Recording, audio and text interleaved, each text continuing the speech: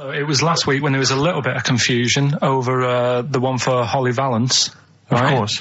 I don't think it was confusion. I think it was your error. No, it wasn't. And it was Holy Valance, and you meant Pelmet. Then Becky, who called up that time and said, if you're getting mistaken with Pelmet, right, she sent me an email in a week saying, I've done a bit of research. Yeah. It was my fault. I've made an error. Yeah. It is a Valance. Okay. And I know about Valances. As I told you last week, at the very end, my auntie loves them. Yeah.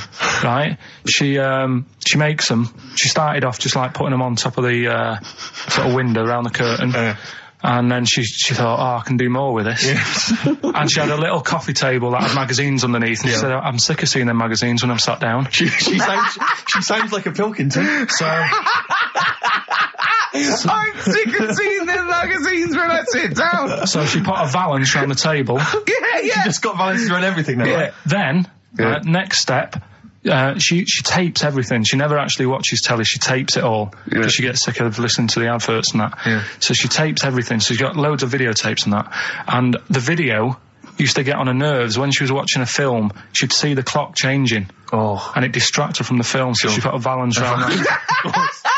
That's genius. Yeah. So that is or is it mental?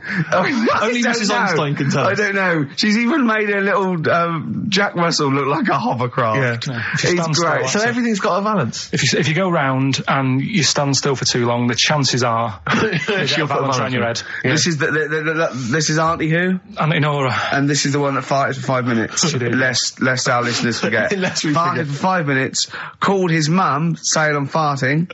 2 minutes into the fart. She said about 2.5 minutes in. God. She said I'm about 2.5 minutes into the fart. My mum said, how long's it been going on for? She said, well, it was about 2.5 minutes before I called you. Yeah. And then it went on for a further 2.5 minutes or something. And then it stopped. She couldn't time it because there was a Valance over the clock. Yeah, she used to annoy her when she was on the phone and you put her off seeing the time. She was guessing it was 5 minutes. This was one consistent fart. Yeah, I mean, it wasn't making a noise, it was just... Oh, it wasn't making a noise? Just gas. Right, endless gas. So, there you go. That's fantastic. Well, we started off with a new one, a little bit of Foo Fighters. We like new and old on this show, don't we? Indeed, we like to mix it up. I'd like to play this to the Smiths from their debut album, I Don't Owe You Anything. I Don't Owe You Anything. The lads from Karl's hometown there. Indeed. The Smiths. Brilliant, that one. Wow, I went to Manchester, didn't I, the other day? Went up to Manchester for a little corporate. It was all right. Yeah. He went, wait till you get out. You see Piccadilly, it's better than Euston. Right. It was. It was nicer. I went outside and there was a ridiculous queue, and sort of one cab. Right. Yeah. So horse-drawn. Yeah. And so I walked, and it was okay. It was only down the road. It was a bit dark. It was wet and raining. Obviously, it's the north. I know, yeah. The hotel was very nice, but no minibar. I've never seen that before. I've travelled all over the world seeing a hotel without a minibar. So I don't know what's going on then. I don't know what's going on there. And then I did this corporate gig in Old Trafford. Pitch was up. Don't know what they were doing, but very impressive, big impressive. I think they're British Football Club, aren't they, Karl? Yeah. You did a gig at where? Old Trafford.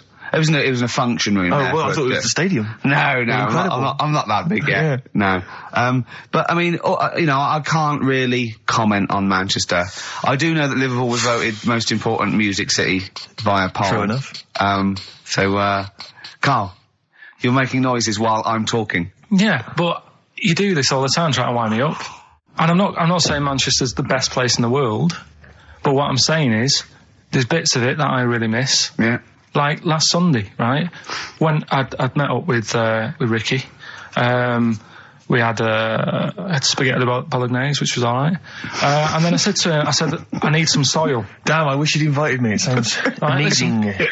So I need some soil. What do you think? You need some what? Soil? Soil, yeah. I need to repot a plant, right? Yeah. So, you need to repot a plant? Yeah. Fair enough. So, I'm like, where you can't see these shops in London. Do you know what I mean? There's nothing around. I took him straight to one in my street. Yeah, but near your street, and that's probably the only one in London. Well, you say that, Karl. No, it does annoy me. Round my way, it's like, you can't move for soil shops. There's earth. You can just pick up handfuls walking down the street. Yeah, incredible. People just lean over into someone's front garden. No, you can take the plants as well. No, but what I'm saying is, Manchester, there's loads of decent hardware shops. Yeah. Here, if you want a panini and a latte or whatever, you can't move from. But for soil, I had to go virtually how many miles away from me to carry that soil home and stuff. Yeah. It's not good. I mean, London's all right, but if cities were sort of marked... It's neglecting the peat market, really. Well, there's barely any mulch available in central London. I'm sick and tired of not getting a good, decent compost of a Sunday. Indeed. So, I'm thinking of moving to the north, where there is loads of soil and gravel. Indeed. And animal shite. Whatever. See, you're eating a biscuit. I can't believe it. Are you bored with this already? Do you know what? MTV called me last week. They called me again yesterday and said, when can they come down to do they're coming down next Saturday, by the way, to do a little screen test for you. They're going to sort of just film you with a little camcorder. You said this. They're going to film you. Are you alright? Do you want to, are you hungry? Do you want to go out and have a meal? I can't believe you're eating while I'm on air. No one can hear that. Do you know who I am? No one can hear that. Explain who I am. Well, that's Ricky Gervais, right? He's made his name on TV. Yeah. Okay, he's done any number of corporate gigs, and they pay silly money. So, I mean, this guy's earning, and really earning beyond his talent. All right? So I think I deserve a little bit more than a little mank eating a biscuit while I'm talking. Rick Gervais? Yeah. Have you won a BAFTA? Yeah, too. All right, so just a little bit of respect. Yeah. Yeah. Carl, well, what have you won? What have you won? I got a bronze certificate for doing a full week at school. That's great. It was only a bronze. What's that then? 3 out of 5 days. And I got me a little Crusaders badge, if you remember. What's the little Crusaders badge? The Crusaders badge for the religious club. So was that the fella that you went and played ping pong ball? So they wanted to talk to you about God. Yeah. Yeah. You got a Crusaders badge, did you? Yeah, that's why I went. That's why I joined. That's why I joined. For the badge. I like the little badge. Did 4 weeks and then packed it in. Travis on XFM 104.9 on Ricky Gervais with me, Steve Merchant and Karl Pilkington. We're doing Educating Ricky. Right, final one. Come on, Karl. Right, what was it? It was, why don't they just get a diary or some paper or something to write on? Yeah. Yeah. Because snappy. I couldn't think of a heading for it. It's basically, Go on. people who have tattoos, I've never understood it, right? That they have something put on their arm. Right, sorry. Have we started the educate? Is this part of it? Are you educating me? This is something that will be useful in my life that I didn't know about. Yeah. Go on then. No, it's just like they've got a machine out, right, that does tattoos. Tattoos. You come up with a design you want, and you sort of this machine scans it, and you put your arm in this thing, and you press print or whatever, and then it does the tattoo on your hand. Or on your like loads of little needles that follow a pattern? Yeah, the computer, basically, yeah. Is it a real tattoo? It's a proper tattoo one. The fella said... well, as long as it goes out, it pierces the skin with a I just wondered if it's one of those kind of, those kind of... No, it must be lots of little needles or a moving needle that can go Sorry, along but how is this cleaned, like, in between each person? Dunno, probably... I don't know. Well, no, it's only that if it's one needle, it's just the head, isn't it? If it's one needle that moves, and does it like loads of little... What are we gaining from a machine doing it?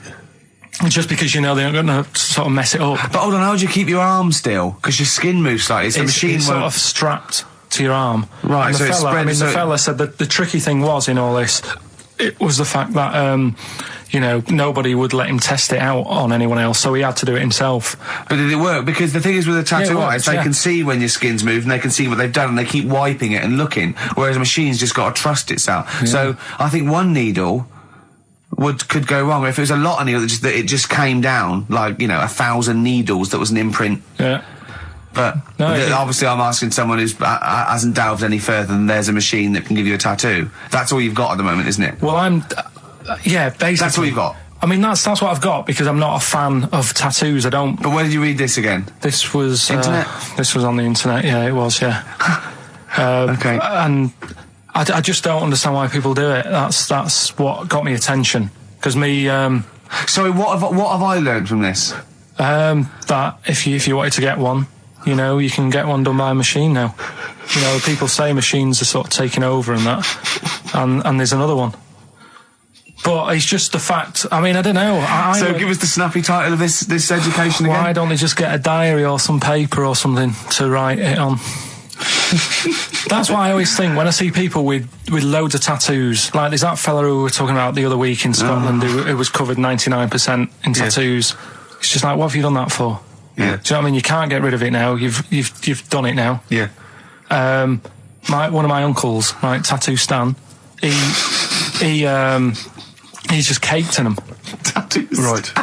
I don't think he's my proper uncle, but it's just like my dad's got. Tattoo Stan. No, my dad's that's a province in Russia, isn't it?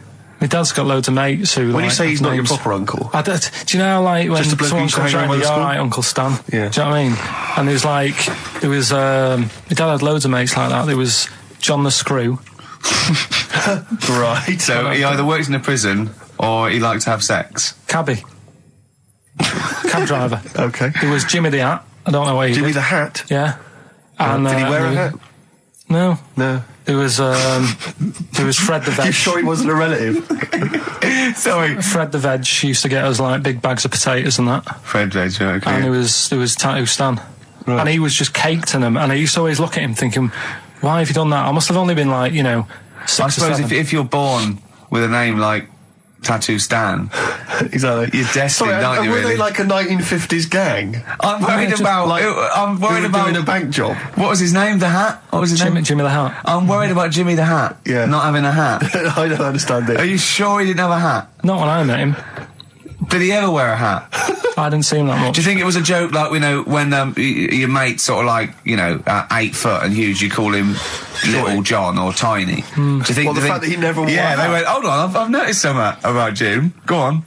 No hat. And I go, oh, true, let's call him Jim the Hat. Jimmy the Hat, yeah. But my Uncle Stan, he had, like, loads of them. He did them himself. Oh, dear. And it was always that thing. God. What was it things like? He had, like, the cross. cut here. Cut here, made in Britain. And if you're going to do them yourself, I'd say at least make sure you're sort of a good drawer. Yeah. And don't do it in the mirror so it comes out backwards. Well, that was the other thing. But, like, I remember he did, names are all right. He had, like, all his kids' names down his arm. And, what are they called? Yeah. Oh, God, it's... Tattoo Stan Jr. Yeah. And, Paul shits the bed. I'm trying to...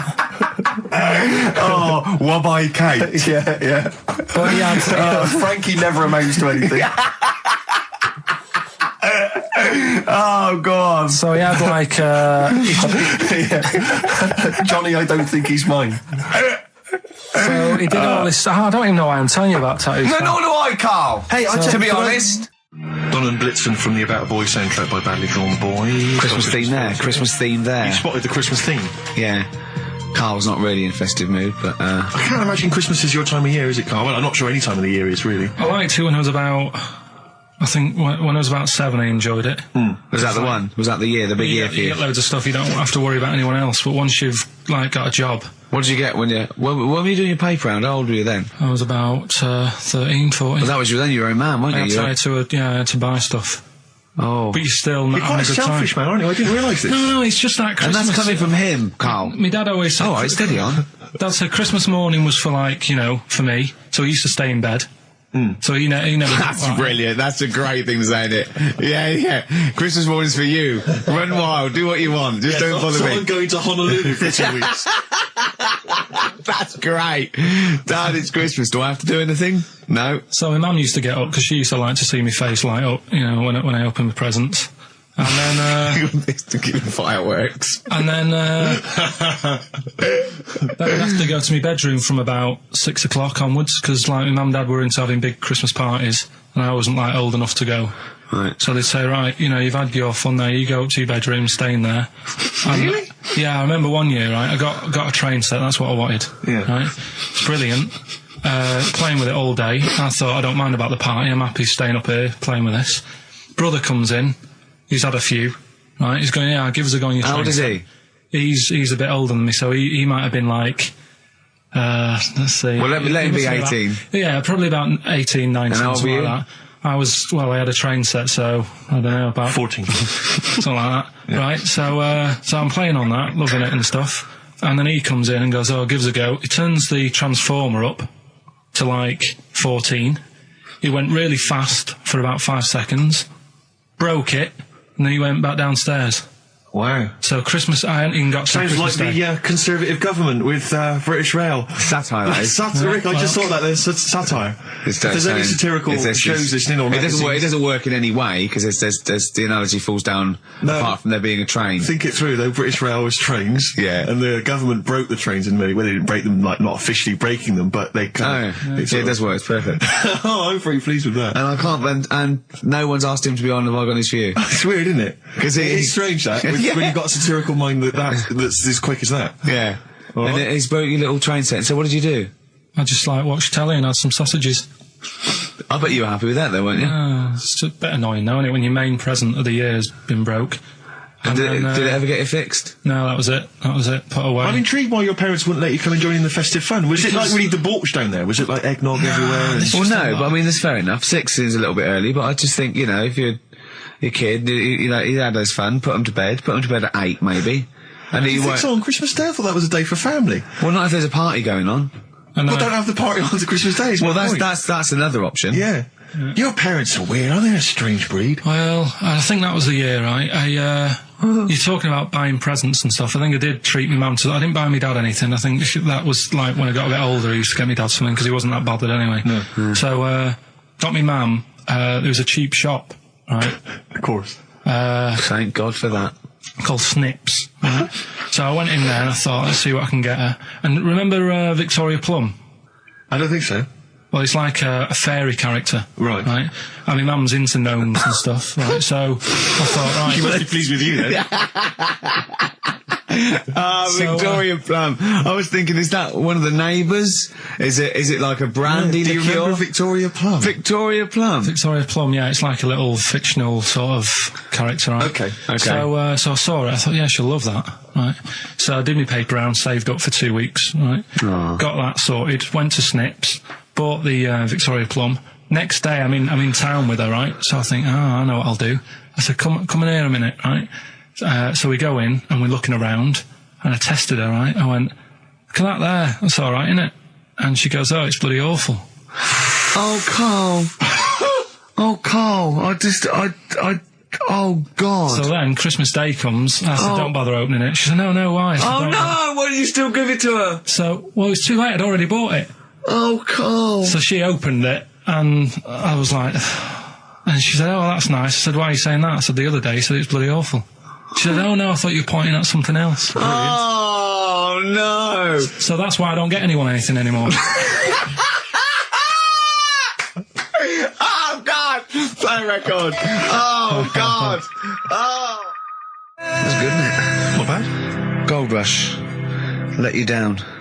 I'm actually quite affected by Karl's Victoria Plum scenario. Just the fact that, like, that eagerness, he wants to make sure it's a great present. He's saved up his paper round.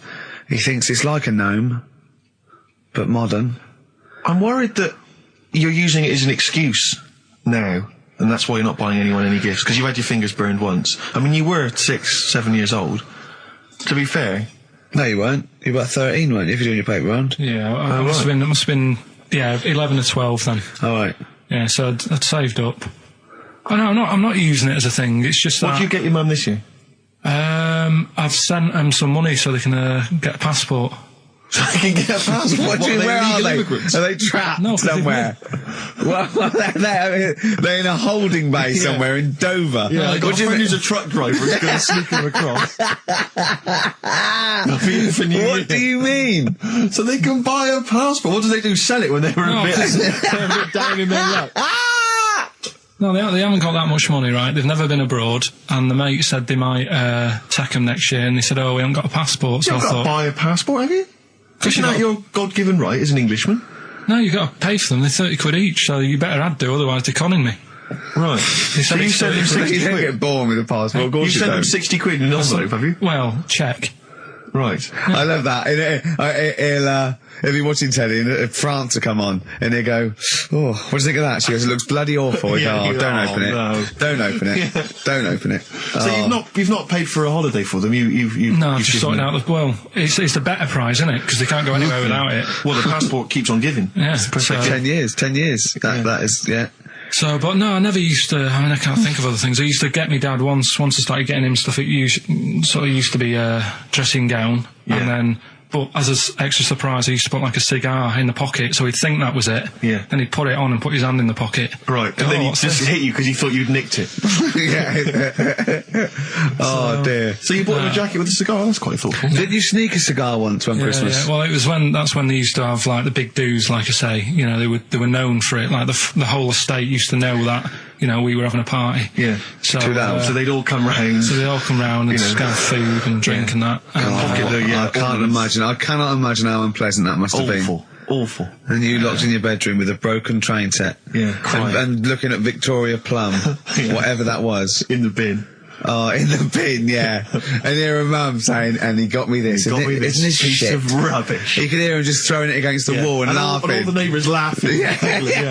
And you'd come down and just be in pieces with loads of spit on it. Just loads of gob on it. Eyes. And all the Polaroids of them just like laughing at it and pointing. Stamping on it. Alright. Flooding back. But no, I used to get up in the morning and then like they'd still sort of all be there asleep on the floor and on the sofa. That's awful. Carl. That's terrible. Christmas is surely the one day a year which is a family thing. It's for the kids. They're the ones that was Boxing Day. Well, I know. Oh, that's all right. It's over. Yeah. Back on the bike. All right. Who's going to pay for this? What, me? Yes, Carl. You're doing 2 rounds today. Yeah, was your paper round supporting the entire family? Yeah. No, so I used to get up and like go downstairs and they'd be asleep, so I'd be mooching about trying to find like another present that's still working. I love the idea that these people from the estate had like squashed his presents. So I found a cigar that had been sort of lit up and then put out, so I thought, I'll have a go at that. I went outside and had a go, and that's the last time I smoked. Right. I tried it, I thought, I don't like that. I love the fact that he does everything once. Yeah. In his life. It's a line of, I've done everything once. I don't need to do it again. Teenage Fan Club from the XFM Christmas album, and that's Christmas Eve. Their guitar sounds are just brilliant. They're just always so nice. All right, Carl, do you like that? Do you like Teenage Fan Club? Yeah, they're good. Carl, I feel like you've never kind of enjoyed the wonder of Christmas. I can't ever get the sense, maybe except when you were very, very young, that kind of bright-eyed, thinking of Santa, kind of landing on the roof and climbing down the chimney and drinking the sherry or whatever. So I like the idea of it, right? Sure. The sort of, I used to get a couple of annuals every year, you know. So did I, yeah. And I was allowed to open one on Christmas Eve. Oh, that's brilliant. So they could throw it on the fire. I think it is have a quick skim through, do the word search right. Yeah. I think that's a light of a cigar off the cooker. Oh. Well, anyway, listen, a good friend of ours, Ross Noble, the comedian, brilliant, he gave me this picture, Carl, which he's got from a magazine. He loves you. And I have to say, I think this... I just looked at it then.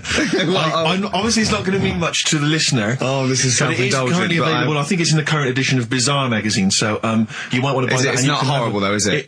There's a certain grotesqueness about it. Oh, it's a deformed person, isn't it? Well, to a degree, but I think what it's going to do for Carl is give him, I think for you and I, Rick, we're going to see his face. Light up. Brighten up, like opening a wonderful Christmas gift. Oh, you know what? I think I've seen this. Is this the one with the kid with the big head? I'll be honest with you, Carl, it is. Have you seen it already? Yeah. Let me just show it to you again so you can I haven't seen it. It's like... Yeah. We shouldn't be laughing at that. No, but that is like the kid who I went to school with. That is the same. That can't be the same. So do you recognise him? Seriously, that is the same thing he had. I mean, I have to say, it does look like it's been computer generated. It's so odd. Yeah. But look at the child's face. I know. Look at his reaction. Don't take another photo of me. I'm not sure this is right. It's not right.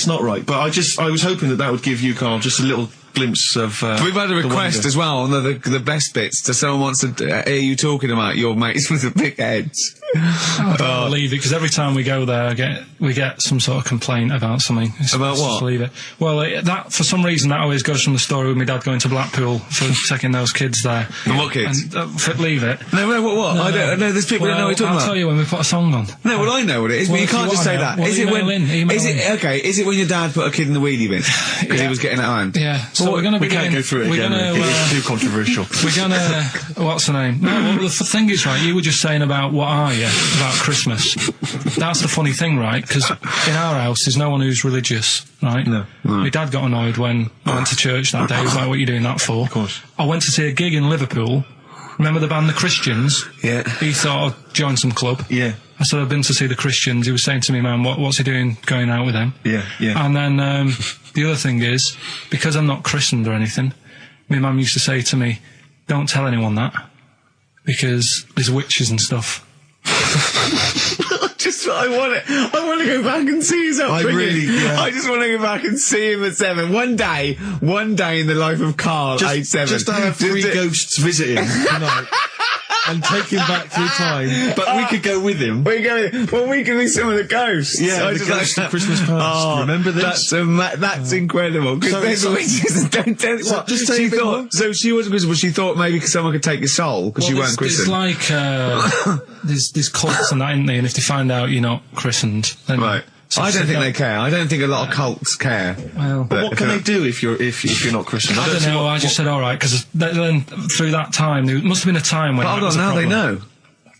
Yeah, but I'm older now, so I'm all right. She used to worry about me playing out on the street. Oh, she was worried about when you were naive and stupid and easily led. Well, yeah. No. Good point. No, you're right now. Yeah. So yeah, good. Yeah. I just have to show you something, Rick, before we move on. I know we've got another Educating Ricky, but someone just sent this in. Yeah. They've been looking on eBay for Victoria Plum. You're joking? Come here and see the photograph. Oh, God, that's fantastic. Yeah. Have a look. That's it. Oh, God, he got that for his mum. It's the worst piece of tat I've ever seen. Carl! Carl. Imagine how... Oh, gutted. Oh, imagine how... Look, think of him now, right? There it is. I've ever seen. I tell you, it looks like a Diddy man gone wrong. It looks like a Diddy man prostitute. That is. Is that the one, Carl? Well, it was a different colour. I had a yellow at mine. No, but look. How do they get? Tell them they go into eBay. So you need to log on to ebay.co.uk. I'm sure you've used it before. It's the online marketplace, ebay.co.uk. And if you type in Victoria Plum, I'm assuming that you can track this down. That's amazing. It's the worst piece of rubbish I've ever seen. Just think how cute he was as a kid, though, doing that. Just think of him, just going... just seeing that and thinking, she likes gnomes! It's the worst thing I've ever seen! I mean, to be fair, I don't know what her prize collection of gnomes looks like, but I can't imagine they're much better than that. I mean, gnomes are a fairly grotesque thing. But certainly your mum's taste and discretion is... Did you have those houses on your estate? You'd go in there and it was just loads of those dolls still in their packaging all around the room. And sort of like one of those homes that keeps the sort of packaging on the 3-piece suite. Why don't you buy another one for her for Christmas? Yeah. It's $3.99. It looks, but that's £2.49 because that was $399. Well. Oh, buy it, Carl. No, because I've sorted out her passport this year anyway. I'll get her that next year. I've had an email from Andrew Forrest who has just simply entitled it Karl Pilkington. Oh, Karl Pilkington. What do you think of that? That's got to be your new name from now on. I had a mate who used to use it. What, used to call you that? Yeah. Was that your nickname at school, Pilkington? No, it's not my nickname. It is now. No, it's not. It is now. Pilkington. Oi, Pilkington. Oi, Pilkington. Pilkington, do my homework. Where do you live? Where do you come from? Pilkington? No, there's this lad who called Mark, right, who used to go to school with, who used to call me that. And his mum, right, was like obsessed with cleaning. And I was never allowed in their flat. He makes the place look untidy. So she used to, I don't know if it was just me or all his mates, but I used to turn up and she goes, yeah, he is in, but you know what you've got to do? And I used to have to go round the side of his flat, and he had a computer, right, which I used to play. I didn't have one at that point, but he had one. And I used to have to go round the side of the flat and stand at his bedroom window with his window open, and I'd be sort of leaning in playing the game. You are joking. I'm not. His mum... You had the weirdest upbringing I've ever heard. The things you were willing to do. It's the strangest. What is this town like? No, I stopped going. Was there always music? Like, there's the horse in the house there. Oh, look at these two kids with big heads and webbed feet. All right, Ronnie. All right, Reggie. What was it like? She was obsessed. It is like you've grown up in a cartoon made for children. Yeah. No, his mum was really obsessed with cleaning. Can I play it through his window? I used to... Mrs. Ramsbottom, can I play it through Mark's window? Aye, you know what you have to do. She used to be up till about 3 in the morning. Pilkington again? Have you washed your hands? What, up till 3 in the morning? Washing? She used to be up doing the tiles in the kitchen. Washing until 3 in the morning? It's at 3 in the morning. And for ages and ages, that's saying that out on the tiles, I used to think that came from, like, his mum. Because she was out, like, cleaning them late. So, till I was about 13, I thought that saying, out late, on the tiles... Yeah. Was... And now you're not confused by anything. Well... There's no misunderstandings in your life now, is there? So he was allowed to walk in and out of the house, was he? No, he was alright, and he used to come round to ours a lot, and my mum used to get these pies from Hagenbach's, right? So... I don't know what that is. It's at that bakery where they used to chuck the cakes out the back, I'll tell you about. Yeah. And you ate six? He loved it, but I could never go round to theirs, or if I did, it was like, well, yeah, he is in, and I'd go, alright, and then I'd walk round the side of the flat. Stand outside. Why did you ever knock at the door? Why don't you just go around and knock on the window? Just to check he's in, because he wasn't always in his room. If he was in the lounge, he'd have to go to his bedroom, and then that's where he'd meet you. This is the strangest. And you'd play a computer game through the window. You say it was a flat. It wasn't like a 5th story one, and you had to get in one of those kind of cleaning contraptions and, like, winch your way up. I love the idea of that. So. Oh, Pilkington. Clocks from The Coldplay. On XFM 104.9, I'm Ricky Gervais, with me Steve Merchant, and back, Karl Pilkington. Hey. He's raring to go. It's nice when you have a bit of time off, isn't it? Yeah, how long have you had off now? About 3 weeks. About 3 weeks, yeah. We can't do that because we're sort of self-employed and we'd be letting people down, but it's different when you get paid anyway whether you turn up or not. But good to have you back. I'm never off ill. No, it's the first time I've been off ill. I mean, just you're off 2 weeks and then you're off. No, I just wish I was the kind of person who could let down an audience of regular listeners. Yeah, but like I say... Well, no, we spoke to you, you weren't that bad. A cold, you don't go home for a cold. We were discussing this last night in the pub, and, you don't go home for a cold. Okay, so moving on, what have we got then? We've got some great songs. I've brought in the Smiths, I've brought in Buzz Cox, I've brought in Neil Young, I know Steve's got some hip-hop. Some great hip-hop. I've got some great Elvis Costello. It's going to be great. Carl, come on, concentrate, you've been away for 3 weeks. Just annoyed. No, stop saying that, because you're annoying me now. Why? What you do? Go home ill? Oh, he's annoyed me. Oh, has he? Yeah, I got a bit of I'm a little bit annoyed. Can I have some time off but still get paid? Yes, of course you can, Steve, right, he called me up, winding me up about this, and, right, I'm 30, right, I'm 30 now. I can only remember being off 2 times. Oh, his memory's going as well, you'll have some time off. And both of them were when I was at school. What's school? One when it was windy. Why did you have time off? Because it was windy. But to be honest, Carl, that lasted for 7 years. Your time off at school. Why did you have time off? Because it was windy.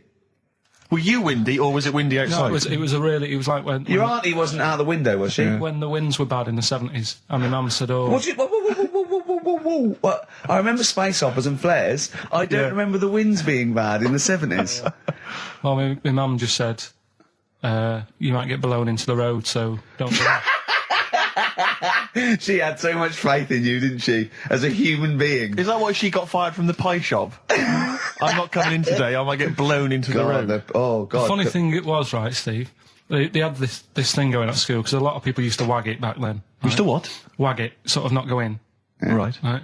And they sort of tried to make it interesting for you by giving you an education. A certificate if you did a full week. Reward for the rest of your life with achievement. That sort of carrot. And also, like, let you go home at 3 o'clock on a Friday. Right. If you'd done a full week and that. Yeah. So it was lovely weather all week. Then it just sort of changed on a Friday. And I got up and it was all windy. It was always windy for Friday on Sunday, isn't it? Don't, if you don't go in, because, you might get blown into the road and that. So I said, all right, then I'll stay off. And, so why did she told you to hold on to a fence or walk you there? What's this? Don't go out. Immediately give up. I love this getting blown into the road. Is that based on your cats that kept getting blown into the road? Well, so I got to school on the Monday, right? And the teacher said, right, a long time. Today, to punish you, you're the only one who wrecked the whole week, right? Everyone else came in. You didn't. So everyone else is going home at 3 o'clock today. But you're not. Brilliant. Serves you right. And I wasn't bothered though. It was great because I said, well, you'll have to stay with me, won't you? And it was great. So all I did for half an hour was doodle and stuff. It was great that afternoon. Yeah. And that was ages ago. That was like when I was about 8. And that's one of the times I was off ill. Yeah. So it was, but that wasn't even ill, that was wind. Yeah. Yeah. So, right. Yeah, it's a bit different when you're to be honest with you, world, though. You can't just not turn up because you've got a bit of a cold or you're a bit fed up. I mean, we had an appointment 4 o'clock Thursday, wasn't it? And he had to call it because I cancelled it. Meeting went on a bit late. Time management. Get things done. If it was important, you'd get it done. Play a record, Karl. Pull your finger out, please. When I was a kid, right, and it's alright for you to go into women's toilets when you're a kid, it's like, oh, it's a bit cute, right? As long as you're not, like, over 15 or something, right? Right. But when I was a kid, I went into a toilet, and women, when they use their little cubicles, they don't shut the door. Some of them just sit down on the toilet, right? And you see everything. And, no, seriously, that's probably one of the first times I saw, like, a woman. Yeah. That, right? And my Auntie Nora when she was staying over. What happened with your Auntie Nora? She was, she's into wearing caftans. Into wearing what? You know, caftans. Oh, yeah. What are caftans? Big, bellowy sort of dresses. Right. And, yeah, I used to sit on the floor at home in front of the telly. Sure. She was on the chair behind. Yeah. She did a bit of a, sort of a Sharon Stone scene. Oh, God. Yeah. Did you see it? There was no underwear? No. What age were you? What was it like? What age were you? It was like a ripped tennis ball. What? Right, we're off air. Either that or put us in for the Sonys. I've told you before about buying presents. Did those gloves have your name sewn in them? And a piece of string that ran over the back of your duffel coat? You know, I've never been into getting presents and that. I had the problem at that Christmas one, that time with the Victoria Plum. Yeah, we'd hate that. We'd hate to bring that back. We've done that. Because you talked about the because it's kind of to do with your dad, isn't it? He's a very bad gift buyer. Was that the problem? Well, yeah, my dad just wouldn't bother. It was my mum who sort of made an effort, and she sort of worked out half of what I wanted, then she left it to me dad to get it off someone, see if he could get one cheap or whatever. I love the fact that usually people talk about, like, drinking heavily or violent abuse, right? Yeah. But here's what he's been left with and scarred with from parents is bad gift buying. Yeah, and that's the Victoria Plum incident. In the greater scheme of things in the world, that's not a bad thing to have, is it? Right, there was this, this is what it's like about getting presents and stuff, right? With my mum and dad. Go on. My mate, Colin, right? No, Colin Bailey, right? Yeah. He had a little Sinclair Spectrum, right? Computer, which was like the thing to have at that time, right? Yeah. You used to always go round to his house. The deal was... Not the one you had to play through the window because you weren't allowed to. No, that's another lad. Oh, right? yeah. This is a different lad. And the deal was, he came to our house and my mum gave him a pie. And then I'd go round to his and I'd stay there for a few hours playing, you know, Hungry Horace and stuff like that on it. Right? Now, my mum and dad knew that I really wanted one of these computers, right? So I waited about a year. Came round to Christmas Day. I thought, I reckon might have one. Turned out they bought me the wrong one. They bought me a ZX81 instead of a Spectrum, right? And Christmas Day, I'm there trying to load the games up. It's not working. I'm thinking, what's wrong, right? And the thing with me, when I was a kid, I used to get quite sort of agitated. This is the moment, right? I found out that it needed a RAM pack to make it work, right? Looking in the thing and it's saying, and make sure you put your RAM pack in the back. And I was like, oh, where's the RAM pack? And my dad's going, I don't know, I've got you the main bit. That's it. So I was that wound up. I just was sick, right? Just sick. Oh, I didn't feel sick or anything. I just was like, oh God. Went to the sink, just sick. Because I was that on edge about it. I said, come on, we've got to get one. And my dad's like, Tandy's shut. We're not gonna get anything today. Ruined again, Christmas Day. That was after the year when my train set got blown up by our kid. The following year, no RAM pack. And now you ask me, why don't I get good presents? He's scarred. He just I'm gonna die. Honestly, I'm gonna die. He's just clean sick. Yeah. There's no RAM pack. Did you get to the bottom of it? Why wasn't there a RAM pack? You have to buy them separate. Oh, okay. What do you mean I can't play Frogger? Oh no. So, wasn't there another incident when you threw up? Spontaneously threw up? Through sheer anxiety? I do get it. It's not so much now because I've relaxed a bit, but as a kid I used to be quite on edge all the time with certain things. Do you think that's what happened to your cat that kept being sick? That it didn't get the food it wanted and it just threw up? Do you remember that? Yeah. God, so they shaved it. Yeah, but again, you see, the cat thing, I mean, it's mad. I was thinking about it the other day, right? I used to think I had quite a normal upbringing. You didn't. Right, and someone was talking Your about mother once told you not to go to school because it was windy, Carl. It was not a normal upbringing. The cat was being sick, so she shaved it, so it was easier to clean. Right, well, my mum and dad went on holiday, right, and I stayed at the Ross's down the road. Oh, yeah. Only a kid, must have been about 5 or something, right? And I was always running around in the house. I had a lot of energy as a kid. What the Ross's did, they had this cat that was dead violent, the most violent sort of angry cat I have ever witnessed. A tiger. It was honestly, Steve, if it was bigger, it would have been, because it was just always having a go at you. Yeah. If you went to pat it on the head, it went to bite you and stuff. And what they used to do with it, to stop me running around, I'd sort of be running around, and then I'd get a bit tired, and they'd say, have a lie down on the settee. So I'd lie down on the settee and I'd nod off. And what they used to do, I'd wake up, and I'd put the cat on my belly. Right? So I'd be scared to move, because it's like it's going to get me. But it would keep you there. It kept me there, and it used to sort of slaver on me, and they'd sort of, you know, go out or whatever, and I'd be lying there. That's not normal, is it? Carl, sorry, were you created by the Brothers Grimm for one of their fairy tales? What kind of a life is that? A cat paperweight to keep Karl in place. He keeps blowing around. It's windy.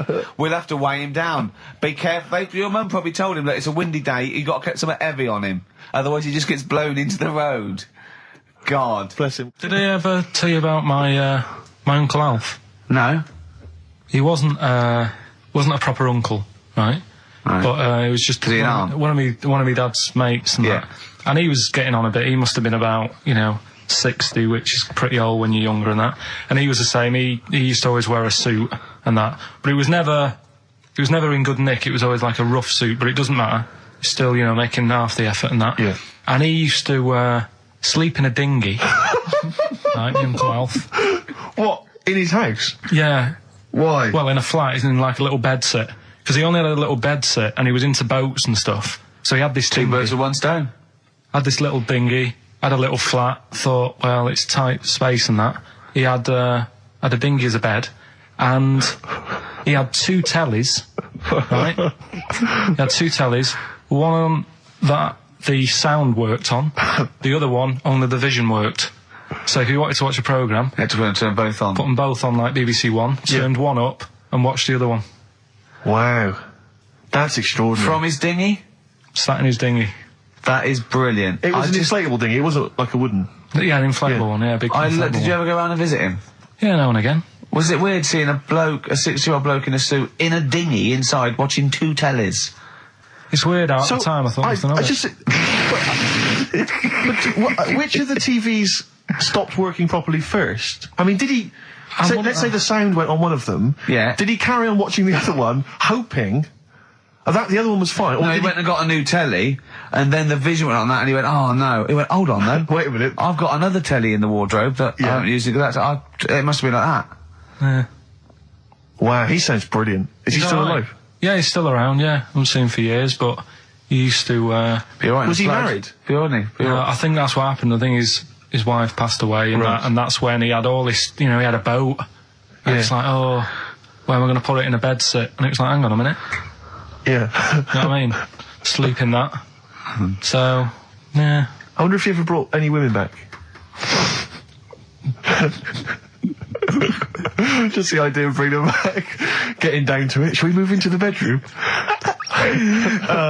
Ahoy! Oh, that is fantastic. What were we talking about before? I was until the most complaints ever. The Last Temptation of Christ.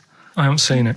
Was it Scorsese, isn't it? It's Martin Scorsese, and I've bought the film actually recently because I was intrigued to see it, but I've not actually watched it. But from what I understand, the reason that it was so outrageous is because it has a whole sequence which shows what it would be like if Jesus had lived his life and not martyred himself on the cross, but lived his life as a human being, part of which is him having sex. And so I think that was chiefly what the outrage was, that it was showing this godly man to be, as human as he was supposedly, because he's supposed to be human as well. So that's the reason. That was the reason that there was complaints there. I don't know. I haven't seen the film. Well, I can't say. You see him, do you?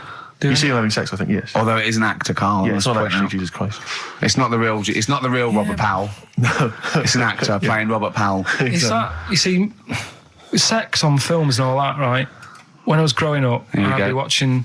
No, I'm just saying an example of this, really, right? When I was growing up as a kid and I'd be, watching films with my dad, right? He'd really be enjoying a film, right? And then a sex scene would happen. Right. And he'd go... On film?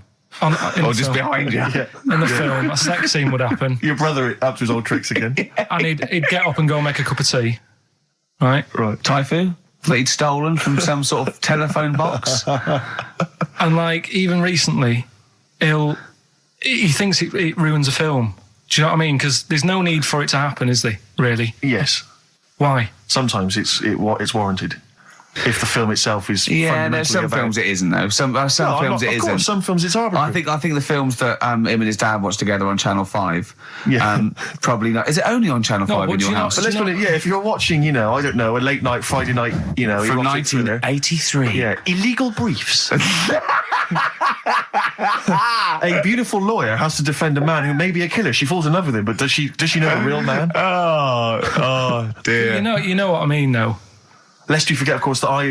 Love Heat. With the bloke that is now in... Go on. Of course, that I, according to the Internet Movie Database, I once appeared in one of those films, in the film Killer Image, a Canadian film, I believe, from 1989. According to that computer... it's all wrong, isn't it? It's all wrong. It's all wrong. Of course it is, yeah. Apparently, I was in that, and I played the role of Kirk. Was it a porn thing? No. I think it's just an erotic thriller. Oh, right. That I suppose it is. You only had a very small part, though, didn't you? Indeed. Yeah. But no, do you know what I mean? Sometimes you don't need to go that far. Say, like in this Jesus programme, right? Film. What's it called? The Last Temptation of Christ. Just like talking. You know what? What's his name? Is it Ralph in The Simpsons? Yes. I drawed a kitty cat. It's like talking to that. Yeah. No, but right, this temptation thing, right? Do you know, often we don't get that many complaints on this show. We don't get very many complaints. And I think that's either because there's no listeners, or B, it's because most people agree with Karl, and that terrifies me. Or they let him off, because it's like, you can plead insanity, you can go mental and kill a few people, where they go, oh, he's a bit bad. No, but was it because, they're saying that he was having it away, or is it because you saw it? What got the complaints? The complaint was the very suggestion that Christ it was a blasphemous thing, not the fact that you saw an actor's knob. So what about if they just cut it down a bit and you saw the little stable door closing? It wasn't the baby Jesus having sex. It was the grown man. The stable door shutting. No, but you know what the nativity scene? That is brilliant. The wise men saying, I can't believe we brought myrrh, we should have brought condoms. Yeah. There's 2 for 1 offering, Boots. Yeah, I don't know what we were thinking. It was frankincense. It's just that it's always awkward. Should we apologise now to the Christian church as well? Sorry, the little Chinese fellas, little Welsh fellas, and the little Christian fellas. We haven't said anything wrong. No. It's like, you see, when I was growing up... Stable door. I love the idea that in Karl's world, he was born in a stable, just thought, I love this place. Yeah. I'm just going to stay here the rest of my days. This is good here. Oh, brilliant. But when I was watching telly with my mum and dad, it still happens now, right? My dad will sort of go, ruined. Good film ruined, right? If some sex scene happens. But what are we talking about sex scene? Are we talking about a kissing, or are we talking about penetration and looking at the camera? Going, are you enjoying this, Pilkingtons? What are we talking about? What is sort of extreme levels are we talking about? Right, last time I was down there, right? Yeah. What was it? Meet Joe Black. Meet Joe Black. Meet Joe Black is a terrible film. Yeah. Right? There was good film, and then it's going to happen because the music comes in. Brad Pitt's keeping quiet. A woman's eyeing him up. Sure. So my mum, my mum's worked it out already, and she's going. Anything on the other side, love? She knows. She knows it's something's. So you can be enjoying a film and you can be an hour and 10 in, and then some spidey senses of one of them can go, should we turn it over? And the other one goes, yeah, all right. Are you sure it's not them protecting you from scenes of sex? So that what they're thinking is, what if Karl gets the idea to have sex? Yeah. That could lead to procreation. We don't want any more like him. Yeah. We've got to end the line here. You sure it's not the doctor? Keep calling out and going, you are keeping away from exactly. women, aren't you? He must never find out. Are you how sure it's they're not done. embarrassed because they're watching a sex scene with their son? It happens every time, right? There's two things that my mum does, right? It's that, if there's sex scene on the telly, she'll go, anything on the other side, love? And the other thing she always says, if ever there's anything on the telly with Elvis in it, she goes, oh, I like him, right? And we all know, we sat there, we know what she's going to say next. Yeah. So you don't even bother saying why, right? And she goes, he liked fat, ugly people. He what? He liked fat, ugly people. He didn't always go for, like, the good-looking fans in the crowd. What Elvis did? Yeah. Right. That was always the thing. And I'm sorry, no, hold on. I don't know what we're doing now with our lives, Steve. Right, wait a minute, right. So your mum says two things, right? She either says... Is there anything else on the other side? Or, I like Elvis. There's a pause because you know what she's going to say next. She says, he liked fat, ugly people. How often does this occur? Well, because they've got, like, Sky, there's a lot of those channels on. They like the music channels. So Elvis always comes on. There's either an Elvis film, there's, like, a classic hit by him on... And she'll go, I like Elvis, he liked fat, ugly people. And what do you mean he liked fat, ugly people? Is she a fat, ugly person? Because there's that special Vegas show, isn't he, where he's dancing about, right? And he's got loads of scarves around his neck. Towels. Yeah. And, like, he always hands them down to the fat, ugly ones. Right. And I always say it's because they're the fat, they got a sweaty face because they can't, you know what I mean? I don't know what world they live in. I don't know how we've gone to this subject. What sort of world are you got when you're watching his face? And what do you mean fat, ugly ones? You mean they're in the front, they're sweating a lot because they're a bit chubby? So she thinks, is giving them a towel because it's he's really going, wipe your face, you're putting me off, you fat cow. Stop sweating near me. There's another one. What? So, hairy Chinese kids. Yeah. Jesus. We haven't slagged off hairy Chinese kids. We slagged off Chinese... We didn't slag anyone off. We just said they really haven't got a town as such and they wear shoes. What did we say? Yeah, little wooden shoes. And what I just don't know how we got onto Elvis and big fat ugly women. I don't know I don't know how we sidestepped from the Last Temptation of Christ. Did you see that Fat Girls and Feeders program? Go on a minute. Eh?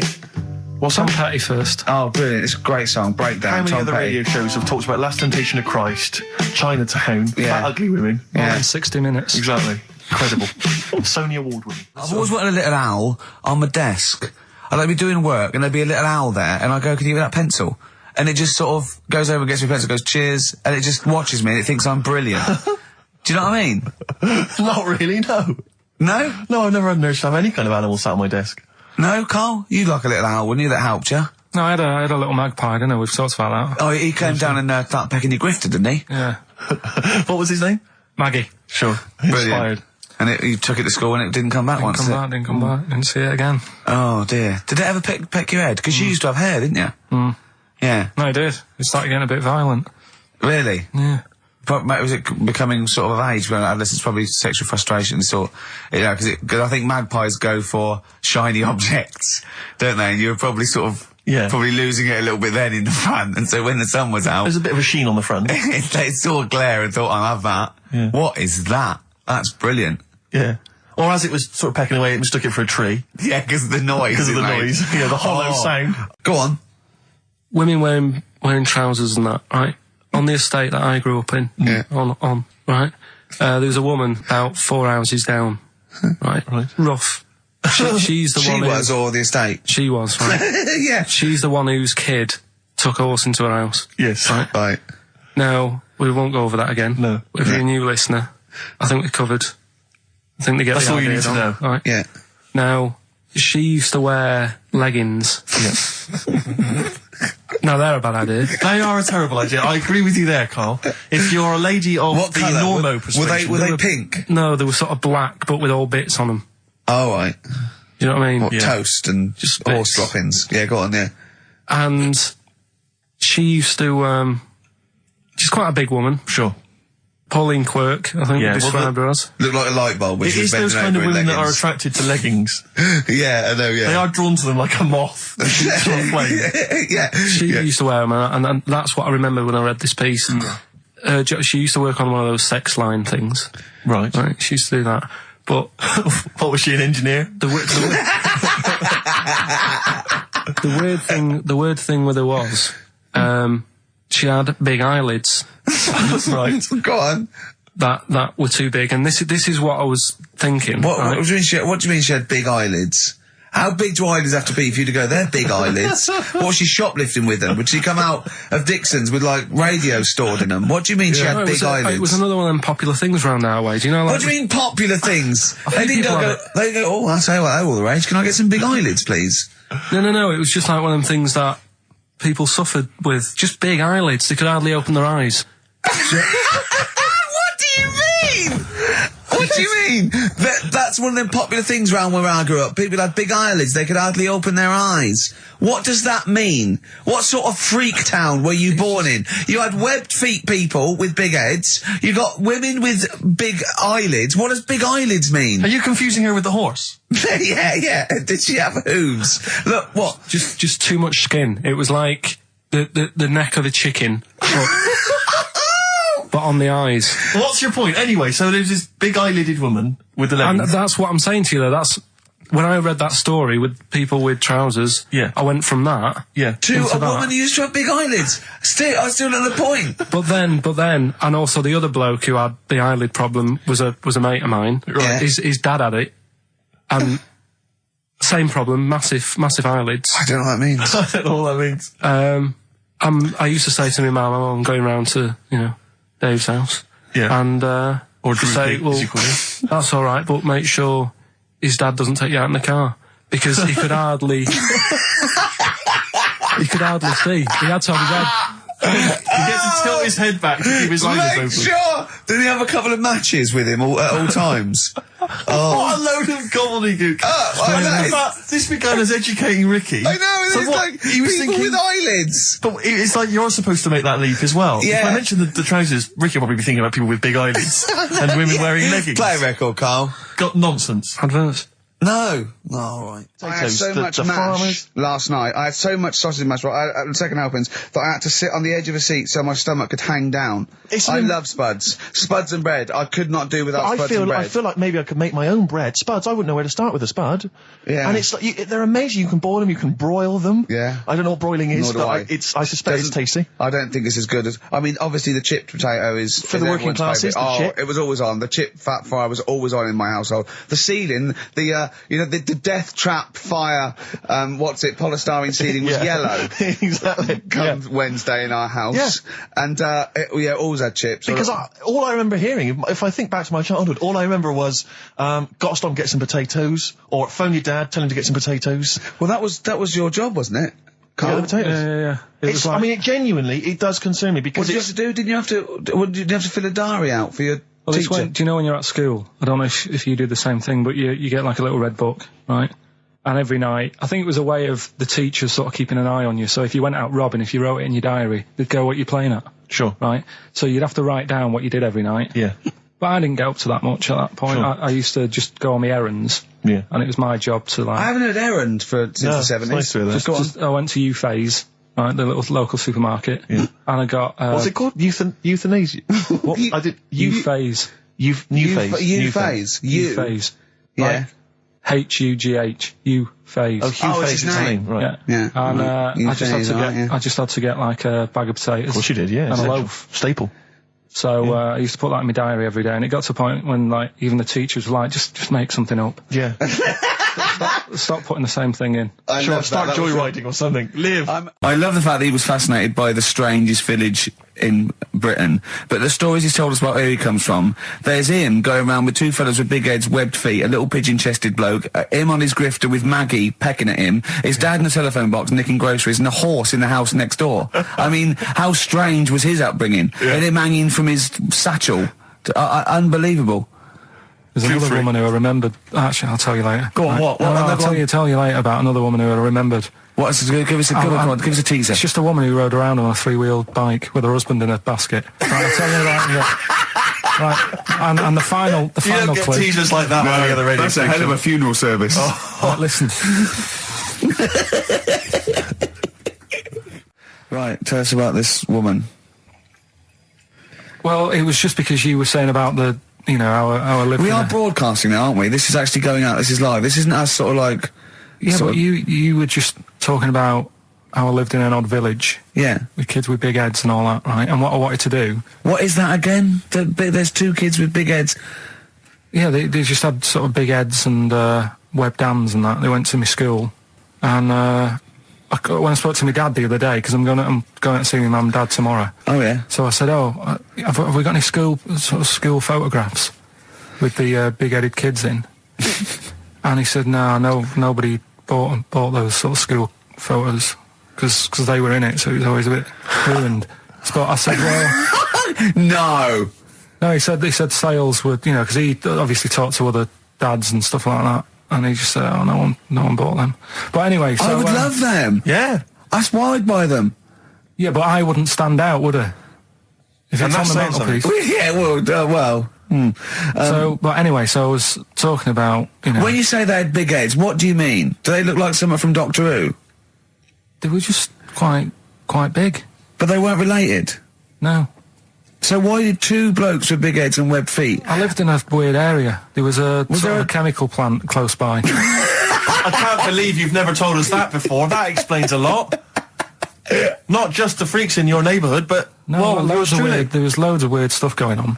There was this, like I said, there was this woman who used to, like, live in one of the council flats, right? And she had a 3-wheeled sort of big... What do you call it? 3-wheeled son. He was the weirdest bloke we ever knew. What do you call it? Like a big tricycle, but for an adult rather than one for a kid. It was a big one. It wasn't a motorbike, though. It was a... No, it was a push bike thing. Right, yeah. And she used to sort of ride down the road with a fella sat in the basket on the back with his, like, legs dangling over, and they'd be going to, like the pub and what have you. Was it a different fella each time, or the same one? No, same little sort of bald-headed fella. So it was in collection for, like, organs and things. Bring out your ill. And then people just throw Grandad just in the back and go, right, we get £4 for Grandad. But she's got a lovely pair of testicles on him. They're very low, but they bring out your dead or nearly dead. She used to pick on her husband quite a lot. They'd be in the pub and what have you, and they'd be sat by themselves, but she'd always be sort of, you know, having a go at him, moaning at him, sort of pushing him about and that. So my dad and his mate, right, they went round to their house, knocked on the door, she answered, and he said he was a copper, right? He said, you know, Detective Pilkington, gonna come in and have a word. So I'm just going to make a note of impersonating a police officer. Yeah, but for the good, he went in and sort of, now I've heard... It's a superhero. Yeah. I've heard, you know, you picking on your husband a lot. Yeah. We'll be keeping an eye on you. Do it again, and there'll be trouble. And she backed off after that. She was all right. And how was the husband? Was he still in the basket, though? Was he allowed to ever sort of, like, ride up front with her? Or was he just always in the bar? She'd sort of stop picking on him in public places and stuff. That's good. You can't get done, can you, just for doing that? I think impersonating a police officer. Well, you probably did. There was no gain. I think you can't impersonate a police officer full stop, but I think they'd probably be lenient on him that he was, you know. But let's face it. He's not going to be caught because well, we don't even know about it. It's not like his son's going to say it on a radio station, is it? And stitch him right up. Is this something you did generally? Kind of a little bit of light vigilante work? Just whatever, him and his mate, just, you know, if they saw something going on, they go, what can we do?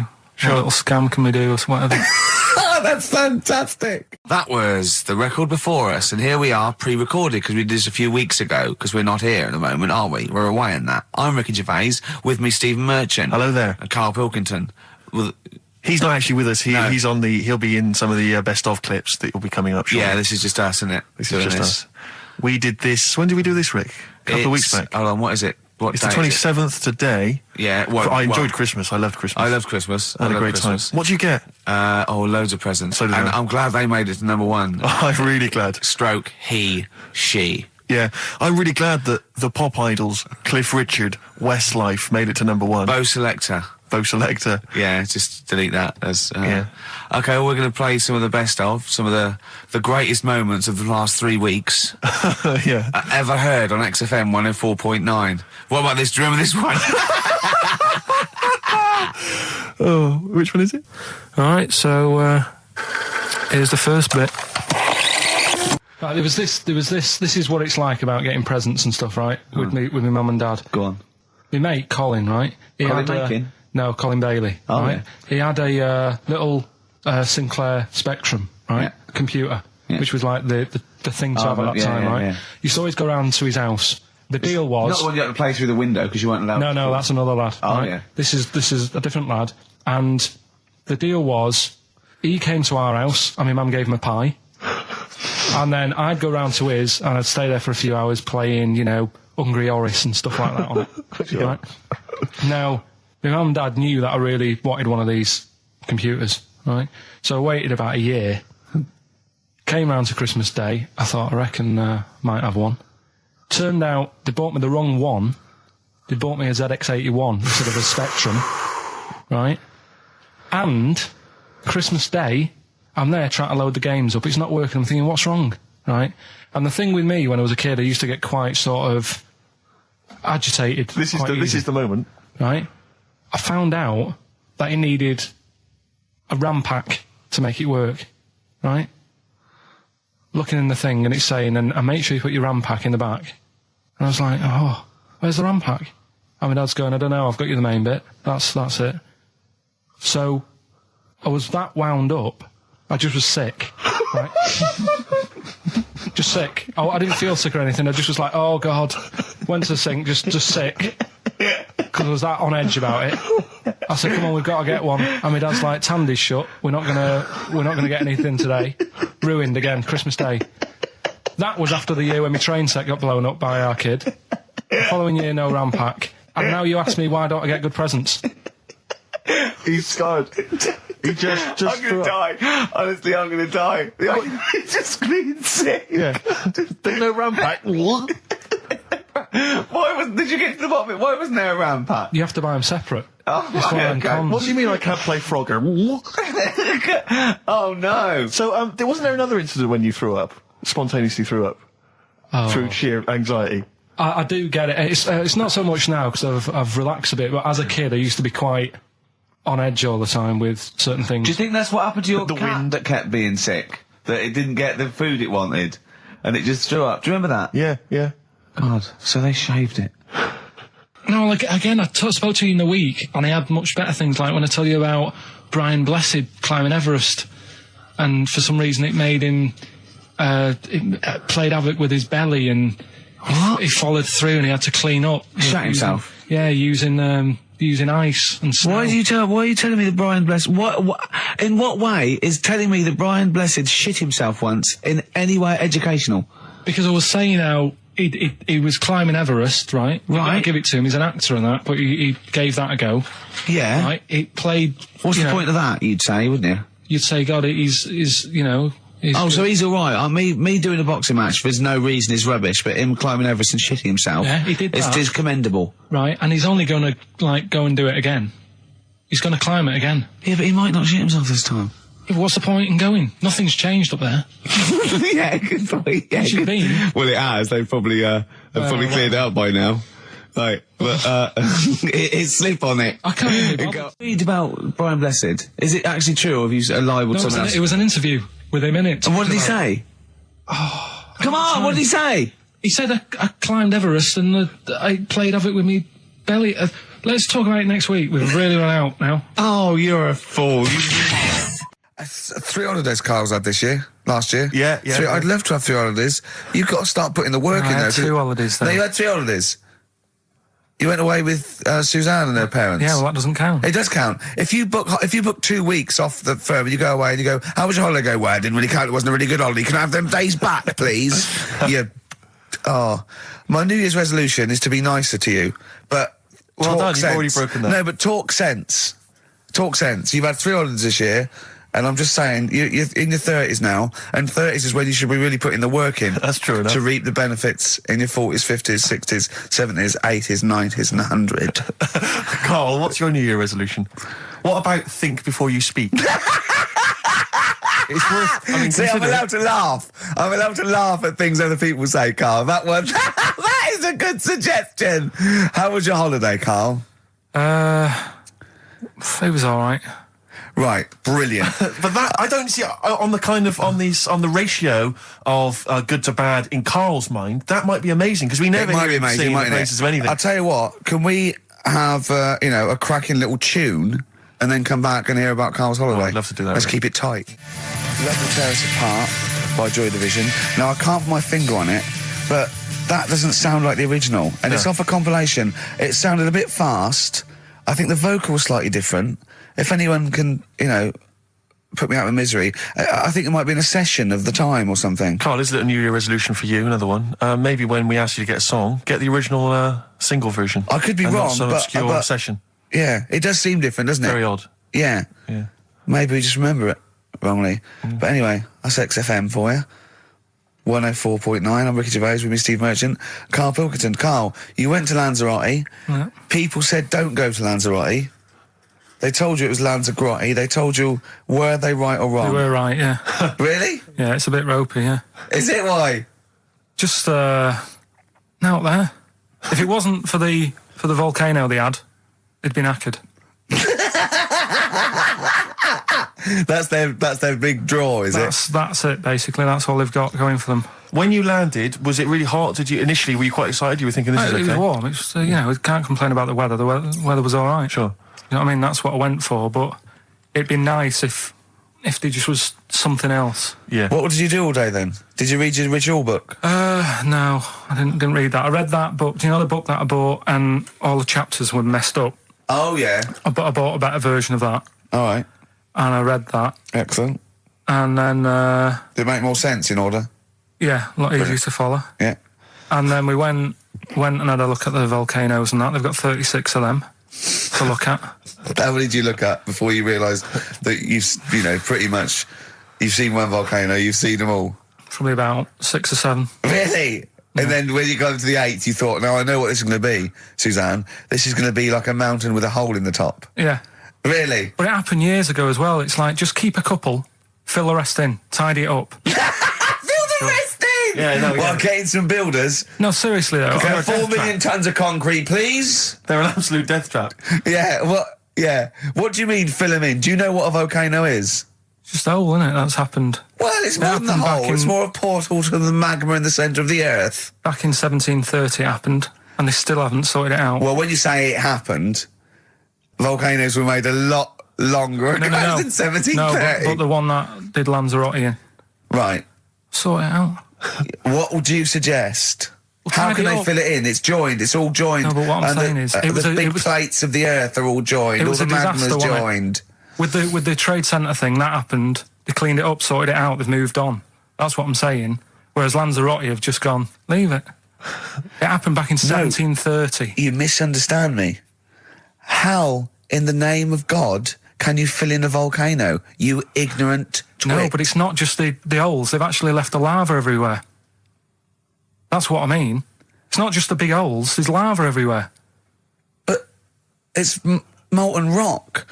They can't just pick it up like they're like a carpet. Put it in the holes. The holes are there ready. Just push it all in. That's what I'm saying. Do you know what a fable is? I've got a rough idea. Okay, it's a thing that uses sort of metaphor, analogy, just to explain sort of morals. I mean, they're very very old for a start, and it's all I'll give you an example of one. A quick one. Oh, the one about the dog with 2 bones.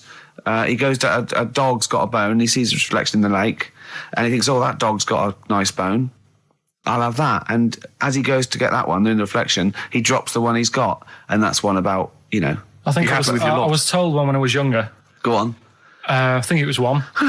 This young lad, he's got a dog, right, and he's about 8 years old, and this dog, he's had it since he was about 4, and it's a bit tired now, and he chucks sticks for it, and it doesn't go for it, and he's saying to his mum, "Oh, I want a new dog because this one's useless. It doesn't do it doesn't have any fun with me." So they say, "Oh no, but Rover's a good little dog. You should look after it." And he's like, "Oh, I don't like it. I want a new one."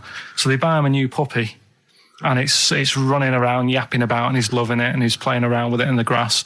And then one day he goes to the park and he's messing about and rolling about with it, and he falls into the lake, right?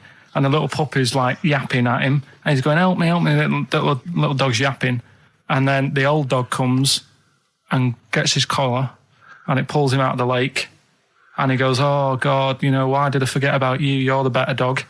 And he loved that one again rather than the puppy. I got a feeling that was Lassie. Well, yeah, that was an episode of Lassie. What's the moral? What's the moral there, Karl? What's that telling? What's that explaining through analogy? Sort of, don't forget the old. Look after old people. I remember there was one I heard once about a young boy who got trapped in a lake inside a cage. But he loved his trainers so much. He wasn't going to get them wet. But even though he had to get out there, and even though he thought that was the important thing because it's material value, he actually drowned, and the trainers were no good to him then. That was Bowie and Waterloo Sunset. Love that. Love the original. Love Bowie. Bowie was my gig of the year. These are my singles of the year. These are our clips of the year. I'm Ricky Gervais, with me Stephen Merchant. We're just picking some lovely little bits and pieces. Do you remember when we talked about this?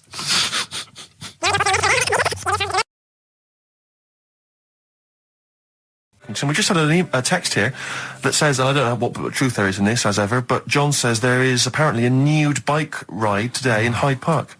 Now, I can't believe that's the case, because I don't think it's allowed, is it? You can't ride around with your veg, can you? I don't know. Why would you want to? Well, good point. On a bike. On a bike, I like the fact that that's what disgusts him. I want. Do you know what? If we did appeal for a nudist to call in, I'd want a very specific sort. I want a German nudist, a middle-aged man called Helmut. Okay. If there is any, or the closest one to it. So I want a middle-aged man from Germany. If your name is Helmut, you're in. But I'll accept Hans. Karl would be good, wouldn't it? All right. Yeah. I think I'm wondering if the age might. Maybe we could broaden that. Okay, just a German nudist bloke. Right. Can he at least be fat? Can I find a fat German fella? If your name's Helmut, we're going to give you a big prize. Yeah. But any fat German fella who likes to get his sausage out. Sure. Okay. It's sauerkraut. Yeah. What's the phone number? 0871 222 1049. It'd be good just to get an email or a text with a contact on it, and then I can just call them up in the week. Sure. And 83936 is the text number. I don't know what our audience demographic pans out like, Rick, but I'm suspecting that's probably a fairly small fraction of our listenership. I know, but there must be someone out there. If you know a fat German who likes to get his tackle out, phones are going. Straight away. Just answer it, Karl. Just answer it. Just pot that. It could be anything. Well, just see what it is. To be fair, it could be a nutter. But just say hello. Just tell your turn. It's not straight away. He'll stay there, won't he? He'll stay there. Well, answer it. Answer it. Leave it. Answer it. Oh, you see this? It's gone. It's gone. There you go. He bottled it. So, just as well. Well, you took too long to answer it. There's a vicar in Australia who's started sort of doing his services and all that in nude. Hot, isn't it, out there? Yeah, where'd you get the churches aren't. Churches are pretty cold. It was on some website. Of course it was. Yep. Just saying about a vicar and that who's there's a lot of nudists and that who want to get married. Do it, don't mess about with the wedding dress and that. Just snip up. Cheaper, isn't it? Well, I suppose it's so. I suppose if you believe in God, you believe that that's the way to be, innit? Because Adam and Eve and that. Yeah, but then in Adam and Eve, the shame made us dress up, didn't it? Yeah. Eating the apple and things. Yeah, but God didn't want that, did he? No, he wanted to see it all. He was loving it. He was having a whale of time getting a life full of all of that, and then the snake said, cover yourself up. Stitched him right up. What exactly is there then? Is it just a kind of moon-like kind of surround with just kind of dust and rock? That's exactly what you see. I was there when the Mars thing went wrong. Yeah. I would have just sent a camera crew there, filmed a bit of that, right, and say, here we are, this is it. Yeah. Ignore the little coffee shop in the background. Yeah. Right? This is Mars, because that's where it's like just loads of dust. Yeah. Holes everywhere. Tidy it up. Little round-headed aliens complaining, whinging, just like Mars. Yeah. So is there what's the best bit about the holiday? Come on, pretend you're Judith Chalmers. I have been doing. I would have done all. I would have said that. Don't bother. Right. I mean, the hotel was good. Yeah. That was all right. What was that like? It's all right. Just, clean. That's all you want, isn't it? See, that's not quite what Judith Chalmers does. She doesn't go, what's the hotel like? All right, yeah, clean, isn't it? All right. What was it like? Was it, what was it? 3-star, 4-star? Did it have a swimming pool? What was the room like? Yeah, had a swimming pool and that. Yeah. Yeah, it's good. If, you know, I think it was one of the better ones on the island. Okay. Nightlife? Wasn't really. And there was a bar, there was some bands playing. Yeah. Not very good. Food got a bit boring. Yeah. It was always the same food every night, but they sort of themed it and made out as if it was different. So, like, on Mexican night, it'd be chicken with a nacho on it. Right. And Chinese night, sort of chicken with a little prawn cracker on it and stuff. Sure. But that got a bit boring. That's me just turning on my phone, because I want to read to you a text that I got from Karl. I think you sort of sum up the holiday in this text, don't you? Do you remember it? I can't remember. Let's have a look. Let's have a little look. Instantly, what did Suzanne, your girlfriend, make of it? Similar view to you? That they should fill in the holes? Yeah, it's just that thing, you see, I went on a coach trip, right? And you go and see the volcanoes. Like I say, there's 36 of them. Yeah. Which, you know, how many do you need? And when we're on the coach going round all these volcanoes, the fella on the front's going and look out your left window at the moment, and there's a volcano. And if you quickly look out at the right-hand side there, there's another one. Right. And on the left, he's just like, all right, we've seen it. Sure. Do you know what I mean? Yeah. And that trip, I mean, we'll talk about that trip in a bit. Right, this is the text I got from Karl, right? All right. Been up to a volcano. Been in some dead artist's house who built his house in the lava.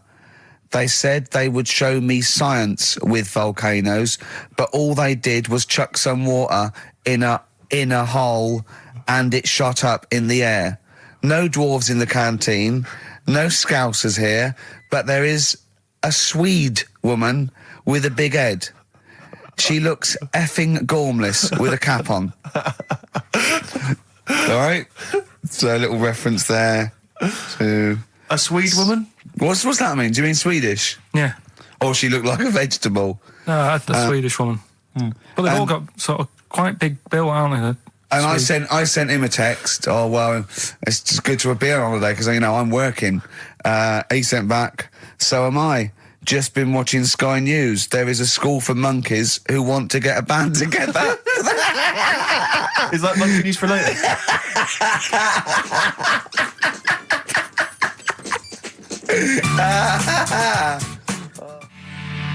Oh My Corazon by Tim Burgess. I can't get enough of that. I love that chorus. On XFM 104.9. Ricky Gervais, Steve Merchant and little Karl Pilkington. But it was a nice holiday. Yeah, it's all right. It's just, you know, I went there to relax and that. Exactly. Did a little bit of that. Trying to think of some new, you know, features and stuff. Sure, always working. 3 holidays a year, Jesus. Oh, well, not really 3. Oh, two. It's all one big sort of like work thing to me and Steve. 2 holidays, isn't it? Work hard, you need the holidays. So, yeah, the things that annoyed me was like, you get bored, sat around the pool after a couple of days. I'd read my book. Yeah. You know, there wasn't much going on the... Not even any crabs to throw sand at, was there? No crabs or anything. They wouldn't bother with Lanzarote, right? So, decided to go on a little trip. That's when I saw the volcanoes and that, 36 of them. So, we go on the trip, and the thing that annoys me, it does happen every holiday that you go on. If you go on a sort of a package thing, they have these trips, right? And you pay about 40-odd quid, and they give you some wine, so it make it feel like you're getting your money's worth. But how many of these trips have you been on then? Loads. Probably about 12. More holidays than I've had. Go on. So anyway, so you're on the coach, right? And they take you for the volcanoes. They took us in the middle of nowhere. Yeah. Right. There's nothing else round there. Sure. It's like I say, it's like Mars, but with holes in the ground. Yeah. Right. And they sort of drop you off, and they go, right, everybody, see you back here in an hour. There's loads of volcanoes for you to look at, and a coffee shop over there. And you know for a fact, right, you don't need an hour there. You could just say, well, just keep the engine running because I'll have a look in this hole, we'll get back on, give us 5 minutes. Don't need an hour. Absolutely. But you know that they've got something going. It's a backhander, definitely. What, with the coffee shop? Definitely, yeah. They go there And they get everyone to have an ice cream and a coffee, and they sit down, have a fag, talking to the bloke. Yeah, and it's like, cousin. Yeah. How much was the coffee? Was it probably about €3 euros? So I think it was $3.50. Sure. Yeah. Which is, I don't know what. That's about £2.50. Yeah, they stitched you up. Go on. Talking about this the other day. What was it now? Listen, the fella. No, listen. Do you want, all right, no, go on. All right, he's got it now. Go on. This fella goes to the doctors, right? Oh, right, okay. Right, if this is in any way apocryphal, stupid, illogical, impossible, right, you are never, ever speaking again on radio. So make sure this is at least possible. I'll tell you what, I'll even give you improbable but possible. So if anything that breaks the laws of the universe or logic, okay, that's all you have to avoid. On you go. Right, so this fella, right, he goes to the doctors because he's got earache. Right, okay, if a chimp's living in his brain... Go on. So he's got earache, he's sat in the waiting room and his ears all bunged up and it's hurting a lot and what have you. So the doctor comes out and he goes, right? And because his ear's all bunged up, he doesn't hear it that well, right? So he thinks it must have been me, right? So he wanders in. Keep going. I Anyway, tell you, I'm going to hate this. I can just feel it in my bones. Steve, I'm going to let you take over. Okay, let's hear it. So the doctor says, sit yourself down there, right? So he sits himself down. He goes, right, take your pants off, right? So he's thinking that's a bit odd. Anyway, he heard that though. He apparently he took his tackle off. The doctor did some operation. What, there in the waiting room? No, in his office. In his office, yeah. What? Wait. So he removed what? His genitals? Yeah. In his office. Why, Carl? Because he hadn't called him in. Oh, he'd called in the bloke who wanted his testicles taken off, and he didn't do it. What? So the doctor went out and said, Mr. Jones, who's here to whip off your cock and balls just here and now, right? Bloke comes in, didn't it? It must have been me. So the bloke who wanted his balls taken off didn't say, I think he said me. So he didn't interrupt then. So the bloke goes in, he starts taking his testicles off, and he doesn't say, I'm here for me ears. What are you doing with that? That is a blinding record. And before that, Rick, what do you make of those adverts? They were great, weren't they? I like them, yeah. I'm going to buy all them products on the way home. And that's endorsed by Ricky Gervais. He's won awards. Yeah. Rick, do you remember this? This was a hilarious moment. No, you'll remember this when you hear it. It was when Karl said something that was basic. Well, I think for a lot of people it sounded like a lot of old bollocks. Karl's found love on the street before, haven't you? How's it going with your bird, Karl? Are you married? No. How long have you been out with her? 7 years. Because, you're quite a simple man. Yeah. You're sort of a simple in a nice way. ways. I mean, you're like Helen from Big Brother. Yeah, you're sort of nice enough, but I look normal. Well, yeah, you sort of do. But you could be one of those that just suddenly go mental with a pen. Yeah, do you know just what I mean? Stab people through the eyes. Yeah, you sort of look normal. But if I wouldn't really want to wind you up to a point of frenzy. How did you meet your girlfriend? Through work. What, through her work? What, you phoned up and said... We worked at the same place. Oh, you're right. Yeah. You're quite an enigma, aren't you? Could you give us more on that? At work. You met her at work. What, she came in selling sandwiches? She was going through the bins outside. What do you mean you met her at work? Why are you having an attack on me? You're the one who's sad and lonely. No, he's done you again. Yeah, but what I thought was interesting was I just scratched at him and he just went mental. Yeah, no, it's like a bear caught in a trap. It's funny, isn't it? You'll never learn. No, I was just interested to find out what the story was, because it might be a really romantic story. Well, it's not. All right, jeez. I mean, the fact he doesn't want to talk about his love affair. I was thinking about you in the week, and does it worry you? I mean, you sort of joke about it now, and we're talking about it in the office, is Steve really touchy about the way he looks? And what's this? Where's that come from? He's done it again. He's done you again. I was walking home the other night, and I was thinking about it.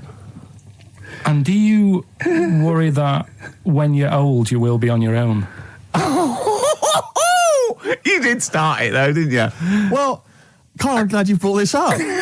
because I mean, for me, a lightweight, frothy entertainment show on XFM on a Saturday afternoon is exactly the place where I want to discuss the desperate, lonely future that's inevitably coming my way. Oh, God. I'll tell you what will cheer you up and forget all that. A bit of Embrace. Oh, one of the most hated bands. I'm a little bit concerned about your toilet discussion. What exactly is your point again? I was just a bit bemused. You see, it's a tricky one. All I'm saying is, right, there I was at the pub quiz. I go to the toilet, not thinking about anything. I try to go, right, there's a little gay fella next to me. I love this little gay fella. Now, the weird thing is, there's nothing stopping him having a little glance, right, because he's allowed in the fella's toilet. Yeah.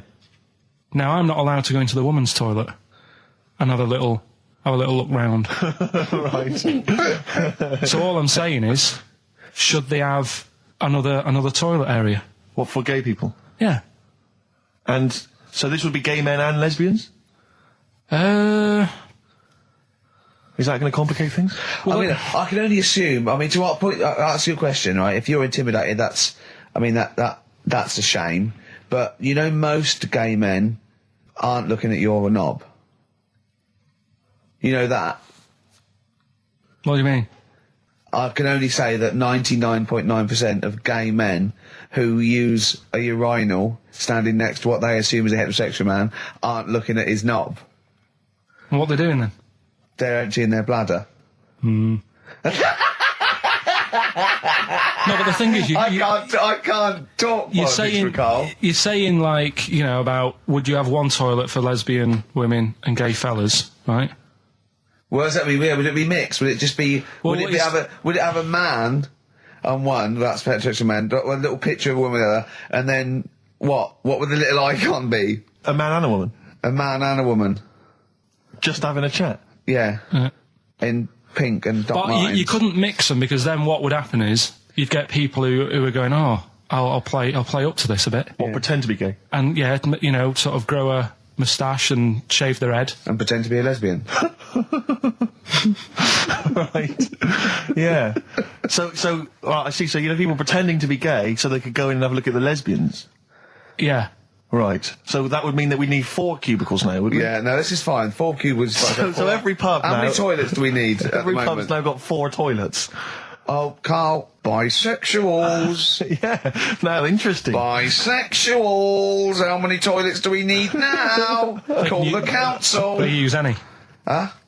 No. No, because they're interested in everything, aren't they? Because the little bisexual fella will be looking at your knob. Right, with them, what you do, you just have a door, you open it, and there's one urinal there, so you can't get a queue.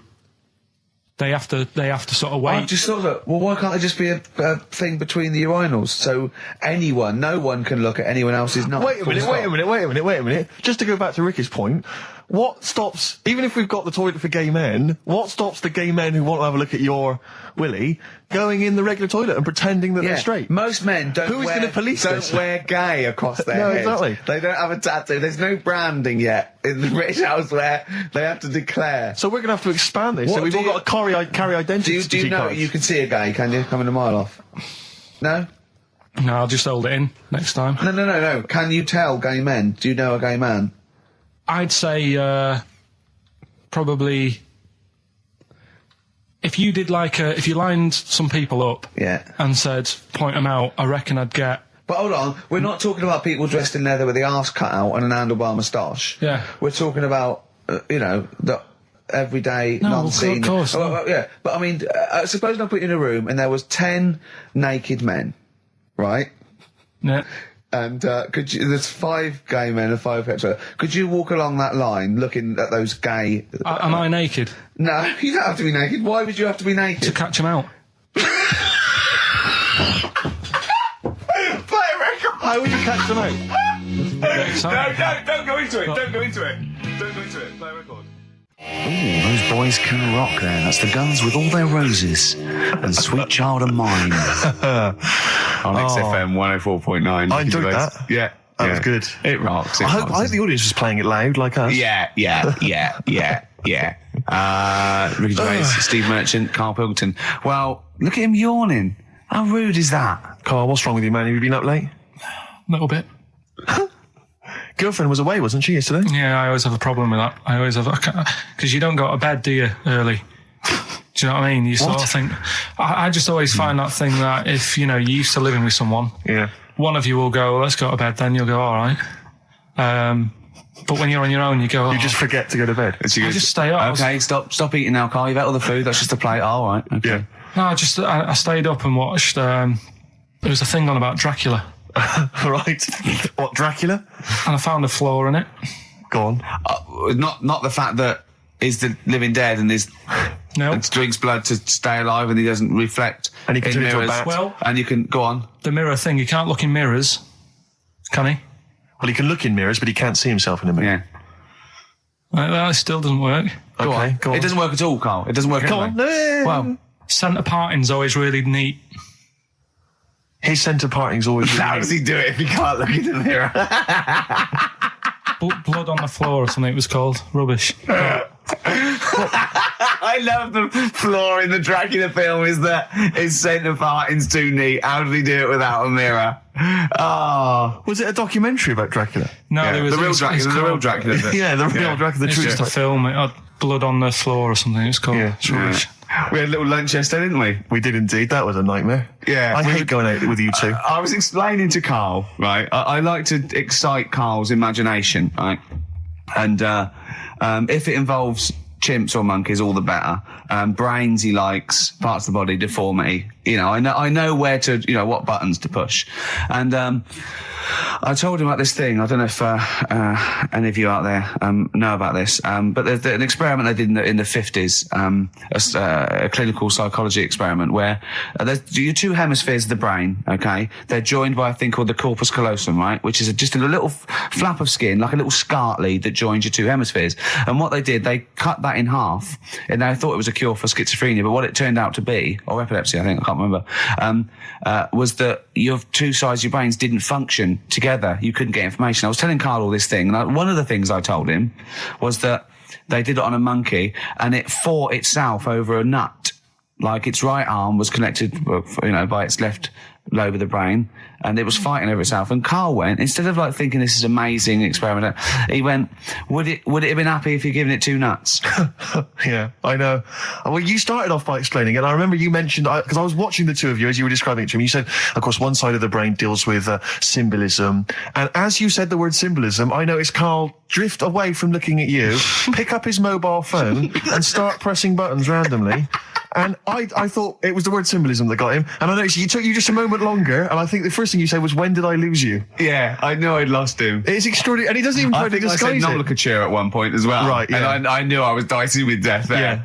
But, Yeah. but I told you tried to look it up, didn't you, on the web? You didn't find anything about it, did The you? spelling of it's what is it again? What's the word?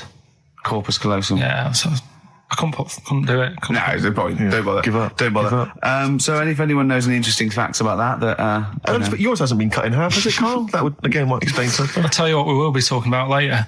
I don't know if you're sort of aware of them, Steve. Go on. Bonobos. Oh, I don't know much about bonobos. I told him about he was looking for stuff. I said, put in bonobo. He was having no luck with chimp. And they're a form of chimpanzee, but they're even closer to us, evolutionarily speaking. They've got their social groups are more like ours. They're more intelligent. And he was loving it, weren't you? So is it human bonobo Carl? Is that how it works on the evolutionary ladder? Chimp, Carl. Yeah. Yeah. Talking about them. So we're talking about bonobos. You're excited about that? Yeah, That's yeah. Coming up in monkey news? No, I think it's a bit of a monkey bonus. Placebo, Bitter End on XFM 104.9. This is pre-recorded. We recorded this a couple of weeks ago, before Christmas. I hope you had a great Christmas. If you didn't, not our fault, really, is it? Nothing to do with us. Wouldn't have thought we'd have. We're well over time because we've got plenty of cash now, thanks to a lot of you who probably bought the Office DVD. Yeah. Probably got And that if you in stock haven't yet, and you've maybe got vouchers or money, still available. Still there in the shops. Still available. You can still make it the best-selling DVD of all time. Please. Please do. Yeah. Please do. I'll tell you what you want to hear there before you make your mind up. I'll tell you what, if you like this next clip, go and buy the Office DVD. I think you will. It's a brilliant clip. It's the one where we talk about, well, it is self-explanatory. Yeah. We went, it was a great day, wasn't it? Brilliant round of golf. Absolutely brilliant. Such a beautiful place in Stoke Poges. It's like a really posh place. And are you a good golf player? Well, we'll get to that. Oh, okay.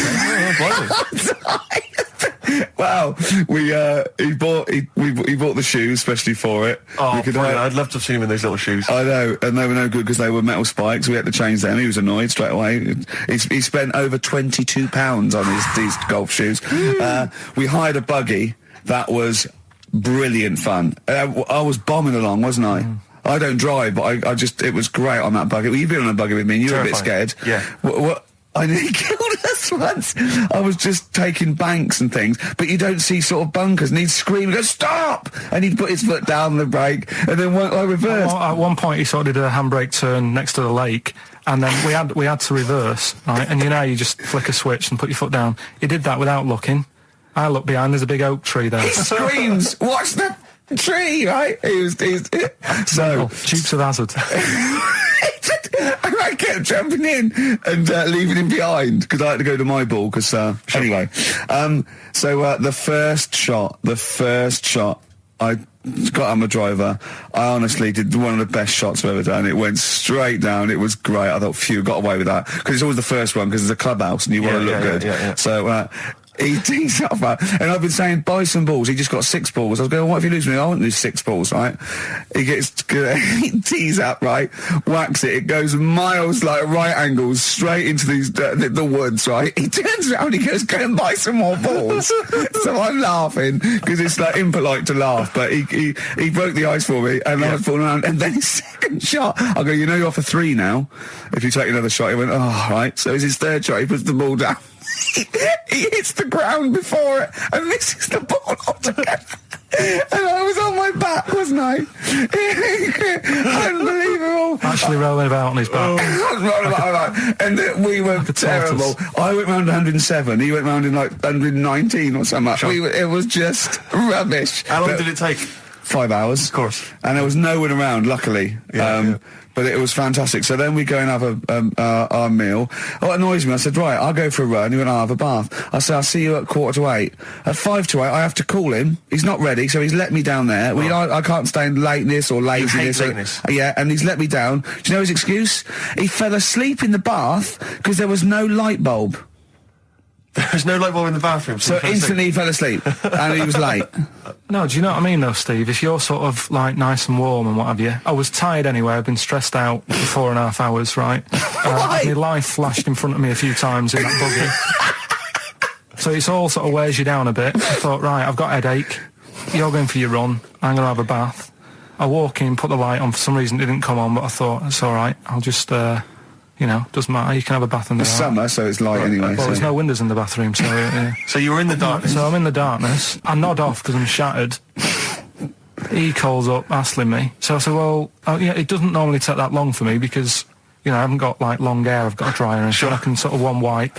Yeah. He's already 10 minutes late, though, when I called. Well, 10 minutes. 10 minutes. Late. This is late, this. Next. It doesn't matter. Dinner wasn't until 7:15, so we had, like, another 20 minutes anyway. So it doesn't really matter. Yeah, but we said 7:45. So he's calling up, hurry up. So I said, yeah, all right. So I get out and dry and like my tackle and what have you. Calls back again 30 seconds later. You know? No, I don't. No, you know, I don't like that. You're not going to do that, no. Give it a wipe. 30 seconds later, come on. So I end up going downstairs to the meal area, naked, with a wet shirt on and wet socks. I've got headache as it is. Meant to be a relaxing weekend.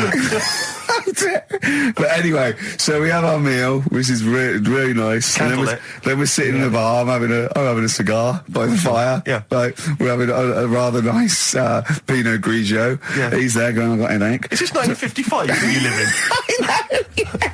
It's so right. And we are knackered because, you know, he's not used to work. I've seen him moaning, falling asleep. He's not used to it at all. And you've been on your feet for over half an hour.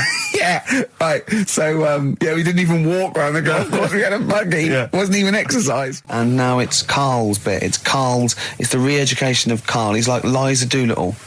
And now he's coming to, or Lawnmower Man, if you've seen that film. More like Lawnmower Man, if you've seen the film. You know what I mean. And his homework was to just study quotes, really, on happiness and stuff and general well-being. He's not a big happiness quote fan, are you, Karl? Not really. So what have you done? You've come up with something, haven't you? Right, yeah, I told you, right? Because a lot of these are just things you say every day. They're nothing special. So what I'm doing... Well, you say them every day. Well, the sort of things you come out with and you don't even think about it, do you know what I mean? Yeah. They're on the TV all the time. People on the radio are saying these sort of little quotes. Sure. And... what I've done is, remember that programme on Channel 4, Faking It? Yeah. Where they got some, like, posh kid to be on a door and all that. What I've done, I've, Imagine if that was the pitch for the show. Dear Channel 4, you're just going to get a posh kid on a door or something? Yeah, Yours sincerely, Karl. come in. Yeah. TV producer. Yeah, go on. So, what I've done, this little book of quotes, happiness quotes, I've picked 2 that are real. Okay. And I've made one up.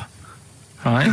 And we've got a guess. And you've got to guess. Okay, then, go on. Well, I'll tell you what, Rick, why don't we, when we've heard them, we won't confer. No. You'll write down yours, A, B, or C, and I'll write down mine, and we'll see how it Okay, works. Karl, off you go. Right, and just because I'm looking at this book, it doesn't mean I'm actually reading. No, I know. Don't worry, we're clever. No, we know. We can't see. Like, call my bluff. Yeah, go on then. Nothing is worth more than this day. Okay. Yeah. Yeah? All right. Yeah. The way I see it.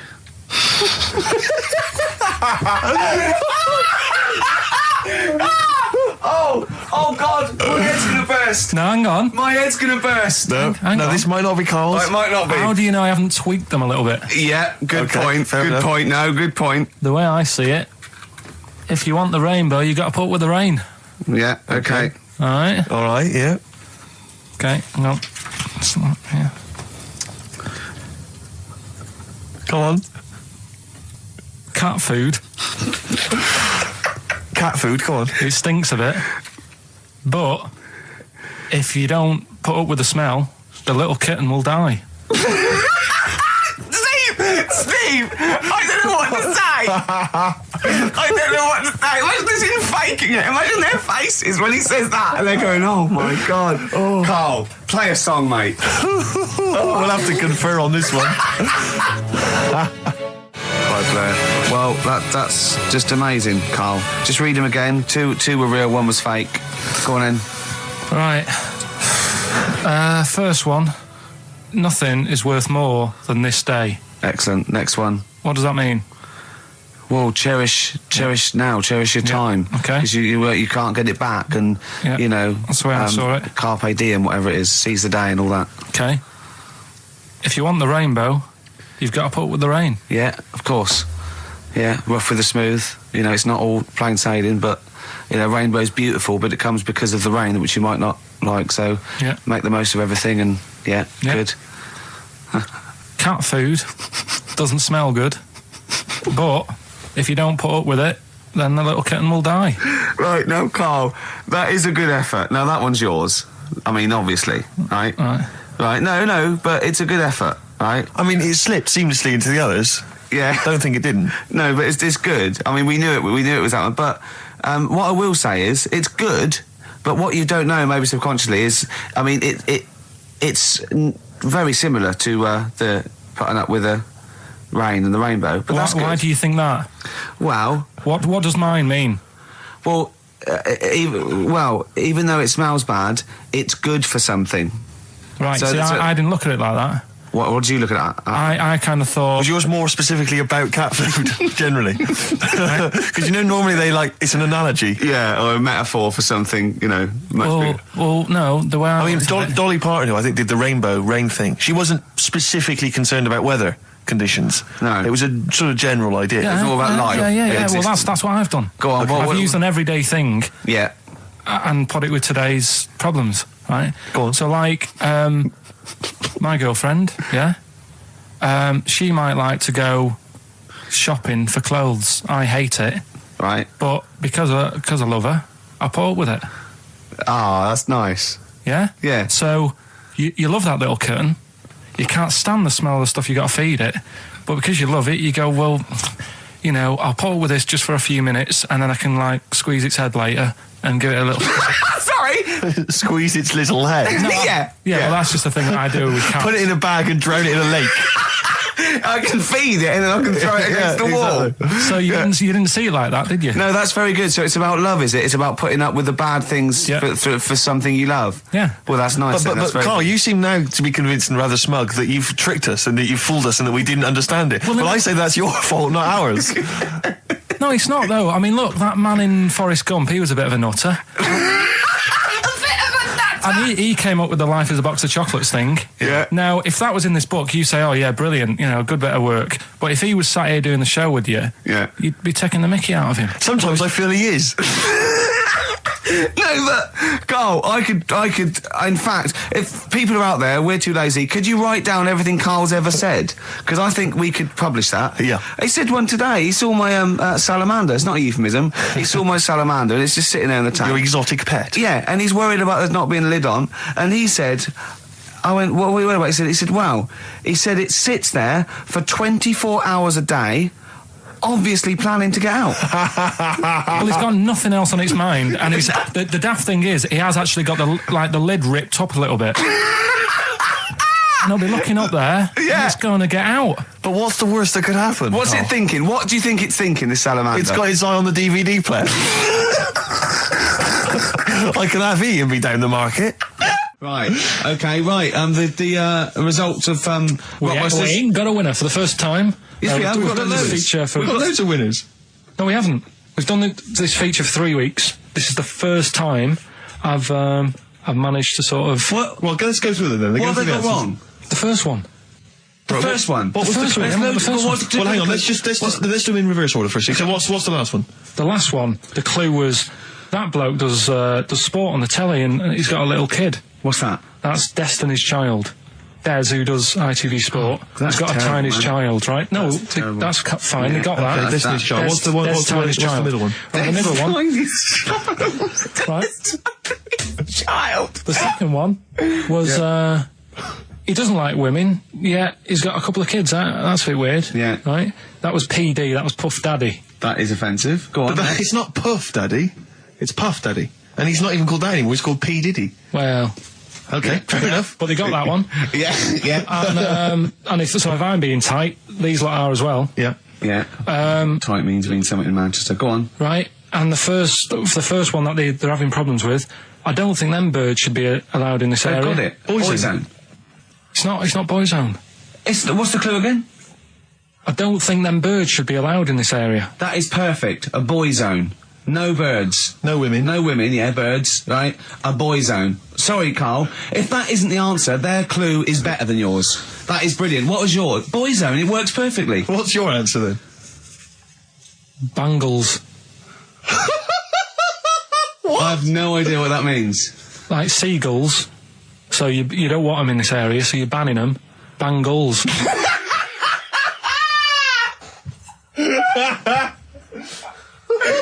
Oh!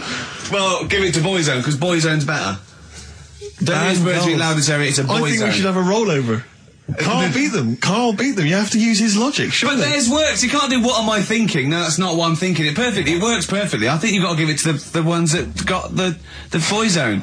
Well, how about, right, because they didn't actually get into my head and my way of thinking, heaven right? forbid. How about we just keep back the David Attenborough, and they can have, I'll chuck in the Hellraiser, right? Okay. And Blondie album and the Madness one. Yeah, okay, pick a winner at random. Pick a winner, Steve. I'm going to give it to Paul Sloman, who got those answers, and he also says, P.S. Carl, you're a moron. So, I'm giving that to Paul, and good luck to him. Right, well, he's got a crazy night tonight. If we can rush these over to him, he's got a cracking Saturday night. Well, if I'm a moron, I might get your address wrong when I send them to you. Ooh. Coming right back at you, Paul. Yes. Right. And something new we're trying out, because Rockbusters... He's dead, thankfully, yes. It's gone for a bit. It's over. Crosswords. Oh, this sounds intriguing. Where'd you get the idea from? What's the basic format of this? Right, what I've done is I've take like a popular saying from the show. A popular what? Popular saying, something that crops up quite a lot in the show. In our show? Yeah. Yeah. First thing that sprang to mind was there's this airy Chinese kid. Oh, classic. But more commonly, it would be something like, Carl, you're an idiot. Yeah, Carl, you idiot. Carl, you're a fool. Oh, what did you mean? You let us down again. Yeah, Carl, where have you been? Yeah, you've got a headache, have you, Carl? Yeah. You better lie down. Typical phrases like that, yeah, sure. typical phrases like that, yeah. Carl, you're a loser. Yeah. Oh, yeah. Right. And what I've done, I've got a load of different songs and took words from the different songs and then joined them together to make There's This Airy Chinese Kid. And then people have to email in and say what the 5 songs were. It sounds like the most complicated game ever. I'm looking forward to it. Have you heard any of this, Rick? Because I've not heard this at all. I'm not familiar with this. Well, all it is, it'd go like, "Hey, Chinese kid," and it's from sort of 4 different songs, and you've got to identify the songs. Right. Wow. How many songs in this, Karl? 5. There's this hairy Chinese kid. Okay. Right. So, And what are the prizes for that? Are these the prizes? Yeah. All right, well, let me tell you what they are. They're not too bad, actually. We've got Live Forever, which I assume is a CD that ties in with this new film. think of that. A well-known phrase from the show, and it's hairy Chinese kid. Yeah.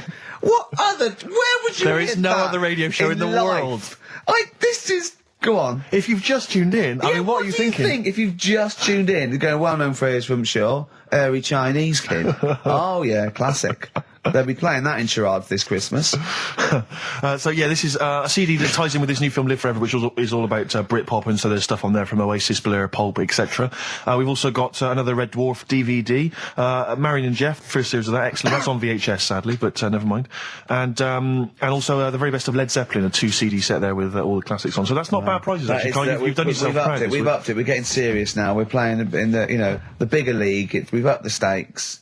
And we want Heat Magazine not to lose touch with us just because Rockbusters is gone. Yeah. I think they're still behind us. So we've got film. You appear in a film. We've got crosswords. How is that to do with the crossword?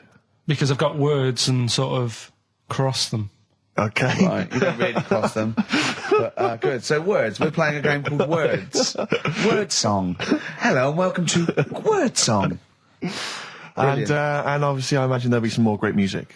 The Thrills, One Horse Town on XFM 104.9, Ricky Gervais, Steve Merchant and Karl Pilkington. Now, Karl Pilkington is getting ready.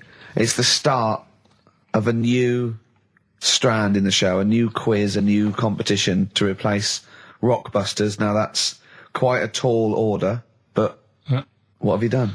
Right, like I said, if you've only just tuned in, what it is, I've took, and I'll be taking, a well-known saying every week from the show, something that crops up a lot. First one that sprang to mind was... There's a little gay fella standing next to me in the urinal? That's next week. Okay. This week, there's this hairy Chinese kid, right? Yeah. That's crops up quite a lot. Sweeping the nation. Right. So what I've done, I've got 5 songs. Yeah. And I've edited them together to make that saying. You've got words... from songs where any part of that sentence occurs to recreate it. Yeah. Now, what do they need to do? Do they need to say what the song is? Just the 5 songs? I mean, I was going to say song and artist, but if you want, just a song.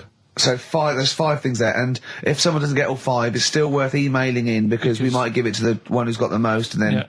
Can I suggest we go for artist rather than song? Only because sometimes it's quite tricky to get a song title. Sometimes it's very odd, or it's not quite what you think it is. So maybe artist is an easier one. Are you happy with that, Karl? It's your competition. Right?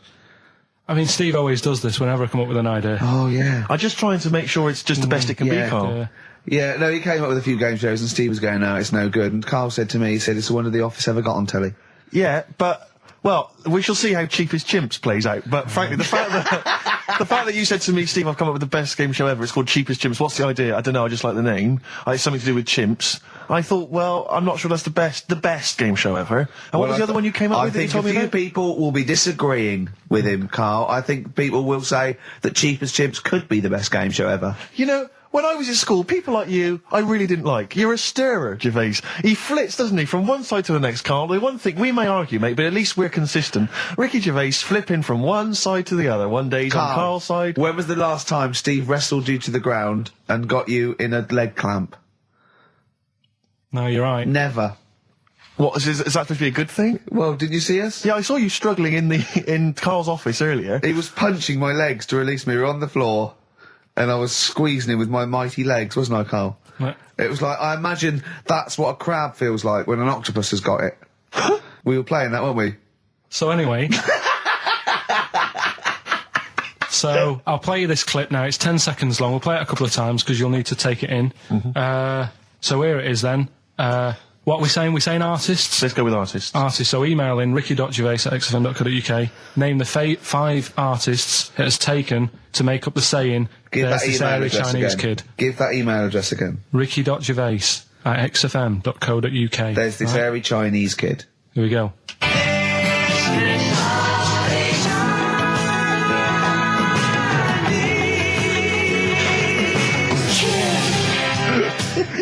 Play it again. Play it again. Here we go.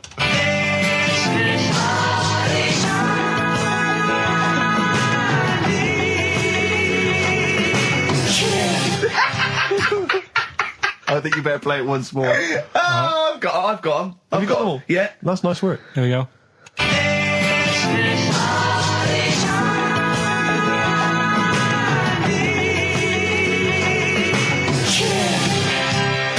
I can just remind you now that the prizes include a Red Dwarf DVD, Marion and Jeff, the first series of that on VHS, a Live Forever Britpop CD, and also the very best of Led Zeppelin. Let's play one of those actually while we're here. Brilliant rock and roll. One of the prizes on Karl's competition this week is the very best of Led Zeppelin. That's obviously rock and roll. We've also got a Live Forever Britpop CD, Marion and Jeff, and Red Dwarf. And should we play it again? So people There's have got this another hairy chance? Chinese kid. Who are the artists? Here we go.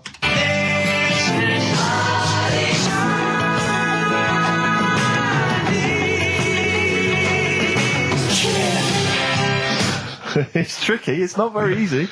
Once more. One more.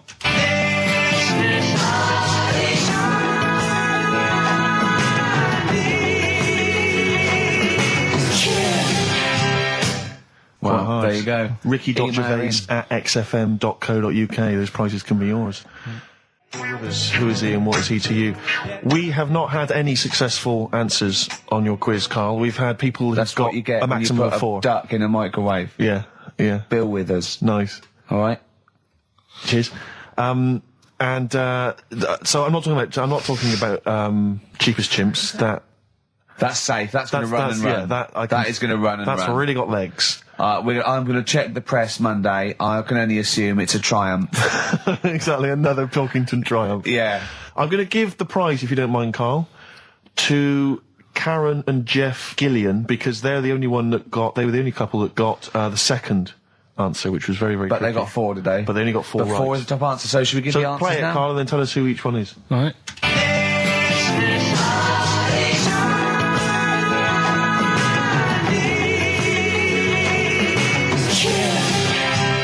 So there you go. I didn't know the second one. There's Play it this again. hairy Chinese kid. So the first one, the Lars. There she goes. Right. That's George Harrison. No. That's Philip Bailey. And that's Deacon Blue. Right. So it was the Lars. Yeah. What's the second one? Strokes. That was very tricky. That is hard. George Harrison for Airy. That's all I could get. It was Ari. Ari Krishna, yeah. But no. Chinese. Phil Bailey. Chinese War is. Yeah. And Deacon Blue. Real Gone Kid. Real Gone Kid, yeah. There's this hairy Chinese kid. Very, very hard. I love the fact that the normal bit of that, like, the normal bit is like the well-known phrase, there's this hairy Chinese kid. Yeah, exactly. Like, nothing happened there. That's normal. There's this hairy Chinese kid. As a phrase that often... In fact, you're right. We must have said that phrase 20 times today. When was the last time that was said 20 times? Never. I don't think it's ever been said anywhere. There's this hairy Chinese kid. I mean... Even in China. I don't think it's... Well, it's very rare. Definitely not said in China. The prizes they've won. The prizes they won: Red Dwarf DVD, Live Forever, the best of Britpop, Marion and Jeff on VHS, and the best of Led Zeppelin. Well done to Karen and Jeff Gillian. I've also seen no proof of this hairy Chinese kid. None whatsoever. Do you know, I think, people don't want to hear about this today from us. They want to hear, the new features, the songs of phrase. What songs of phrase? It's the feature we started last week, where we take clips of songs, we make up a phrase from the show. I mean, a famous phrase, last week's world famous phrase was, there's this hairy Chinese kid. Yeah. You'll remember. Yes. Well, it was called Crosswords last week, but Phil emailed in a good suggestion and said call it Songs of Phrase. Brilliant. Songs of phrase. Songs of phrase. But perfect. So are we still going with Cheapest Chimps? We're persevering with that, aren't we? Got some Cheapest Chimps lined up. We'll be doing that before 3 o'clock. Yeah. Great. Again, who else can say that? So good. So for the next 2 hours, everyone should just bury their head in the sand, ignore the world's problems, and enjoy features such as Cheapest Chimps and songs of phrase. And a bit of Shearing Braves. Oh, class. Trying to stop suddenly in Italy. TB.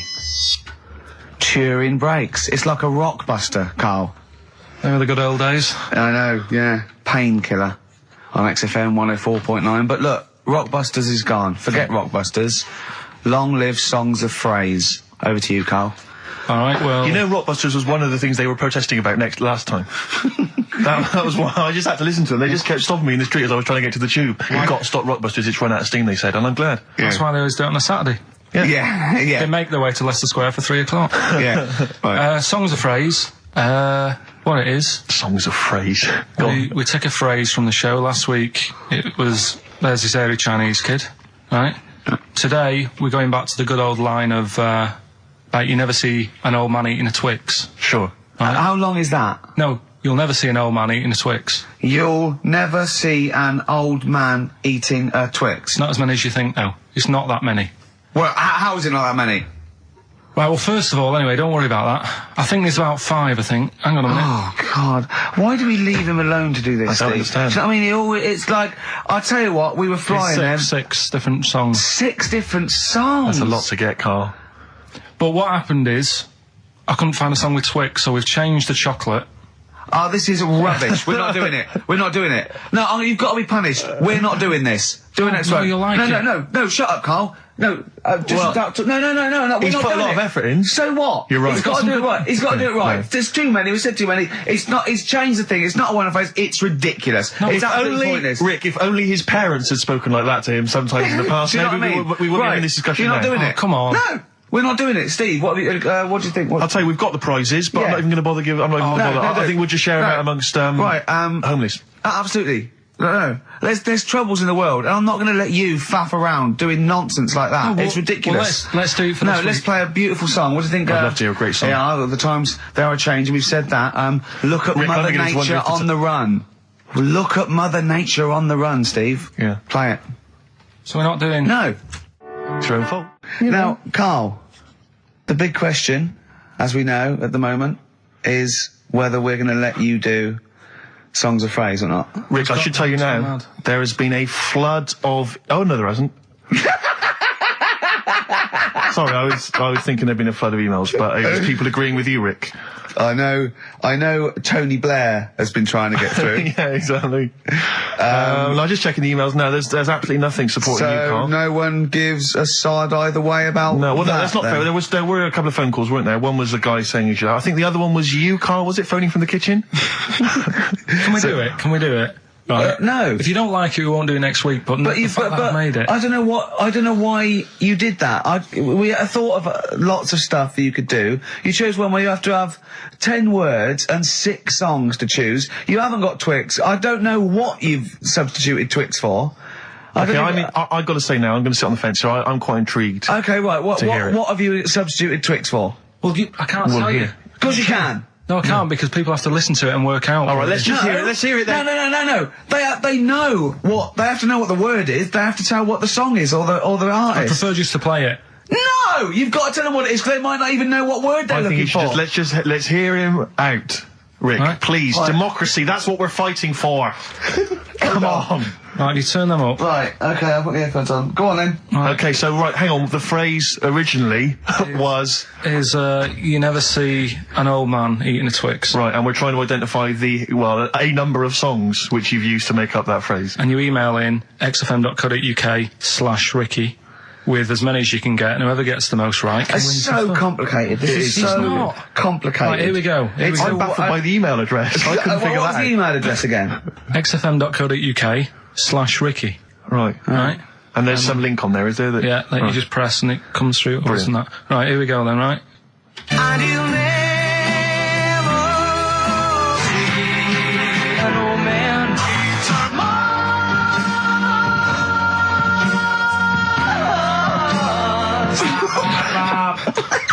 Well, I missed a little bit at the end. Let's hear it again. Mars, ba ba ba. Let's hear it again. and you'll never see an old man turn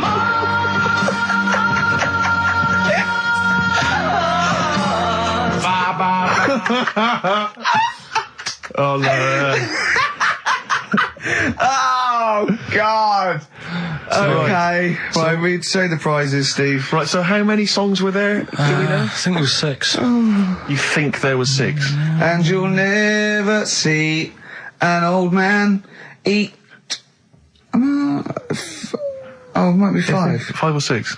Yeah. Anyway, Well, email in the answers and how many there were, and you might be in with a chance of winning on DVD the original series of Citizen Smith with Robert Lindsay. That was good. Paul Whitehouse's Happiness, the first series of that on DVD. We've also got a couple of CDs here. The Best of Britpop, Live Forever, Oasis, Blur, Radiohead, and all the rest of them on there. Right. Supergrass's current album as well. That's all right. I think it's a current album. Yeah, it is. And okay. Less convinced by this one. If I tell you that some of the artists include Delamitri and Deacon Blue, then I know you'll be rushing out later, Rick, to buy this. Scotland Rocks. A compilation of... Is Wet on there? Let's see. What about Biss? What happened to Biss? Let me see. I'm not gonna... I tell you, it doesn't... I mean, we've got Gun on there. Oh, yeah. We've got... Oh, baby, lately. Aztec Camera. Yeah. Big Country, obviously. Proclaimer's not on there. Wait a minute, where's Runrig? There they are. There they are. And obviously Rafferty, Baker Street, do-do-do-do-do-do. Brilliant. So that's definitely worth entering for, surely. So xfm.co.uk/Ricky. Play it one more time. Yeah. Just right. And you'll never see an old man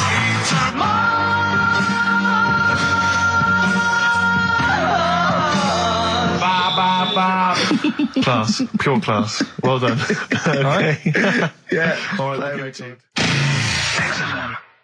Oasis. Stop Crying Your Heart Out on XFM 104.9. I'm Ricky Gervais, with me Stephen Merchant and Karl Pilkington. Karl's competition is in full swing now. I just will remind you, when playing Songs of Phrase and trying to guess the songs and artists, what do you want, songs or artists? I think songs is better. Yeah.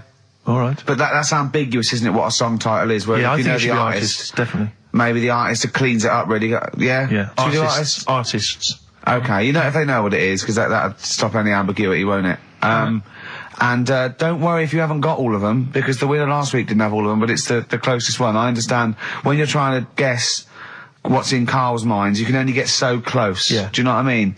He wants us to bring in Darren Brown. He go, because he won't be able to read my mind. And Yeah. I think he's right. I think he might be. I think he's the one person that could outwit Darren Brown. Yeah. Now, moving on, Karl. Well, we have to. Should we just play it very quickly? Just play again. Just if you're in case you want to join in. Go on then, one more time. Here it is, Songs of Phrase. and you'll never see an old man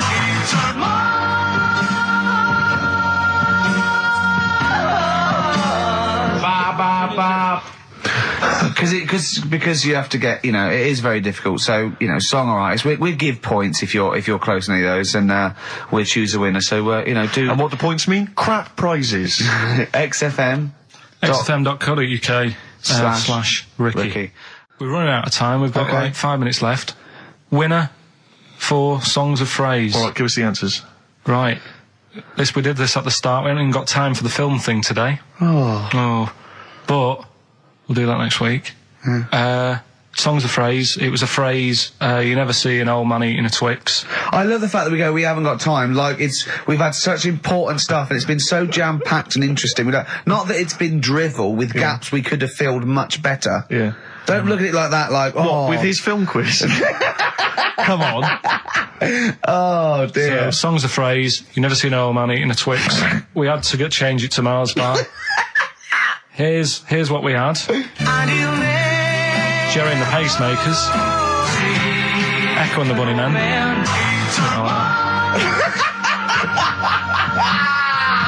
David Bowie. And the Beach Boys finished off. Oh, what do you mean? I thought that one was. What do you mean? Who's the winner? Oh, it doesn't matter. You got to give the answer. Who was that one you didn't know it was us? It was Neil Young, wasn't Jim Crochet, is it? Old Man River, it's called. Jim Crochet. Old Man River? Yeah. Jim Crochet sang Old Man River? I don't think so. What was it? Who cares? Right. Well, people... I can't believe this. Old Man River, it was. Let's give the prize to... Jim Crochet wouldn't have sung Old Man River. Well, let's give the... Paul Robeson. Let's give the prize to Mitchell Sterling, who has got some of the answers right. On XFM 104.9. How will we playing that great quiz again next week? Next week. Ricky Gervais with it on XFM Sports. And if you want to send an email, it's rickygervais.co.uk, or check out the website on XFM's All the Comms. Good night, 3:30. Coming up is Narrow Levine and Stoopy Nouns. I think I do more than press the buttons. Right, see, this is it, right? Karl has had a little strop on since last night, okay? And it's... He's had a little strop on? Yeah. You said strop on. I just wanted to clarify. And, I don't know why. He says that I'm an annoying person. He says that I wound him up, right? Which I don't know. He says that you're winding up because you're sort of like negative about everything. Negative? Yeah.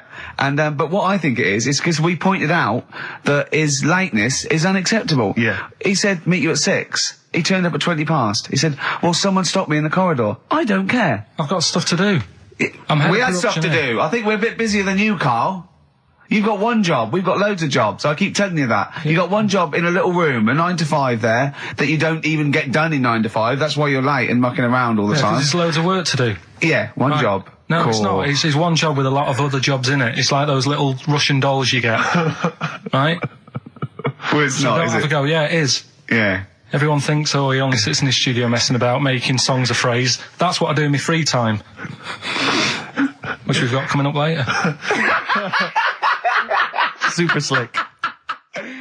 Songs of phrase, we're doing that. You can win some stuff. Yeah, we've got the film that we haven't done for the last 2 weeks. The final film, we won't be doing that. Let him down. It's 2 weeks. So you're 2 weeks late on that. Can I just ask, guys, is there going to be some great music? Yeah. Well, what about something from the only ones? Yeah. Planet. Brilliant. Right. Songs of phrase coming soon. Is it? Yeah. What is it this week? What's the phrase? We're remember the story I told you ages ago about my neighbour having a horse in their house. Oh yeah, having a horse. What's happened with that? Lenny Henry doing it as a series. So and people nicking your ideas left, right, and centre. Well, that's the phrase we'll be using anyway. What? My neighbour had a horse in her house. How many words is that? 6. My neighbour had. So there's no grammar either. My neighbour had horse in the house. My neighbour had horse in house. What is the phrase? My neighbour had a horse in her house. Are there any prepositions? Are there any prepositions in this sentence? Look, don't judge it beforehand. You see, I'm turning over a new leaf. I think this is a great idea. I think Karl's a genius, and I look forward to hearing this enormously. Yeah, okay. And I won't be sick on your leg, or squeeze your head, or make you jump when you're making a cup of tea. Just looking through the Guinness Book. That's still the funniest thing, isn't it? Squeaking at someone when they got a cup of tea. Right. It's a good game. Drink 8 pints. Go on. Songs of phrase. Songs of phrase, nicely done. Right, we'll get this going. How do you feel, Karl? Yeah, Again, disappointment. Right. Disappointment probably to your family and friends. Well, I don't think they'll be that gutted, to be honest. Right, songs of phrase. Well, Karl, why don't we play and we'll come up with songs of phrase, because it's a big tease. People love that. Yeah. It's one of the hot new We've got quizzes. one more thing for you to eat. No, I'm not doing any more of that. Play a song? Right, songs of phrase next. Right. That was rubbish, that half hour. Rubbish. That's great. Roots. The Seed, XFM 104.9. I bet that is a record. Eating grapes whilst DJing. Possibly. I'm assuming if there's any listeners out there that have a record-breaking attempt they'd like to see Karl undertake in future weeks, they should email in. I think Jono's got that one. Right, what have we got then? That's that. Right. That's the silliness aside now. Let's get on with the proper show. Right, songs of phrase. Yeah, let's do that. On to the classy stuff. Yeah. Do you want to do the prizes first? Right, now then, where are they? Here they are. I haven't seen these, but I'm excited as ever. Alright, we have a t-shirt there, arbitrary t-shirt that you have probably stolen off of someone. What does it say? Is it the Red Hot Chili Peppers? So if you found that, that's not too bad. It's a big t-shirt there. On DVD, this should you be giving this away? This looks like it's the film Don't Say a Word. Yeah. And it's it doesn't have all the proper packaging. It's literally the disc, the DVD disc, just loose. So enjoy that. The current album from Oasis, Heathen Chemistry, DVD, on DVD, The Life of Mammals, the complete series, the David Attenborough recent DVD, that. Walking with Cavemen, which I think is a DVD, it's currently on TV, isn't it? And, well, there you go. Also the X-List, which is a good new compilation, double CD compilation from XFM with loads of stuff on there, including Nerd, Snoop Doggy Dogg, Athlete, all sorts. Go on then, Karl. So not bad, actually. Simple nice one. Well done. Right, so, yeah, it's a phrase that's been said at some point, or said a lot on the show. We've had, like, Hairy Chinese Kid. We went back to my mum had wind for 5 minutes and that. Today we're looking at my neighbour had a horse in a house. right? Yep. If you remember, we were talking about that probably about a year and a half ago now. Yeah. Yeah, of course, Right. of course we remember. They've been talking about it ever since, Carl, I imagine. Yeah. Well, it's famous. It's a world famous phrase. My neighbour had a horse in her house. Right, so this is this week's Songs of Phrase, and what I've done is I've got songs with those words in that make up that sentence. Yeah. You get to email in ricky.gervais@xfm.co.uk. There's 6 different songs, right? You email in with what? I don't what know, would there you- is 6. Me neighbour had horse in house. Is it really that sentence? My neighbour had a horse in her house. It does work, honestly, it works. Yeah, okay, don't bother explaining it, You just ready? play it. Right, Yeah. so here's the, here it is. We're just going to do it. Head horse in a house. Right? What in God's name was that? Yeah, name the 6 songs. Head horse in a house. Huh? Are we naming the artists or the songs? Either. Artists. Anyone who gets anything can get a prize. What's jeez. more, Carl? Artists, here we go. Head horse in a house. That's tricky, Carl. That's very hard. Once more. Head horse in a house. Email in ricky.gervais@xfm.co.uk. I'll give it Another letdown. give it Another one more. letdown. It's brilliant, this.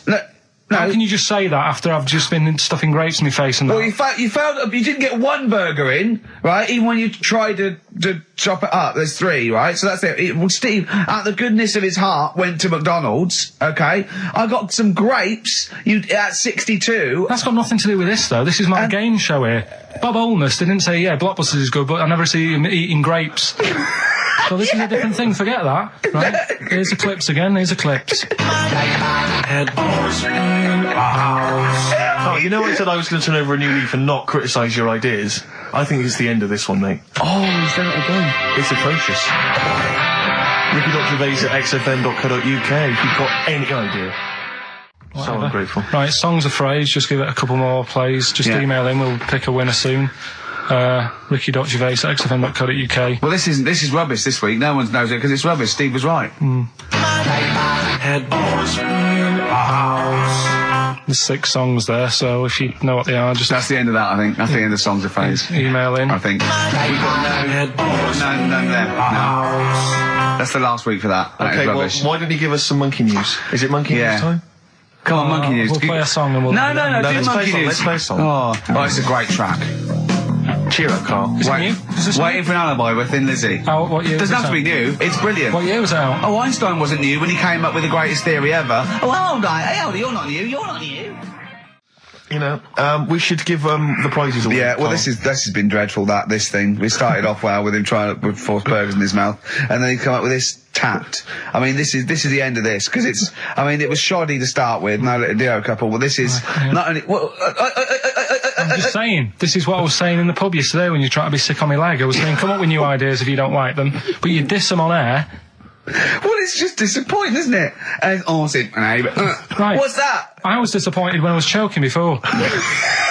We were disappointed as well. Yeah, you didn't try. You didn't try with the grapes. You were just like Right. chewing on that. You meant to just throw them in and swallow them. Songs of Phrase, it was 6 songs, it Yeah. sounded like this. Boring. Head horse in a house. Right, what are they? Just give the 6 answers. songs there. We had Lionel Richie, My Destiny, for my. Tricky. Neighbour, Oh, that's XFM. Ooh. my neighbour was Space. Space, Yeah. Neighbourhood. Had Harry Connick Jr. Had to be you. Right. Had a neighbour had a horse. Horse America. America, yeah.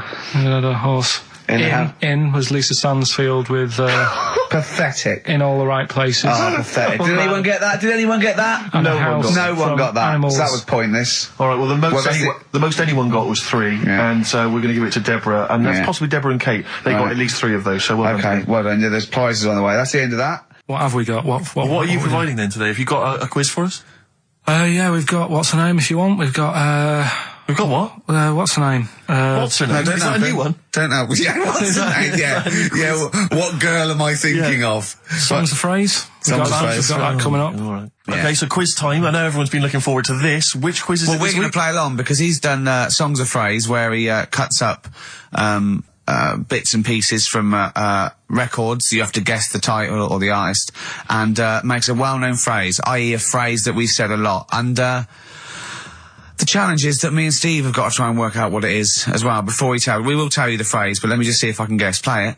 Tell me why, tell me why, tell me why. Play the game of swing. Right, I know what that is. I didn't hear it. Can you play it once more for me? I know what that is. Right, it's why don't they play the game of swing ball? Because that's what he said when he turned on and saw people in wheelchairs playing tennis. And his point was... Tell me why, tell me why, tell me why. Play the game of swing. Oh dear. That is so naughty. This show's been a bit naughty, I think. I don't know what's happened to us. I think it's like sort of end of term sort of madness, but I think we've got to calm down here. We're a bit naughty there. We said, you know, bloke with 2 dicks. We said Chinese people don't talk properly, which is a little bit... offensive. Yeah. Know what I mean, Carl? Well, they don't know. Right, okay, let's leave it now. Okay, stop there, Carl. Carl does not necessarily reflect the opinions of XFM or any other human being. If you think that me and Steve have been being offensive, we are strongly behind the guise of irony, satire, and ignorance. Carl only has ignorance and hate. Yes. No, but as long as you say something good about someone, you can also say something bad about them. How does that work? Go on, and give us an example. Well, Chinese. Yeah. Yeah? Yeah. Great people. Right? Good. The women really good looking as younger people. No!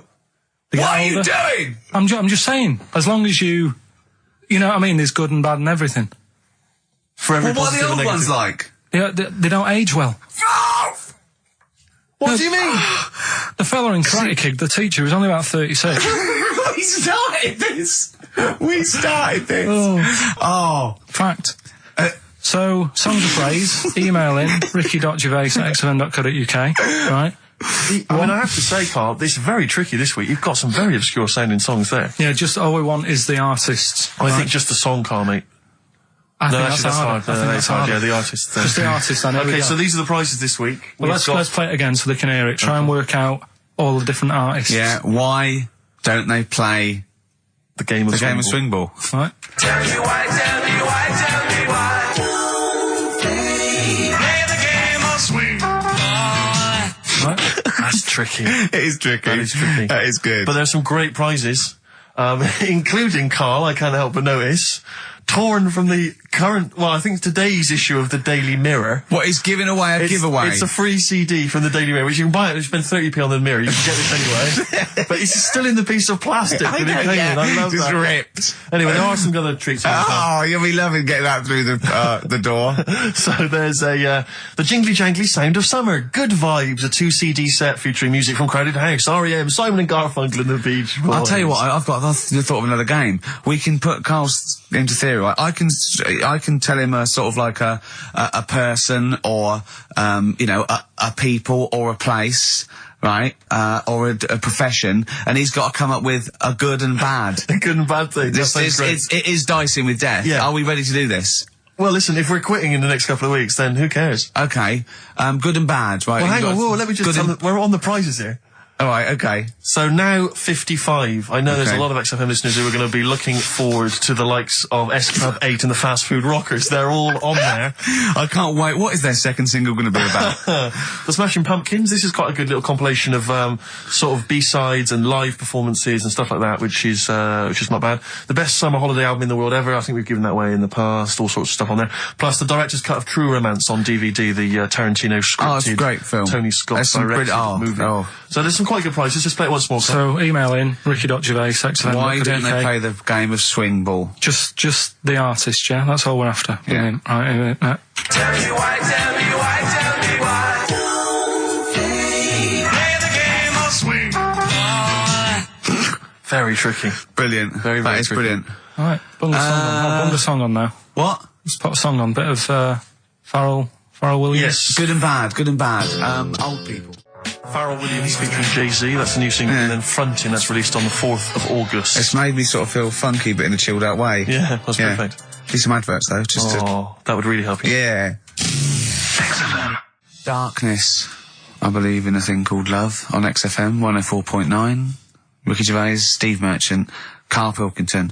Karl set the ball rolling with songs of phrase. Why don't they play swing ball? Referring, of course, to people in wheelchairs who play tennis, because he was disappointed they weren't getting around the court quickly enough. So why didn't they play swing ball? Yeah. Brilliant.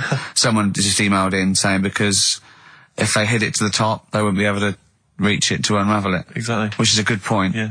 But I mean, nonetheless, good and bad in people in wheelchairs? Do you want to do that? Good and bad. Good and bad things about people in wheelchairs. Good and bad. Yeah. Suppose. Dunno, really. They take up less room in cinemas. They've got their own seat. Good. That's good, is it? That's a good thing. Yeah, good. Yeah, well done. Well done. And what's bad? Dunno, I'll have to think about it. Okay. But, well, let's leave that, eh? You started it.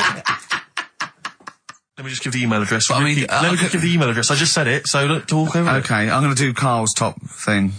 Ricky.gervais@xfm.co.uk. That's also the email address for your answers to this week's Songs of Phrase. Play it again, Karl, if you would. Go on. Tell me why, tell me why, tell me why. Don't play the game of swing ball.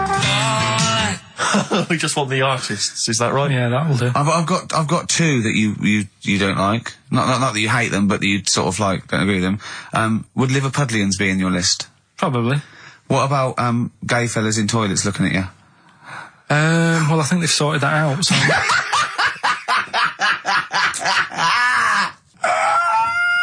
One of the prizes this week in Karl's goodie bag features this song. Play it, Karl. It's the Monkees. Pleasant Valley Sunday. God. So, giving the answers out for what's the name? Oh, later. Play a tune. I'm bored. The Snoop Dogg? Oh, play it. Yeah. Snoop Doggy Dogg from 1993. And What's My Name? Long time ago. It was indeed. 10 years ago. XFM 104.9, Ricky Gervais, Steve Merchant, Karl Pilkington. Songs of Phrase. We've had very, very few entries. I really think people aren't interested. They really have just given up. I mean, seriously, Karl, That's the one thing you contributed to this show, Karl. And it's the weak link, I think. Missing link. In the chain. The missing link. Oh, do you reckon there is one, Karl? Do you reckon they'll ever find the missing link? Wandering around Manchester. Wait a minute, Karl. The stats then. Let's have the answers, if we can. Right, it was, Well, specials. play it once more. Alright. Tell me why, tell me why, tell me why. Special. Yep. Jermaine Jackson. The game of swing ball. Right, it was, Play the Game of Love. I think that was Wayne Fontana and the Mindbenders. Right, you think, but you're not sure. Louis Armstrong was the, Don't Mean a Thing if it ain't got that swing. Mm-hmm. Yeah. And Queen, Don't Stop Me Now, We're Having a Good Time, and that. We're having a ball. We're having a ball. Yeah. Well, I mean, considering you yourself weren't entirely clear, I think it's only fair to give it to Paul Brown, who got some of the answers right. PB, you are getting those prizes. Well, they are on their way They're to you winging now. their way to you. Silence is Easy, Star Sailor on XFM 104.9. Right, it's the quiz of the week. If you want to go out and do some shopping, this is probably a good time. And come back again for about 2:15. But don't forget, what I will say is, even though these clues, we're going to do Songs of Phrase, by the way, where Karl picks out a phrase that he might have said once, tries to find words from songs to put it together. You've got to guess as many as you can, song or artist, I can't remember.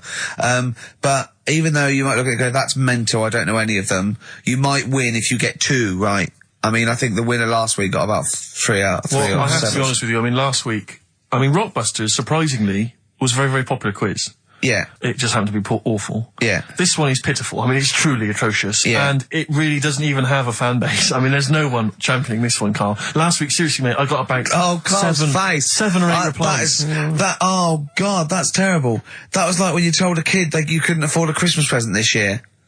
Look at his face. Yeah, it is a bit distraught. Karl, I suppose it's like Chris Evans' face when they said they were cancelling Girls and Boys. It's like, look, but I can come up with great TV game shows like that. No, you can't, Chris. Not anymore. Oh, his little glasses slid down his nose. I'm the guy who don't forget your toothbrush. Yeah. What was that money you owe me? No, you owe us. Oh, Believe it. All right.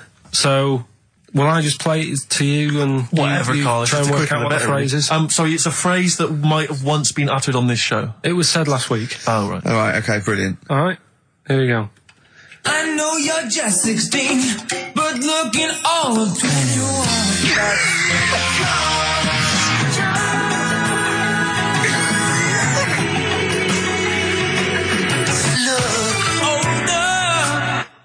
Right, I didn't quite hear right. it. I know what that is. That's ridiculous. What was it? What it is it's something like, right, you're only 16, but you look 26, and the Chinese look older than they are or something, because he said that the Chinese don't age well. That is mental, Carl. It's the most convoluted, ridiculous, racist piece of material ever to be uttered on radio. Play it again. I know you're just 16, but looking all of 21. That's...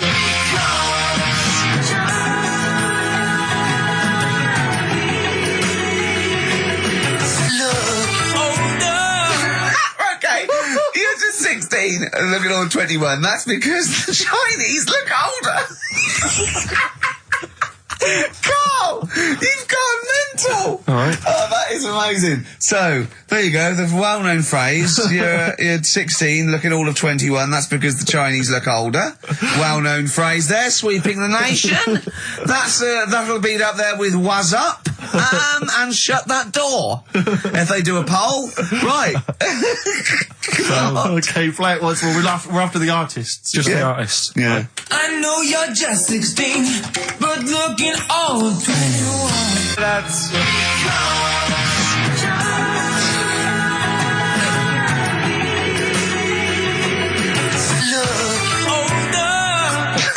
Unbelievable. All right, let me tell you what the prizes are. We've got, I assume this is the new album from Mower.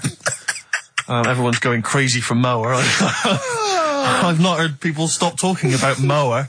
But there it is. We got the new album from the Webb Brothers, which might be quite good. The Polyphonic Spree album, the best dance album in the world ever, which is ideal perhaps if you're having a barbecue and you've got lots of 8-year-old children coming. The Polyphonic Spree, I look at them and I think, well, you know, you're a pretty good band, but if that album sounds like $1 million, you're going to make that 40 quid each. I know, it's extraordinary. I mean... They're the sort of indie equivalent of the So Solid crew. Yeah, you're not going to make any money. The manager's getting 20%. Exactly, yeah. And also on DVD, Red Dwarf Series 1. So, some absolutely barnstorming quizzes. And if you can identify what artist are using this well-known racist phrase, that's because the Chinese look older. Play it once more, Carl. One more time. I know you're just 16, but looking all of 21. That's...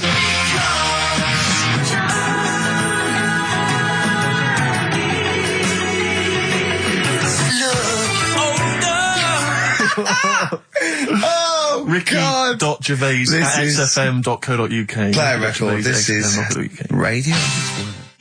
Panic, the Smiths on XFM 104.9. Well, we've done the first half hour, which is mainly genital related. Then we've kicked in with some racism.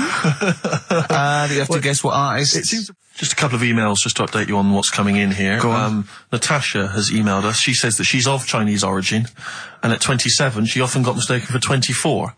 So your notion that Chinese people don't age well is obviously factually incorrect. Yeah, well, we didn't need... Thank you for playing, but I mean, honestly, trust us, Natasha, we didn't need you to tell us that. We know Carl is talking absolute nonsense. Wait till you get to 30. Oh dear, now this is quite a nice email from Paul. He says, let Carl know that I have a Chinese friend called Oi. Imagine the confusing and amusing situations we get into. We're out and about in busy Soho. Is his surname come here?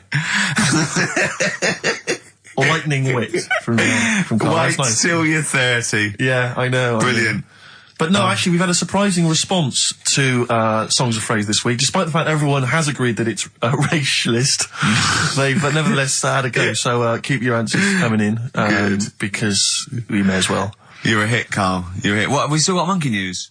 Yeah, don't worry. Oh no, we got to do, look, play a record, we got to do the results. And then we got to do Monkey News. Could we quickly do the results? Well, you say we've got to do the results. There's not people hanging on for them. Let's do it and just knock it out there before... Well, let's play a tune, let's come out and do it. Eddie and the Hot Rods, yeah, surely. Carl, quick, the results, then Monkey News. I need some Monkey News, but I need the results first. Right, play it again and give the answers. Here we go. Songs of phrase. Songs of phrase. Name the artist. Name the artist. I know you're just 16, but looking old. Hue and Cry. That's... Who's that? Hang on. It's not our fault. Well, that's Philip Bailey again. That's too little. Right, it was... That was Roxette. The Look. Yeah. Right, we had, Hue and Cry started it off. Yeah. 16. That was Dean Martin. Because Jane's Addiction. Yeah. Because yeah. Chinese Philip Bailey. Philip Bailey, that's second outing he's had. Last one, we used him for Chinese, where there was a hairy Chinese kid. He's never got so many royalties being used in racist game shows. Brilliant. Then Roxette and finishing with George Michael. Oh dear. So brilliant. Right. Who's the winner? Well, the winner, actually, it looks to me like he's got all of them here, from Bognor Regis. It's Stuart Birch. Well done, Stuart, and you get that bag of tat. Bognor Regis. Yep. Oh, just need his takes address. me back as well. Yeah, if you just email in your address, Stuart, and you can have those goodies. If you're not interested, don't bother. Do you want to do you want to set up Songs of Phrase? Yeah. Oh, God. If you've not heard the show before... I thought we weren't doing this week. I thought we weren't. No, we'll do it once, right? And then next week's the last one, so we'll do Rockbusters. That might be the last one ever, depending on whether Carl decides to come back in October or not. Exactly. I'm bored of it. I told you I'm bored of it. Why are you bored with it? I get bored quick with stuff. Yeah. I told Suzanne the other night how lucky she was. I haven't got rid of her yet. She's... Do you know what I mean? Things... You put on a soft music though first, didn't you? You didn't just start getting that around. You know you're a very lucky girl. Sorry? Well, I usually get bored with you and that. Yeah. Oh, dude. You're lucky you haven't pissed off. Yeah. Do you want to open the champagne or what? Well, she was annoyed the other night. What's that on your ear? Don't worry about it. Where'd you get on? We're walking to the pictures, right? To go and see Bruce Almighty. Sure. Why? And just something to say, innit? Yeah. So you were trying to sneak in the back. So on the way, cutting across Leicester Square, and those fellas who sell roses, he comes over. Do you want one? Do you want one? I said, don't do that. She's allergic to them. Right. So he'd go away. Yeah. She got all annoyed about that. Because she's not allergic to them. Well, she's not allergic now, but they're about £3 each. But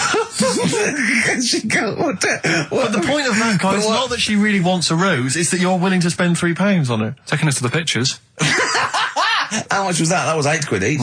Did you pay for it though? But didn't you ever... If I know you had her dressed up as a small child. Yeah.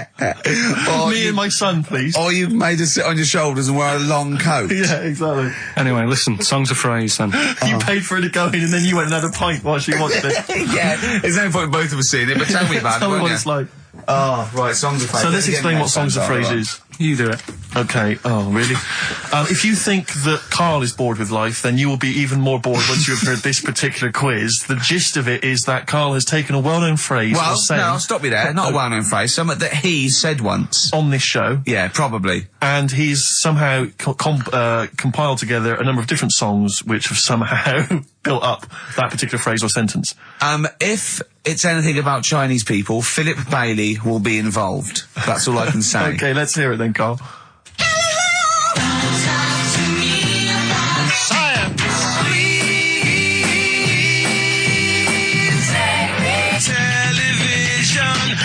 Right. Alright, I don't know what that is. I don't know what that was. This is appalling. I don't know This is what that appalling. is. Carl, I do not know what that is. What is the phrase? I just was saying last week about everyone's raving about Galileo. No, they're not. No, they're not. Raving about Galileo. No, they're not. No, That sounds they're like not. a sort of B-side from the Buggles. Everyone's raving about Beyonce and Robbie Williams. Yeah. They're not, people going, Pop Idol. What are you into? Galileo's good. Yeah. Forget it. No! Placebo, song for Carl there. That's Special Needs on XFM 104.9. I'm Ricky Gervais with me, Steve Merchant, Karl Pilkington. We were doing Songs of Phrase. Oh yeah, I forgot about that. Yeah. Oh god. So what is this phrase? What is the phrase, Carl? Last week we were talking about Galileo. Right. And I just was saying, years ago, I can't remember now, when was it? When was he doing his thing? End of the 16th century, I think. Right.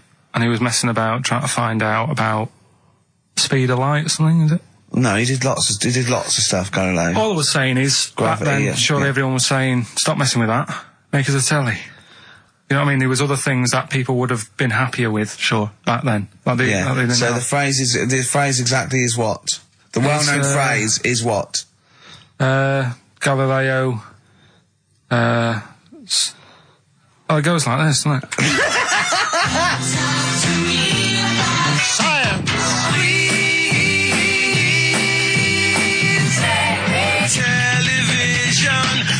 Right. So it's Galileo's stop Talking to me about science. Make me television. Make me television. Yeah. So you email in with the bands and that. Brilliant. Right, let's... that is rock bottom. I mean, the well-known phrase being Galileo, stop talking to me about science, make me television. As a well-known phrase is one of the weirdest things I've forget cheers out of windows and things like that. That is the weirdest thing I've heard on radio as a competition. Can we have that one next week? Okay, well here are the prizes. If you think, Rick, if you think the quiz has hit rock bottom, wait till I tell you these prizes. No, brilliant. I know that we're very much pushing new music on XFM, and it's an alternative music station, so you'll be pleased that we're giving away now, that's what I call Music 55, featuring the likes of Busted and Daniel Bedingfield. Brilliant. You really know how to cater to our audience, don't you? The best dance album in the world, that includes DJ Sammy, Scooter, and Liberty X on there. So look forward to that. Yeah. This is not so bad. Nick Cave and the Bad Seeds, a live DVD of a, pardon me, a performance, and some, pardon me again, but, anyway. That basically sums up the prizes. So, I won't tell you the rest, they're all monotonous. But, anyway, I think those crisps, Rick, have gone down the wrong way. Although I was eating goulash earlier. Sorry. I'm fine. So anyway, yeah, that's some of the prizes. And you can win some tat. So, if you can identify these artists. The well-known phrase, Galileo, stop talking to me about science, make me television.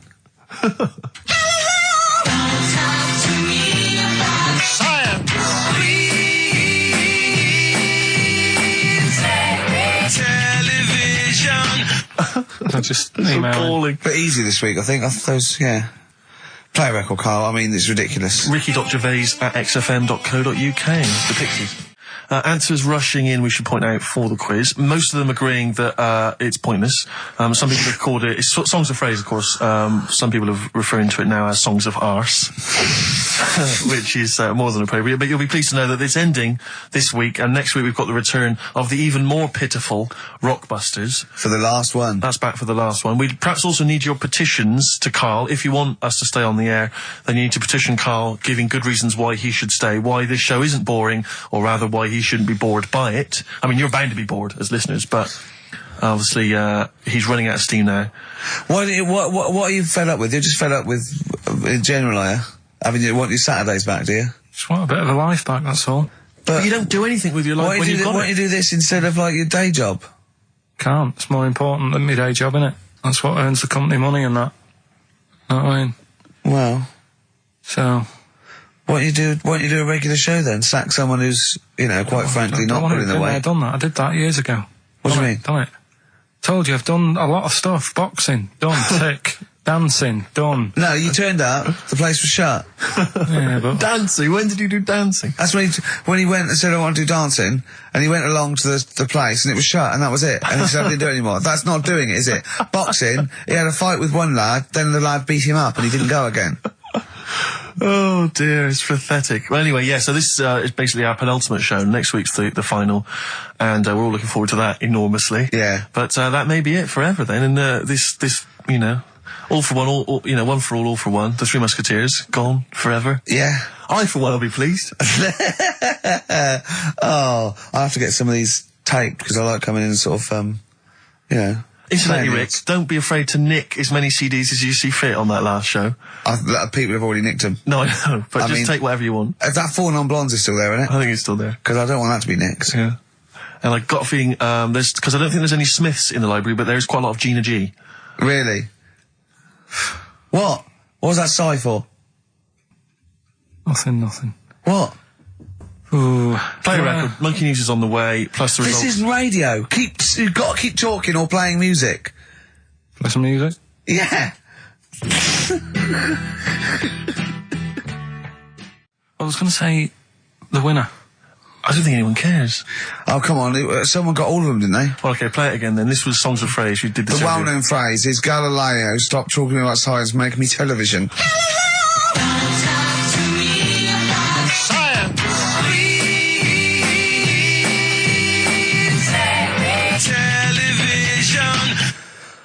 The most convoluted, banal quiz on any radio station ever. I mean, I'm including Moyles, Chris Evans, do you know what I mean? Simon Bates. That's worse than anything they ever did. Apparently, Channel 5 have bought the rights. Anyway, what were the answers, Carl? We had Queen in there, Altered Images, Thomas Dolby. Yeah. Beatles, Aretha Franklin, and Red Hot Chili Peppers. Well, extraordinarily, Tracy and John Burton from Colchester and Essex got all of those right. Why they would want the prizes, I've no idea, but good luck to them. They can enjoy those at some point. God bless. Looking forward to Christmas? Loving it. I'm always a big fan of Christmas, actually. Yeah, no, I'm not a bad humbug type. It's not far now, is it? It's this month now. Is it? Are we in December? Is it the 1st? Yeah. Jeez. Yeah. Jeez. Jesus. Yeah. Brilliant. I was quite excited because this week I think it was this week in the papers, The Sun, and I think all the other papers actually, had the first of the kind of giveaway TV supplements that comes out listing all the shows that are on. But what about when they bring them out this early, is you open it and it's like, you think, yeah, I want to see what films are on and stuff, and you go through it, and it just, about half of the listings are to be confirmed.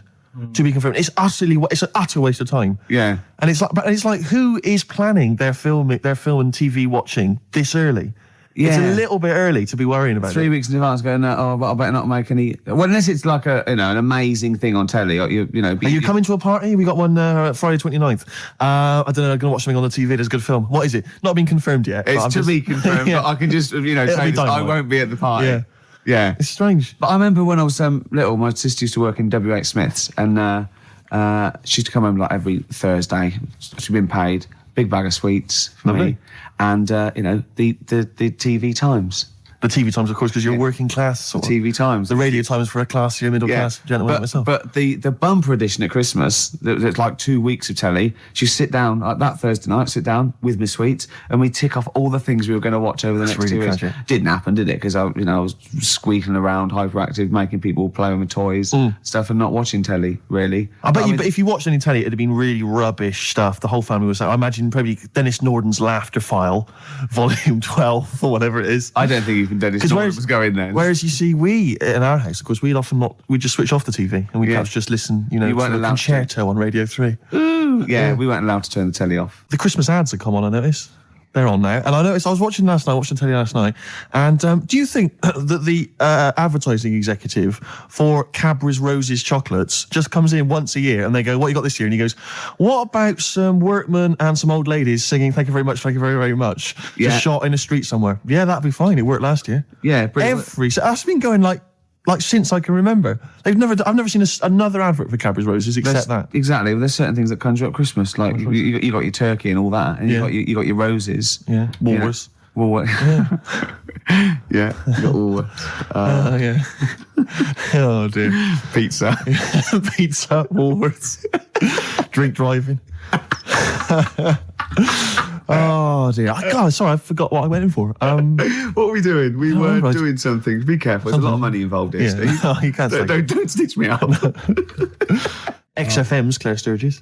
Yeah. Yeah. She stayed off it for just a day. She's not. No. She's clean for a day. You're on methadone or what? You on? No, I'm clean now. You can actually clean. Yeah, well done. absolutely. Yeah. Well done. Well done. Congratulations. Well done. Yeah. Clean for Christmas. Oh, that's beautiful. You're still thieving though, aren't you? Still thieving. Just Can't lose the thieving. But at least the money now goes on like 40 Benson as opposed to a little £5 starter pack. It's lovely. Yeah. Nice, sweet. Right. Okay. It's nice to see a little miracle for Christmas, Rick. It's beautiful. Lovely. Yeah. Yeah. I'm already in the Christmas mood. Are you in the Christmas mood? The thing is, though, what she's still got left over from it, and these are the scars and the reminders of your smackhead thieving days. those little homemade tattoos on her face. Exactly. That she did with a pin. Yeah, she looks like Seal. And some quink. Exactly. Yeah. Oh, but no, Merry Christmas to you, Claire. Yeah, Merry Christmas. Thank you, Merry Christmas. You're still living in the projects. Yeah. It is one of those little She's still miracles. keeping it real. She's It's like wonderful. little tiny Tim. I tell you what, she's a bit like Jesus Christ. In a way, yeah. In a That's way. blasphemous. Please play a record player. Anyway, it's Christmas. Let's not disrespect Let's each other. not- Let's no. be cheery. Yeah. Can I tell Sturgis what you got your family for Christmas last year? I just remembered when I was outside. Please. It was a joy because Gervais is a generous man. And he's a thoughtful man, and he's got a lot of brothers and sisters and a lot of nephews and nieces and stuff. Well, I've got about 20 people to get Yeah, you've got presents for. exactly. So it's it's a tricky business. That's why I think you got him £200 worth of lottery scratch cards. I had about a minute. I was getting a lift down to Reading, and it was my mate Jimmy, and I went, hold on, I just got to get the presents, and I ran into the 7-Eleven opposite me and got $200 worth of scratch cards. That's amazing. It's such a working class Jippo gift, isn't it? But did any of them work? Anyone win anything? Yeah. I mean, some people were down. That was a present. Hard luck. That's the risk you take when you accept this present. Some people were up £70. But So they had a great Christmas. Let's bear in mind that there's like some children who are like 7 or 8, scratching off scratch cards. They got to be 18 to claim them. And just the rest of your family sort of, I can imagine, just wrestling them off. You can't claim it anyway. It's not off. No, have I won? No. No, you haven't. No. But I've got 3 dumbbells. It's 3 the same. You don't get anything for that. Not in this game. Unlucky. Are you going to do that again this year? Maybe, yeah. Christmas. We were talking about Christmas. Yeah. Gifts. What's wrong now? I didn't know what that meant. What? Were you having a go at me because I went on Jonathan Ross show? No. I thought you'd said something. You'd said my name by mistake. You'd said someone else's name when you were talking to me. Oh, right. But I didn't hear that. So when I heard you just go, Okay. Steve, I thought you were correcting a mistake you hadn't made. No. Exactly. No. Oh, okay. All right. You see? Blunder. What did you call me? Fatty. Good. Right.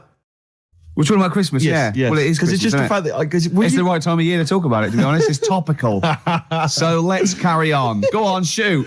Well, I just wondered if your Christmas gift buying had always been as thoughtful as it is in recent years. Oh, well, no, that was actually, even though it was thought pretty lazy and thoughtless, it was quite generous in the sense of financially.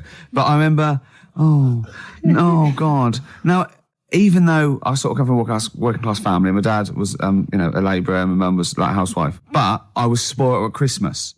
I didn't have like pocket money or gifts and that, but she'd get out of a catalogue and pay for it for the rest of the year. So I did have great presents. Yeah. And because I had older brothers and sisters, they were earning, so I had good presents. And it was okay for me to, give them nothing or do a card or something rubbish. But then I remember one year when I just suddenly realised I was too old to be doing this. It was like, in Jaws when it pulls focus. Yeah, and you go, oh my God. And I just realised that's the worst present you've ever... I think it was about 12 or 13. And I remember it now. My sister had got me a Cat Stevens album. Great. I think a birdhouse and like a quiz book or something. Yeah. And it was my turn to give her a present. And it was a bottle of shampoo that I'd found in the bathroom and wrapped up. It's a big jumbo, one of those Tesco's, Had it not already been used? No, I don't think so. Mum had bought it, You just topped it up with water, wrapped it up. I just gave it to her and she went, oh, thanks. I thought, oh, God, that's rubbish. That's really bad. It's rubbish, isn't it? That's really bad. I know, yeah. I remember one year, I really wanted a Scalextric. So I was going, I want Scalextric. And my mum was going, no, you'll just get bored of it. I know what you're like. You'll get bored of it and we'll have spent all that money and you'll be bored. I was going, no, I won't. I love it. I'll play with it forever. And, and she was going, no, you won't. And I was going, I will. I love it. And so she bought me Scalextric and I unwrapped it. And I was using it. I was bored instantly. Yeah. But I didn't tell her. I pretended I loved it.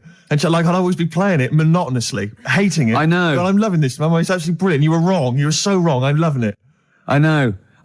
Things with Scalextrics, I think it was great at the time, but I think it was an XFM party actually years ago when they got Scalextrics, and like loads of us think, oh yeah, I used to love it. Rubbish. Yeah, really rubbish. It's tiny. Yeah. It's about 2 foot long. Yeah. You go, put it back on, Dave. Yeah. There Exactly. you go. Oh, can you put it back on? Exactly. You want it to at least kind of change into a robot. Or kind of come off and just drive around the Of course, these days it's all virtual, Steve. That's true. Isn't it? In your mind. Well, we all take a pill, don't we, Rick? And then we're in some kind of fantasy world. I am Ayrton Senna for a little while. What about those bloody computer games? No one's reading a book anymore, are Mummy, they? what's a tree? Download. Well, I'll tell you what. I'm going to play a song now. I think I've dissed U2 for about 15 years, but I got them wrong, and I'm going to play a lovely track off the latest album. It's the last track on the album, Ground Beneath Their Feet. It's from All You Can't Leave Behind. Beautiful song. And I think it's one of their greatest works. Steve Taylor, the man with the knowledge. Come in. Hey. All right. Christmas to it's like Steve Wright and his posse. All right, Merry Christmas. Hi. Hi. Are you? So tell us, are you a great ladies' man? Were you a great ladies' man before you were married? It's not something I talk about. I'm married now. Because he's sort of like got a little shaved head and he's got a beard and it's exactly the same colour, sort of ginger hair. He looks like a tennis ball. It's just hair, exactly the same length, all over his face. There's no reason for me to come in, was there? Abuse was happening without me here. Yeah, I know. And now I've come in, you just continue. But say hello, so it's with your blessing, and I think we're nice. Say Merry Christmas. Hi, Merry Christmas, all listeners. See, you're on at 5 o'clock, aren't you? Yeah. Right, I'm going to make a note of that. When I bought those two albums, I'm going to listen to Steve Taylor, the man with the knowledge, on at 5 o'clock on XFM. Isn't it incredible? Because he's been in since 11 o'clock this morning, just compiling information for every record he'll be playing. Yeah. The show's only 20 minutes long. But with him, it's because he's got to offload it. Yeah. He's got to talk about it all the time because it's only, he's got a huge brain. It's warm, it's going Throbbing, warm, all information. What are you playing next, Claire? You bored? Sorry, were we boring you two? Oh, was just that list? Isn't that cute? Yeah. So can you tell us about Star Sailor? What do you know about some interesting facts about Star Sailor? Into the microphone, into the micropole that goes down the loudy box and out to the radiograph in the homes all around England. They're rubbish. Thank you. Steve Taylor, controversial view. Still, he has bred people. Stereophonics and the theme tune to BBC Two's The Office, Handbags and Glad Rags. Absolutely. So I think we should be playing Christmas songs as well, though. Because American Christmas War is over. A great. Is it really? What? The theme tune to The Office. I think it meant is war really over? It is. Thanks, John. Yeah. It is. Yeah. Yeah, it is. Yeah. That's there. To be fair, Rod Stewart did it first. Yeah, and we don't use the Stereophonics version. Or the Rod Stewart version. Thank you. Too expensive. Exactly. Costs a fortune. Had to re-record it. Yep.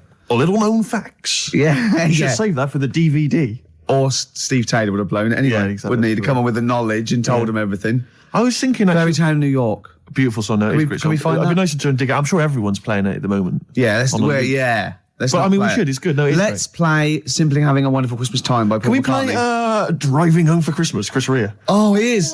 There's a lyric in that goes, he's in the car driving on Christmas. He looks over the other bloke in the other car. He goes, he's just the same as me. Yeah, I was thinking that. He's just the same as me. Is he saying he's copied him? He's like, oi, what are you wearing? That's the same as me, that is. What do you get your missus? The same as it? You. Who are you? A stalker? I'm Chris Rea. Hello. Yeah. Going back to Newcastle. Exactly. Are they talking it? Is that where he's from? Yeah. Is it Middlesbrough or Newcastle or? Great, I'm loving this, Steve. Yeah, no, it's nearly great. Christmas. I had a couple of chocolates there, didn't I? Oh, the purple ones in roses. Very much like the Quality Street one, the hazelnut and the toffee. Yeah. But getting me in the mood. Now, I know if you're a fan like me, you love the roast dinner. Oh. We love the roast dinner. But the Uber roast dinner is the Christmas dinner. I'm looking forward to it. No, I'm thinking about it now. I can't believe how many different sort of meats you're going to have in your house. Well, we always have the turkey, obviously. Traditional. Plus, we always have a little bit of pork, a little bit of lamb. Oh, God. And don't forget the sausage, Well, I love the fact that someone's designed the turkey Christmas dinner, and then they thought, wait a minute, I also want a little sausage, and let's wrap it in bacon. Why not? Let's just have stuff in it as well. Can we have all the meats that are available? Someone said, hold on. There's sausage meat in the stuffing. Now, I went, well, sue me. Yeah, exactly. Sue me if I want a bit of extra sausage. You know what I mean? Oh. It's the work of art, and it takes hours. Rick, can I ask you what kind of veg you going with this year?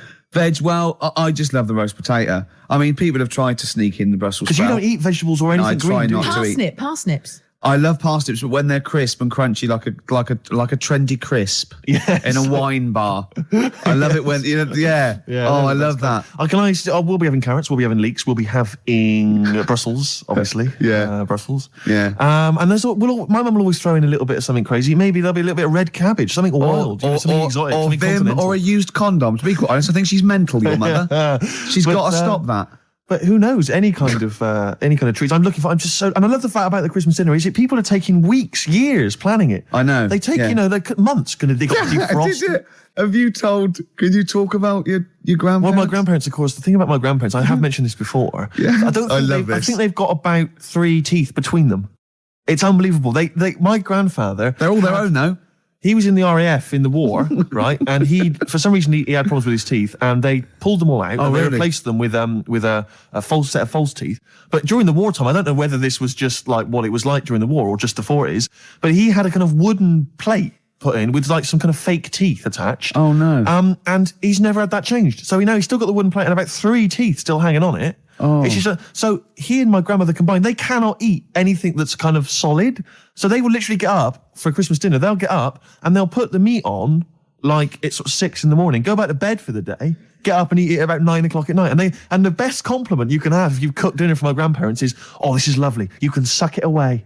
Yeah. Imagine that. Why don't they just liquidize it? Have a nice little roast smoothie. They have done in the past. Really, and a little apple crumble smoothie to follow. If we take them out to eat, like at a restaurant or something, we've got to phone ahead to make sure there's fish on the menu. Really? Because they can only have fish. But then the bones, you see, that's a problem for them. Well, you can take the bones out of fish, can't you, and sort of mash it up? Yeah, but the eyes are going Steve, as well. could I suggest the fish cake?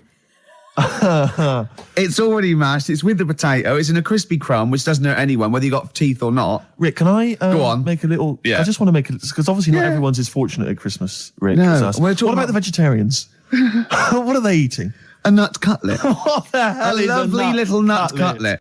Can't they have like tofu, but in the shape of a turkey? But I love the fact that so often, you know, certainly your Linda McCartney veggie items, they always try to fool you into thinking it's the real thing. You know, some veggie sausages that they've injected with something so they'll taste like sausages. Yeah.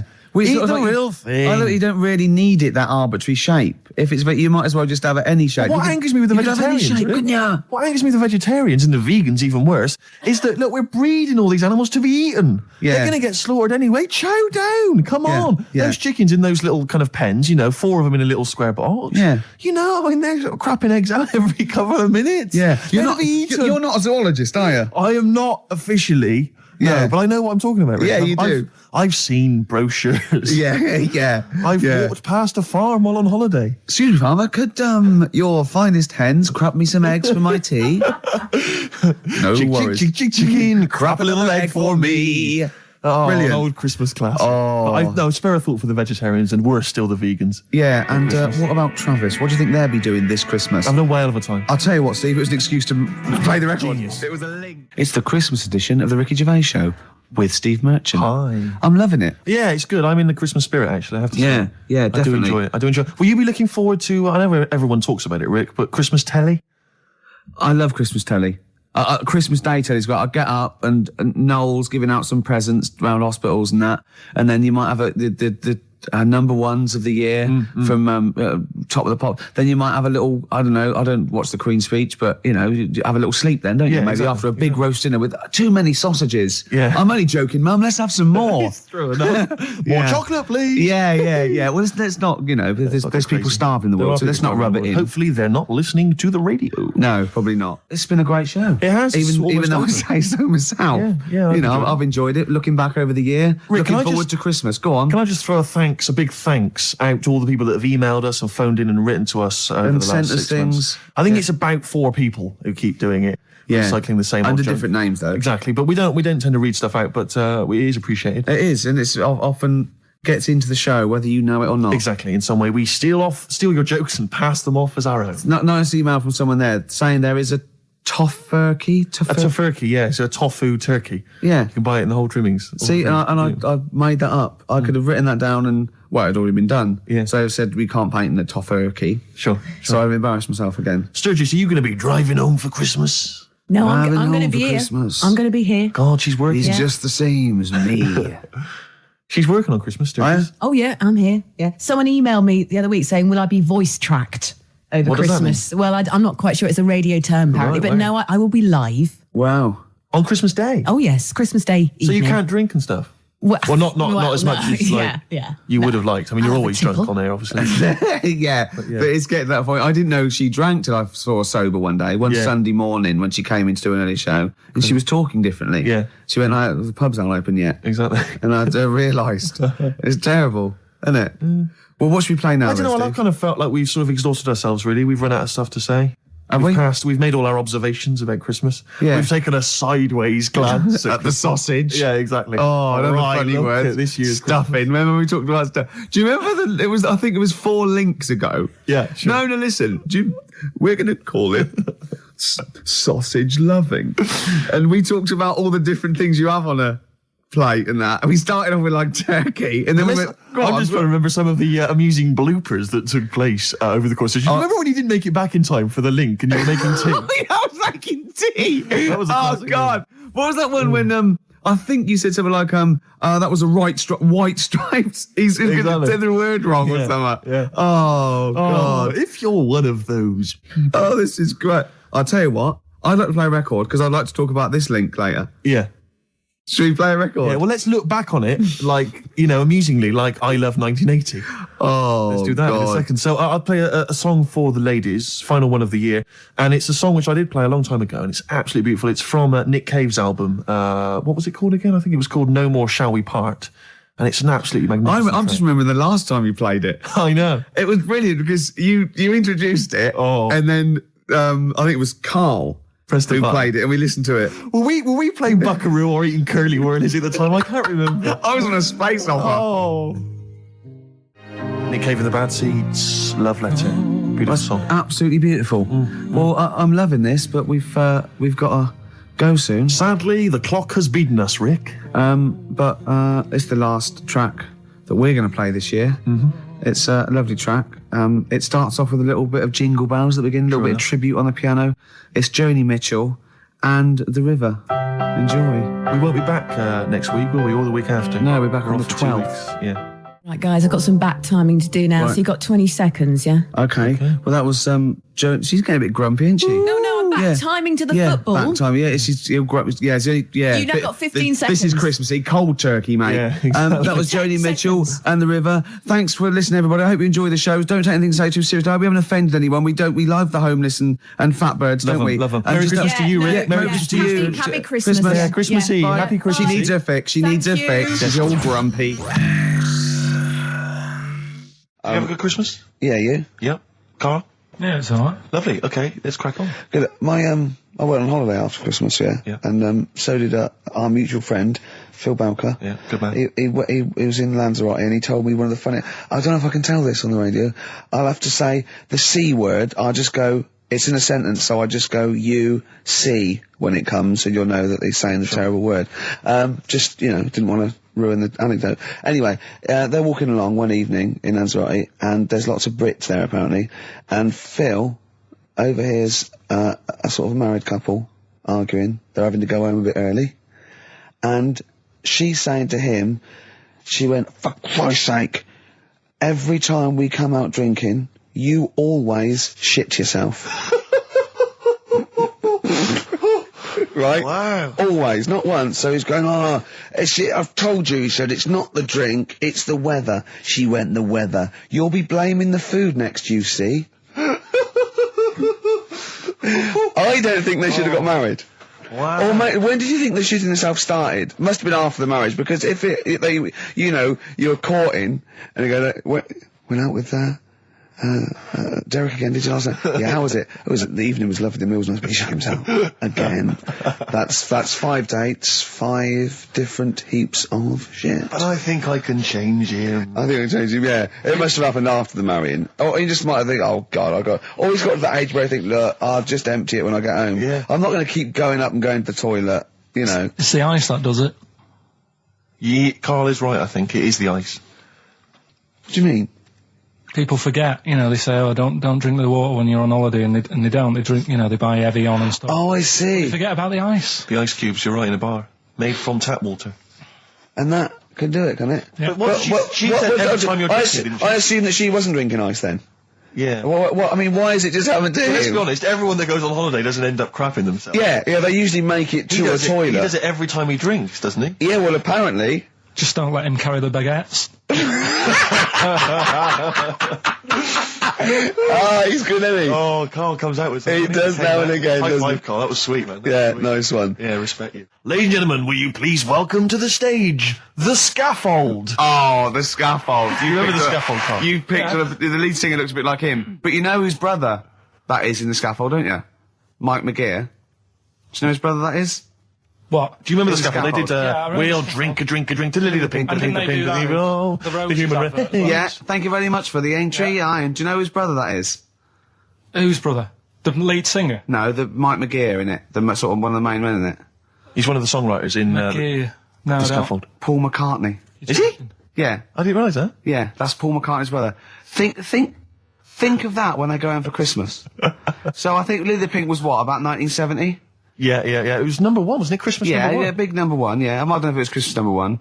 Two Little Boys was 1969, last... No, it definitely was number 1. Yeah, but I don't know if it was Scaffold number 1. It was, because I remember I did it in Really? Sundays, yeah. Yeah. Oh. So they go home at Christmas and Mrs. McCartney goes, all right, boys, how are you, Paul? How are you doing? I'm just starting a new band called Wings. Yeah, oh, yeah, so this is Linda. All right, sit down.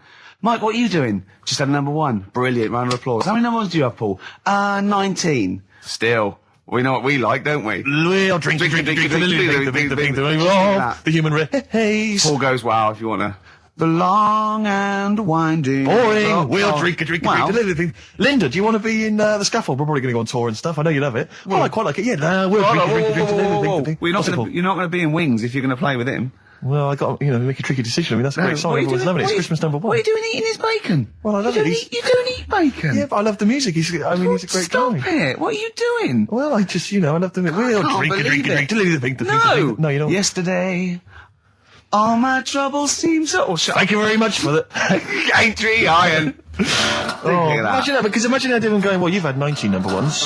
I mean, it can be around time. Yeah, if things stay like this with The Scaffold, I'm going to rule the 70s. Yeah, if things that carry on going like they're going now, The Scaffold, ladies and gentlemen, will you please welcome to the stage, Beck.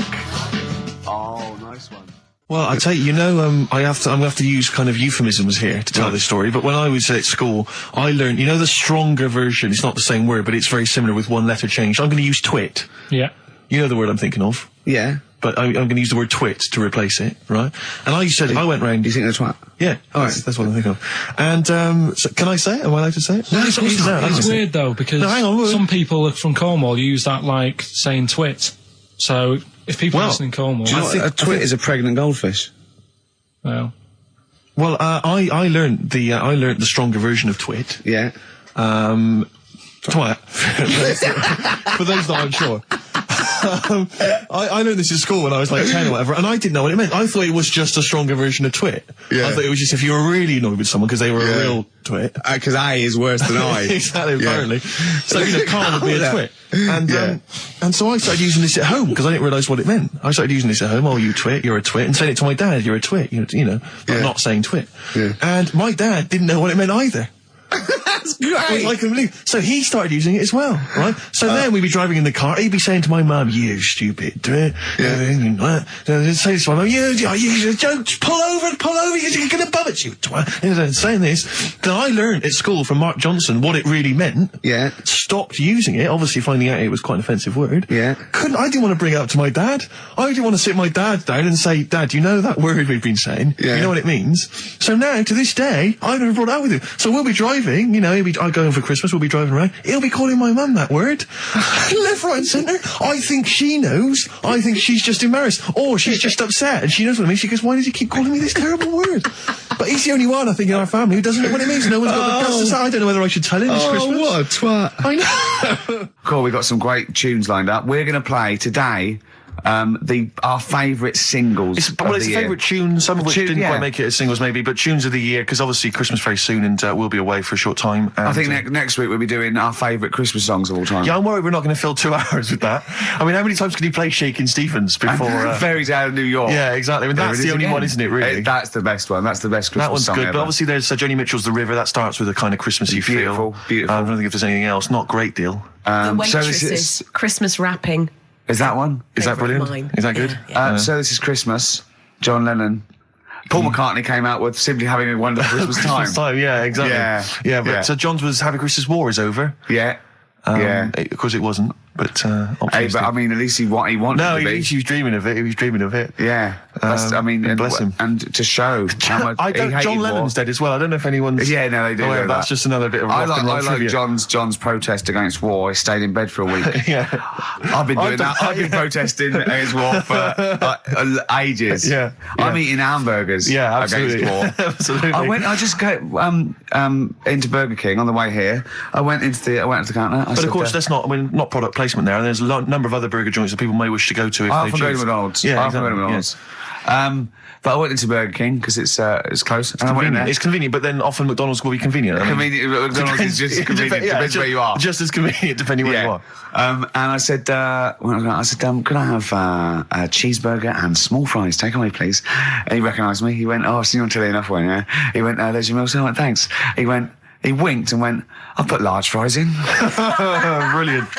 So that's so it's paying off at last. True genius is being rewarded by the burger joints. Because I mean, there's been a couple of times where I've been with you, and we've gone to a restaurant and someone's given you a free meal or whatever. And it's the way that it's like you don't ask for it; it's just kind of offered. But I don't know what they're expecting in return. Nothing. I mean, do they think that you'll go away and you'll always think fondly of Chad who works in Burger King? I just think they think, oh, I don't know. They make. I'm going to give him a little treat. Yeah. I know, I don't like it, but then I'm always grateful, and I never... Yeah. But the thing is, I'm slightly embarrassed. Did anyone around you hear what had happened? No. Because I imagine the resentment, just the whole room turning on you. No, they didn't. I had to go around telling them. I went and said, "Excuse me, did you hear that?" He goes, "No." He just gave me the free thing because I'm on the telly. And I went, "I don't recognise." I went, "You don't recognise me?" I'm terrified now that that someone could be listening at Burger King HQ. I'm assuming this is an unorthodox procedure. And that little fella's got fired. Well, they know it's Leicester Square now because I just mentioned it, so they know which Burger King it is. Oh my God. I don't know. What was his name? Ralph Littleton. He had a name badge. Number 342. Well, I just hope Littleton doesn't get in trouble. So, what are we going to play? That could be a sad Christmas for him. He's probably keeping his whole family afloat. Bit of Springsteen. Well, tunes of the year. I mean, I know people dismiss Springsteen, but as I say, the gig I went to see earlier in the year, I made Sturgis couldn't believe we were going to play Springsteen. Brilliant. I just think, leave aside what you think is cool and trendy and the fact that he's older now or whatever else. Really? Just leave all that behind and just listen to the tunes because, he remains a great musician. Lonesome Day? Lonesome Day's current single and it's the first track on the album. Free chips. Absolutely. Is it true? Talking about when his dad said that, and then you told me something that I find amazing. Oh, the thing is, it's Christmas. Obviously, I've got to go back to Bristol. I love seeing my family. Well, yeah, I do. But it means I see my grandparents who are, brilliant people. I mean, lovely people, but mental. I mean, utterly mental. And they've taken now there must be sort of 80 apiece. And it is quite an old age, but they're fairly good health, relatively speaking. And they just spend their time in bed. I mean, that's all they do, that's their profession. They've retired to go to bed. And they spend all the time in bed. I tell you what they're like. They're like that old guy, they're like all that old family in Charlie and the Chocolate Factory. Oh, yeah. Remember, none of them had got up for like 25 years. Yeah. And you said that they go to bed and they go to sleep, but then when they wake up, what they do is put an extra pillow so they're slightly more upright, and that's them in the day in bed. That's the daytime thing. But they get up and cook and stuff. What they do is they've got about 6 teeth between them. I mean, my grandmother needs false teeth, but refuses to go and have the old ones extracted and the false teeth fitted. So she's working with about 3 or 4 teeth. Oh. My grandfather had false teeth given to him during the war. Wooden ones? Well, it was plastic teeth on a wooden pallet, right, that sits at the top of the mouth. He's still got the wooden pallet, but most of the teeth have come off. So there's about 4 teeth left, 4 false teeth. He's got a set of false teeth that make him look like he needs false teeth. I mean, that's pretty bizarre. So the problem is that they have to get up. They get up about 7 in the morning to put on, say, some beef or lamb, whichever they're going to cook. They put it on at 6 in the morning, 7 in the morning, so that by the time they eat it at 6 at night, they can use the phrase, this is what a good meal is for my grandparents, if they can use the phrase, "Oh, that's lovely, you could suck it away."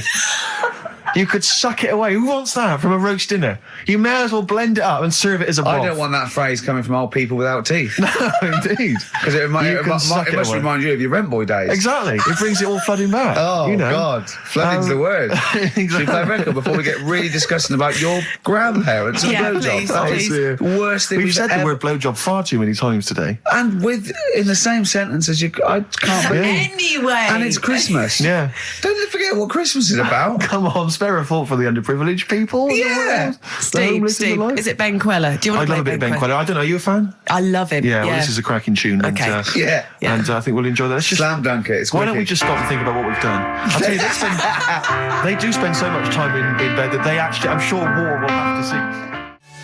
Those are the Red Hot Chili Peppers, and they're still going strong. Oh, indeed, yes. That's one of my favourite tunes of the year. You enjoyed that? Yes, absolutely. Yeah, these are all mutual. We love them all. We're not absolutely, really. No, we're not annoying each other by putting in songs the other one doesn't like. We're like a team today, isn't it? I think that's the Christmas spirit. I don't know what it is. We've come together. We're sort of unified. Yeah. In the absence of Karl. Yeah. Who often divides us. He often comes between us. Does he? Like, yeah. Well, I'll tell you what it's like. It's like a child. Like, it's like we're a married couple and he's sort of our autistic child or something, you know, and sometimes it just puts a strain on the marriage, you know, we all three of us love each other, you know. Because he does love you guys. Yeah, exactly, but sometimes it's hard. I hear him talking about you in the office sometimes, you know. He looks up to you, aspires to you too. But it's because of to be honest, the baby Jesus, that we realise that there's beauty in everyone and it's all right. Yeah. Exactly. He's never had that before. No. Well, I have to say that I'm really getting into the Christmas spirit. When I was younger, I didn't really enjoy it. I was quite cynical. I was quite, rock and roll.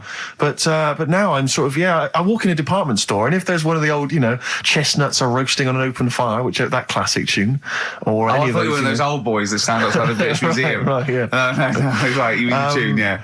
You know, that one, or, how does it go? Chestnuts roasting on an open fire? Chestnuts roasting on Jack Frost nipping at your nose. But I can't get enough of them. I love it. I'm in a department store, it's frosty outside, it's warm in there. Have you ever roasted your chestnuts on an open fire? I have never done that. No, I have not done that. Just backing up to it like that with your little chestnuts hanging out like a bulldog. What would you be wearing? You'd probably I imagine you'd have your dressing gown on. You'd just hoik it up, just pull it so your up, arse was showing. Pop them down, tuck it in like a lovely lady. Yeah. So like a lovely lady from the front, but behind it looks like a bulldog dragging a tree. And you just pop them in the grate. Yeah. And you would, because you want to be careful of too much roasting. So I imagine you'd want to just kind of ease yourself in slowly. Lightly toast them. And if it feels too hot, get out of there. Get the hell out of there. Yeah. That's if any kids are listening, try that. No. What? No. Like there's a kid thinking, I'm going to roast my chestnuts on an open fire. I don't think there's even a child that's doing that. I don't want someone to do it and then the parents go, and Steve Merchant's told our children to do it. We're probably we're probably in trouble now because of that. Where's a kid going to find an open fire like those? I mean, it has to be the sort that they use, those kind of barrels. It can't just be open fire at home. That doesn't count. That's just stupid. If you're going to do it properly. Oh, no. We're having such a nice time there. We've lowered the tone. I'll tell you what'll perk us all up, though. Richard Anderson has emailed us. He's loving the show, is he? Well, I don't know if you've heard this, Karl. Karl, I've called you Karl. That's okay. That's okay. I'm Claire. Pleased to meet you. Is it the shaved head or the stupidity? Yeah.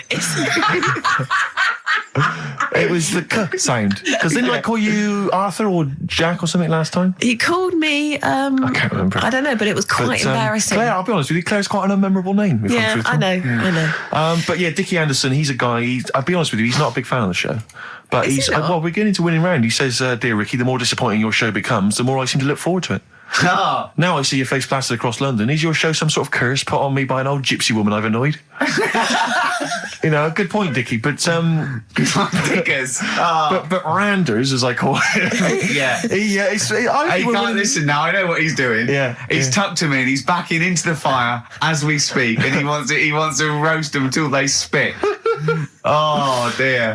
Thanks for listening, Randers. It's a Merry Christmas to you and Happy New Year. And as you know, you've got a lot to look forward to because our first hour is always the best. That's exactly right. You're going to be loving it till 3, cockers. Oh dear. What should we play? Well, this is every so often I get sent a CD by a friend of mine, Harry, who just sorts me out with tunes that I may have missed. That's such a good idea. It is a great idea, and this is one that I think it came out this year. It's a Teenage Fan Club, and they teamed up with Jad Fair, and I think it's a mixed bag, the album apparently. But this is one of the good tunes on it. New to you. I'm running out of steam now, Steve. A bit tired. Are you? So I've got 50 minutes to do, so we better think of something to say. Well, I genuinely was going to ask you, because obviously Christmas is approaching and I've not even started to think about Christmas gifts. I don't know how you're getting on, Claire. I never do. But, Claire, you're aware of what Ricky bought his family last year, aren't you? Oh, yeah. Do you know, I am, because he told me and I've completely forgotten. It's extraordinary. It is extraordinary. I mean, how much thought and planning went into it? Right, I was pressed for time. How many kids were there? How many people were there? This is it. I've got a big family, okay? Well, not big, but I mean, they've got lots of kids. So I'm sort of youngest in my siblings, and so they've got kids ranging from like 30 to babies. And there's about 15 of them. And you buy them all? Yeah, I'll try and get them. Try and get them all. Nice. So what is it? Wait. So I got a lift down. And I thought, what can I get? I thought, I can't just give them the money. I'll stop you there straight away, if I may. What? You notice he's on the way down for Christmas Day. Oh, right, so he's on the... Oh, right. He's on the way down. This is when he starts... Boxing Day. So this is when he starts to think about buying them a gift. Yeah. On you go. So I was getting a lift, and Matt was going to lift down. So just before we got there, I just ran across the road to the 7-Eleven, got 200 quid worth of scratch cards. Scratch cards. Bear in mind, I think you were describing the family then. I noticed some of them you described as babies. Well, I mean, yeah. So, children? Yeah. You're giving the children the gambling cards. But that's lovely. I give them 10 each, so they could have won thousands of pounds. A lot of them were disappointed when they won nothing, but I said, kids, that's the gamble. That's the risk you take when you receive a gift from me. But the great thing about getting some of them won. Some of them were laughing. But the great thing about getting kids hooked on gambling as a Christmas gift is it's the gift that keeps on giving. Yes, throughout your adult life. It gives and it takes. Exactly. So that's fair. I don't hand them to children. I hand them to the parents. Right. They can distribute them as they wanted. Sure. So what are you going to do this year, Ricky? But how are you going to top that? Yeah. 300 quid worth of scratch cards. I've got a bit of money now. It's the most thoughtless and The Office on pikey DVD. gift I've ever heard I of. think they might be getting The Office on DVD. Signed. So that's already sent it up in value. Oh dear. I know, that's pretty bad. So have you seriously considered it this year? I'm going to go shopping. I'm going to go shopping properly. Yeah. If you want any help, I am the queen Didn't you take of a small shopping. roulette wheel down there, weren't you? Genuinely, didn't you buy like a roulette wheel? No, I had it. That's down there from when I got it when I was about 10. Oh, right. And sometimes I'm the banker. I always win. Yeah, of course. But they've got to learn a lesson. The banker always wins. It's a valuable lesson when they lose money to me. You should just go down this year and just say, basically, I went to a casino. I put a £10 chip on for everyone. Exactly, yeah. Here's the winnings. You lost. You won. Yours came in. Yours was a donkey, love. Yeah. But Steve, what about you then? Because I mean, you don't like shopping. Well, do it's you? not that I don't like shopping, it's that I've got no ideas. You know, I'm running on empty with my parents. They don't appear, as far as I can make out, they don't appear to have any hobbies. No. I mean, I said before, my grandparents... You don't like wasting money. I'm not being funny, but you don't like wasting money either, do you? Well, I don't like wasting money, no. But I like to buy something practical for people. I like something which is going to last, something that's value for money. I don't like novelty gifts. Yeah. No, I think novelty gifts are wrong. I've mentioned to you that my grandparents spend all their time in bed. So there's only so many kind of, sort of bed socks you can buy, and ointment for, bed blisters and so on before, you run out of ideas. What about some of those novelty teeth? Because that would be, a nice jokey present, and they could probably come in useful for chewing the broccoli. Yeah, exactly. Oh, do you know what would be nice? One of those... No, I'll tell you when... No, go on. Those sort of travel pillows. So, when you're travelling and your head sort of falls down like... No, but they travel from vertical to almost horizontal. They're sitting up in their bed. Get on one of them beds that come up. You're not made of money. What am I talking about? Like Thora Heard's bed. Thora Heard's bed. Does her feet ever touch the ground now? Do you know what I mean, though? No, it's literally... She goes shopping in one of those little trolleys. She goes straight into her room. She's up the stair lift. She gets lowered into the bath. Yeah. It's terrible. Ludicrous. I'm just lazy. I mean, I tell you that, but I mean... Well, there's a whole idea. But if you're earning the kind of money that, that Heard is on, wow. with her songs of praise and whatever under the else. sofa, exactly. Money for she was at the Comedy Awards last year, wasn't she? Well, I'll give her an award. She's up the stairs like a greyhound. She can move then. Yeah. But so I've got no ideas. Absolutely no ideas. Okay. But any suggestions are welcome, Claire. What are you going to get your family? You've already thought this through? No, I obviously can't tell you because they will be listening. Right. But they're all outside at the moment because my family are coming to meet me after the show, and we're going to swap presents then because. Okay. Outside. Are there any Office in Leicester DVDs? Square? No, I haven't. Books? No. Because I should point out that the Office DVD is currently available. I actually did go and buy. I actually went and bought it myself. You can also buy it and I am online. enjoying the scripts, by the way. Excellent. That's in. I love Do you the know fact what that I we're love? authors in the top 10. Yeah, we're in the top 10 bestseller list. No. But to be fair, we're at number 7 in the paperback non-fiction. Now I don't understand how that can be non-fiction. Yeah, because it's the transcript from a made-up television it's not a real show. documentary. Exactly, yeah. But we're beating these poor people. But we're officially best-selling authors. I think that's fantastic. Which is excellent.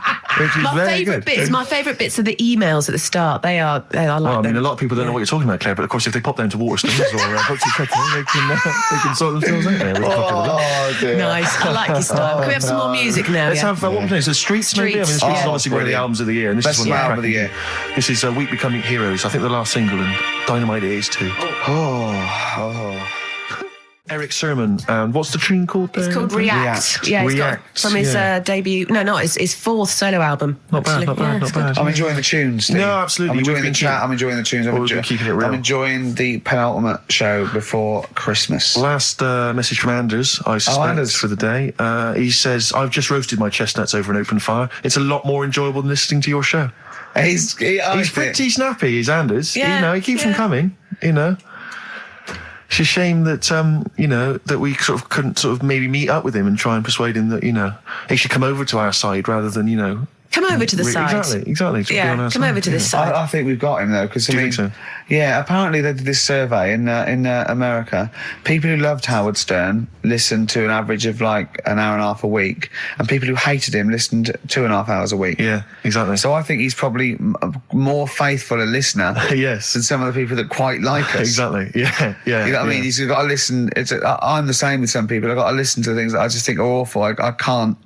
It's compulsive viewing. So, I don't care if people listen to us because they hate us or like us. No, indeed, as long as they're listening. I was on the as long as they're spending money on the advertisers. Other day. Yeah. Rick, my mother always used to say to me that you should write and thank your aunties and so on for their gifts. Yeah. And I feel like we should take a moment out just to thank all the people that have emailed or written into us during the year, because we don't. Basically, we're very lazy men and we never reply. Well, really. I never look. You never look at emails. You read them and I'll go anything for me. I reply very occasionally if I think it's worth it. You're like my secretary when it comes to you protect me from like people who... The insults and so on. Yeah. Are there any insults? Are there? Oh, there's plenty. Yeah. Do you have to protect him, really? Oh, God, yeah. There's lots of things I don't tell him. Lots of things I keep from him. It's not very nice. I was... Right. Well, he's just not as popular as he thinks he is. Oh. He thinks that when he's like dancing around and making funny faces and squawking and making noises and stuff when we're filming, he thinks that everyone thinks that's enjoyable. Yeah.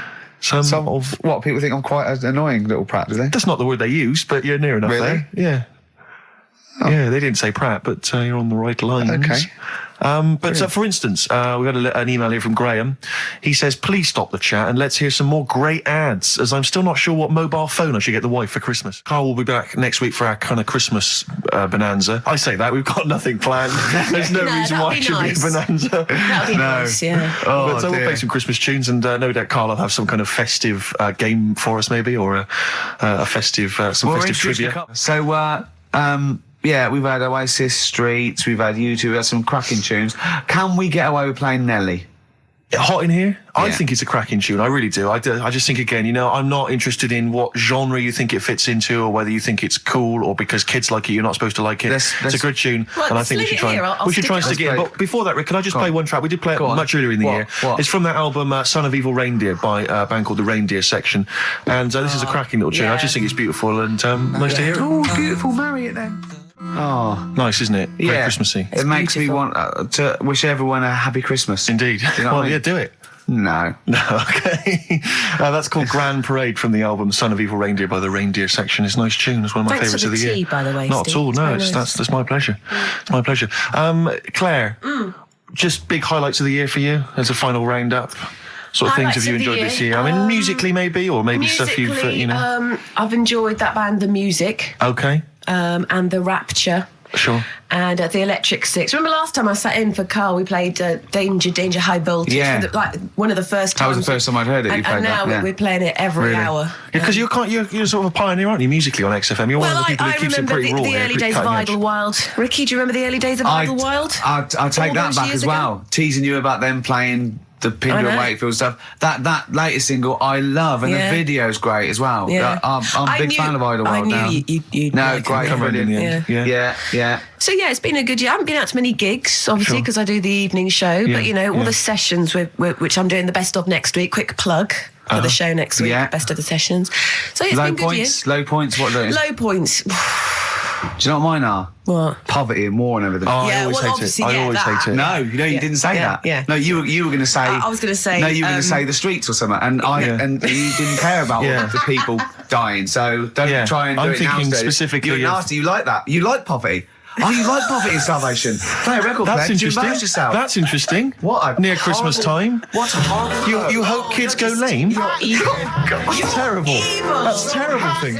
Nelly, cheeky little bit of Nelly there on XFM 104.9. We don't care. Springsteen and Nelly, you don't get that on XFM, do you? No. Usually? No, indeed. We don't live by the rules, Stu. Absolutely. As I was listening to you then talk, you got bored? No. It reminded me of an email that someone sent in saying that they listen online, but because of however slow their computer is or whatever, it kind of stutters all the way through. You want to point out that is the way I talk. No, but they said it only happens when you talk. And I think they correctly identified that it's not the computer at fault. Well, that's why I wasn't worried about doing this someone. Boxing match, because I've definitely lost my looks and I already slur. Yes. So there was really no danger of any damage. No, exactly. Yeah, you do sound punch drunk constantly. Exactly. That's just part of your charm. Well, listen, that's been a lovely 2 hours for me. I've enjoyed it. I hope the listeners have enjoyed it. I hope you've enjoyed it. I hope Sturgis has enjoyed it. I've enjoyed it, yeah. Well, I didn't really care if you enjoyed it. Don't butt in when I'm talking to Steve. You're here to press the buttons, Sturgis. But we're going to play now a Christmas song for the lovely Christmas ladies. I don't say it's so much Christmassy, but it's one of the tunes I heard this year that really stuck out for me. Thing, so. Well, you're a fool. You've embarrassed yourself. You just showed up that there's no planning. This is was given away on a free CD on the cover of a magazine. I just think it's brilliant. It's a Lamb Chop, who are an excellent band always, doing a cover of an obscure Rolling Stones tune. And I'll say what, a bloody good meal as well. That's true enough. So we'll leave them with this. It's Backstreet Girl, Lamb Chop, and see you next week for our final festive show. Yeah, thanks very much. Embarrassing. It's something embarrassing. Thank you. That was the Christmas song. Remember them dissing all over the place as usual. Absolutely. Dissing all his mum and everyone. Yeah, it's a little bit of cussing in there, which they bleeped out, thankfully. Karl's in a bad mood already. He's been in about 3 minutes and he's in a bad mood, getting stressed. If you can't hack it, leave. What's the matter with you? No, I'm just saying. I was meant to enjoy last Saturday off and I didn't. Why not? Why is that our fault? Because you weren't here? Just because... I don't know, but... Are you not in the Christmas spirit? Why didn't you enjoy last Saturday? What did you do? I went all the way back up north again, right? Because it was Suzanne's dad's birthday, right? I was busy last week, didn't have time to get him a present or anything. Didn't have time to get him. So I got to Euston Station, bought a card for him, which was a Christmas card, so he wasn't happy because he was saying it's my birthday, and I said, well, I won't be seeing you again. So I've got a joint card, and then we went out... Did you get him a present? Well, no, because we went out on Saturday night for something to eat at this pub that he likes. It was a nice steak and onion rings, right? Lovely. So he should have been happy anyway. Yeah. But... What, you paid for it? No. But you should have been happy anyway. Suzanne paid for that because it is her dad, right, not mine. So I said, all right, what can I do? I said to her. So she said, just buy a few drinks or something. Anyway, I didn't get around to getting drinks. I can't believe it. Didn't get around to getting the drinks. Right, so I said, right, I'll pay for the cab. Right. Oh, what a lovely Christmas gift that is. Yeah, £2.50. I paid, it was like in Manchester, £3 back. So £6 you spent on him? Well, no, I spent more. See, that's what he said. He said, get the Bolton and back, he said, oh, you spent on me £6 for my birthday. I said, no, I haven't, because I gave the taxi driver a tip. I'm a little bit worried about his attitude as well. Because even, that is a stingy present, but you don't say... Well, let's be honest, that's the worst Christmas gift ever, because, you're pretty bad, like we discussed in the past, but at least you spend a bit of money. Yeah. It's just thoughtless. Yeah. This is nothing. I know. You haven't given him any time. I would... And I knew my demographic. They loved it, my family. They couldn't believe their luck, Well, a tenner. You spent a tenner on him? Well, the cab fare was £6. But the thing is, it's not. I don't think he's saying that. I think it's the fact that this is like, you know, frittering away in everyday life. He would have loved to. I'm sure he would have been appreciative of a lovely £10 gift that you cared about and bought. A book he probably likes, Fly Fishing, doesn't he, by J.R. Hartley? If you'd have bought that, he'd have gone, "That's what I was looking for." Or what I was looking for, Karl. Bloody hell, Karl, you little bald twat. That's just what I wanted. So, all right. So just calm down. So what have you got planned for Christmas? Is this what, I mean, are you doing the same approach with Karl, Suzanne? excellent. You've paid me milk bill for this week. That were nice. I'm spent this year. So have you planned anything for Suzanne, or are you just... Yeah, I'm taking her out Christmas Day for something to eat. Well, does she know that? Was that? She's working today, so she, you know, so... Right, okay. So what Christmas gift have you got? That's it, I'm taking her out. What, you haven't got a present? No, because we spent a lot. Don't forget, that's half yours, though. You're not going to just be sitting there watching her eat, going, "Oh, I'm hungry, but I spent all." You're going to be eating as well. That's half yours. So she's got nothing to unwrap. He's like a cat who's been hit. She's got nothing to unwrap. There's nothing. She's going to hand something over to you, because I've met the woman. She will. She'll hand something over, you'll open it, you'll love it. I might get something today. You shouldn't take me to begrudgingly persuade you to do it. God. Yeah. Right, so... anyway. Yeah. Well, I'm gonna try and stick in some Christmas songs. We're not playing all Christmas songs, but I brought in a couple. So this is Christmas, John Lennon, The River, Joni Mitchell, Fairy Tale New York, one of the best Christmas songs ever. Oh, well, what about a bit of Pretenders? That's a good one, 2,000 Miles. Let's hear it. Pretenders, 2,000 Miles on XFM 104.9. This sort of Christmas edition. We're not here next week, are we? No. Karl is, aren't you? Well, you are in a way. I was doing a best of, isn't it? Is it a best of? Yeah. Brilliant. Have you been putting it together? Not yet. Okay. You want to get I'll do it today. Tell me what bits you want in it, and I'll sort it out. It's not for me to say, is it? Yeah, it is the best stuff. Well, maybe people could email in with their highlights of the year for them. I'm trying to think what they were. I mean, mostly talking to Karl. It'd be mostly Karl, wouldn't it? Mostly Karl, gibberish from Karl. I think it'd be an awful lot of educating Ricky from Karl. Well, ricky.gervais@xfm.co.uk if you've got any thoughts and stuff you'd like to hear again. Is there anything you'd like to hear of Karl saying something stupid, me and Steve laughing or slapping him? Yeah. That's basically the competition, isn't it? Well, there's a couple of instances where I tried to kiss him, I think, and you encouraged me. Yeah. Those are some highlights for me. Donald Blitzen from the About a Boy soundtrack by Badly Drawn Boys. Christmas theme there. You spotted the Christmas theme? Yeah. Karl's not really in a festive mood, but I can't imagine Christmas is your time of year, is it, Karl? Well, I'm not sure any time of the year is, really. I liked it when I was about... I think when I was about 7 I enjoyed it. Was that the one? Was that the year, the big year for you? You get loads of stuff, you don't have to worry about anyone else, but once you've, got a job... What did you get when were you doing your paper round? How old were you then? I was about 13, 14. Well, that was then you were a man, weren't you? I had to buy stuff. Oh. But you're still not having a good time. You're quite a selfish man, aren't you? I didn't realise this. No, it's just that Christmas... And that's coming from him, Karl. My dad always said... Oh, right, steady on. Dad said Christmas morning was for, for me, so he used to stay in bed. So he never... That's brilliant. That's a great thing to say, isn't it? Yeah. Christmas morning's for you. Run wild, do what you want. Just don't bother me. I'm going to Honolulu for 2 weeks. That's great. Dad, it's Christmas. Do I have to do anything? No. So my mum used to get up, because she used to like to see my face light up, when I opened the presents. And then, to keep fireworks. And then, then I'd have to go to my bedroom from about 6 o'clock onwards, because, my mum and dad were into having big Christmas parties, and I wasn't, old enough to go. Right. So they'd say, right, you've had your fun there, you go up to your bedroom, stay in there.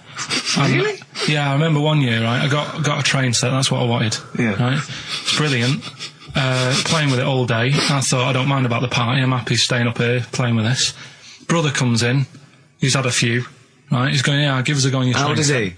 He's a bit older than me, so he might have been let's see. Well, let him be 18. Yeah, probably about 18, 19, and how old were you? like that. I had a train set, so, I don't know, about... 14. Something like that. Yeah. Right, so I'm playing on that, loving it and stuff, and then he comes in and goes, oh, give us a go. He turns the transformer up to, 14. He went really fast for about 5 seconds, broke it, and then he went back downstairs. Wow. So Christmas, I hadn't even got to Sounds Christmas like Day. the Conservative government with British Rail. Satire, that is. Satire, Rick, I just thought that there's satire. If there's any satirical shows listening or it doesn't work in any way, because there's the analogy falls down apart from there being a train. Think it through, though. British Rail was trains. Yeah. And the government broke the trains in many ways. They didn't break them, like, not officially breaking them, but they kind of... It does work, it's perfect. Oh, I'm very pleased with that. And I can't, and no one's asked him to be on Have I Got News For You. It's weird, isn't it? Because it's strange, that, when you've got a satirical mind that's as quick as that. Yeah. Right. And he's broke your little train set. So what did you do? I just watched telly and had some sausages. I bet you were happy with that though, weren't you? It's a bit annoying though, isn't it, when your main present of the year has been broke. And did it ever get it fixed? No, that was it. Put away. I'm intrigued why your parents wouldn't let you come and join in the festive fun. Was it like really debauched down there? Was it like eggnog everywhere? Well, no, but I mean, that's fair enough. 6 is a little bit early, but I just think, if you're your kid, he had his fun, put him to bed at 8 maybe. And you think so on Christmas Day? I thought that was a day for family. Well, not if there's a party going on. Well, don't have the party on to Christmas Day. Well, that's another option. Yeah. Your parents are weird, aren't they? A strange breed. Well, I think that was the year, right? You're talking about buying presents and stuff. I think I did treat my mum to... I didn't buy my dad anything. I think that was like when I got a bit older, I used to get my dad something because he wasn't that bothered anyway. No. So, got me mum, there was a cheap shop, right? Of course. Thank God for that. Called Snips. Right? So I went in there and I thought, let's see what I can get her. And remember Victoria Plum? I don't think so. Well, it's like a fairy character. Right. Right? And my mum's into gnomes and stuff, right? So I thought, right... She must be pleased with you, then. Victoria Plum. I was thinking, is that one of the neighbours? Is it like a brandy liqueur? Do you remember Victoria Plum? Victoria Plum. Victoria Plum, yeah. It's like a little fictional sort of character, right? Okay. So I saw it. I thought, yeah, she'll love that, right? So I did my paper round, saved up for 2 weeks, right? Aww. Got that sorted, went to Snips, bought the Victoria Plum. Next day, I'm in town with her, right? So I think, I know what I'll do. I said, come in here a minute, right?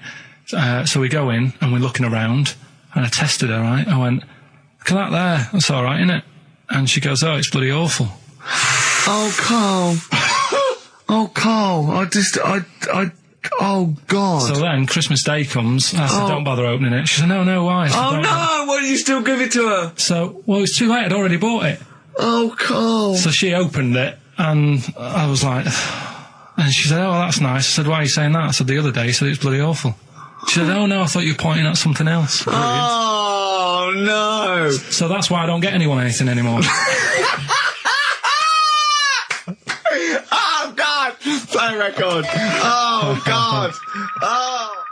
That's good, isn't it? Not bad. Gold Rush. Let you down. I'm actually quite affected by Carl's Victoria Plum scenario. Just the fact that, like that eagerness, he wants to make sure it's a great present. He's saved up his paper round. He thinks it's like a gnome, but modern. I'm worried that you're using it as an excuse now, and that's why you're not buying anyone any gifts, because you've had your fingers burned once. I mean, you were 6, 7 years old. To be fair... No, you weren't. You were about 13, weren't you, if you're doing your paper round? Yeah, it must have been, 11 or 12 then. Oh, right. Yeah, so I'd saved up. Oh, no, I'm not using it as a thing. It's just that... What did you get your mum this year? I've sent them some money so they can get a passport. So they can get a passport? Where are they? Immigrants? Are they trapped somewhere? Well, they're in a holding bay somewhere in Dover. Yeah, I got a friend who's a truck driver who's going to sneak them across. What do you mean? So they can buy a passport. What do they do? Sell it when they were a bit down in their luck? No, they haven't got that much money, right? They've never been abroad, and the mate said they might take them next year, and they said, oh, we haven't got a passport, so I thought... You've got to buy a passport, have you? Isn't that your God-given right as an Englishman? No, you've got to pay for them. They're 30 quid each, so you better add to, otherwise they're conning me.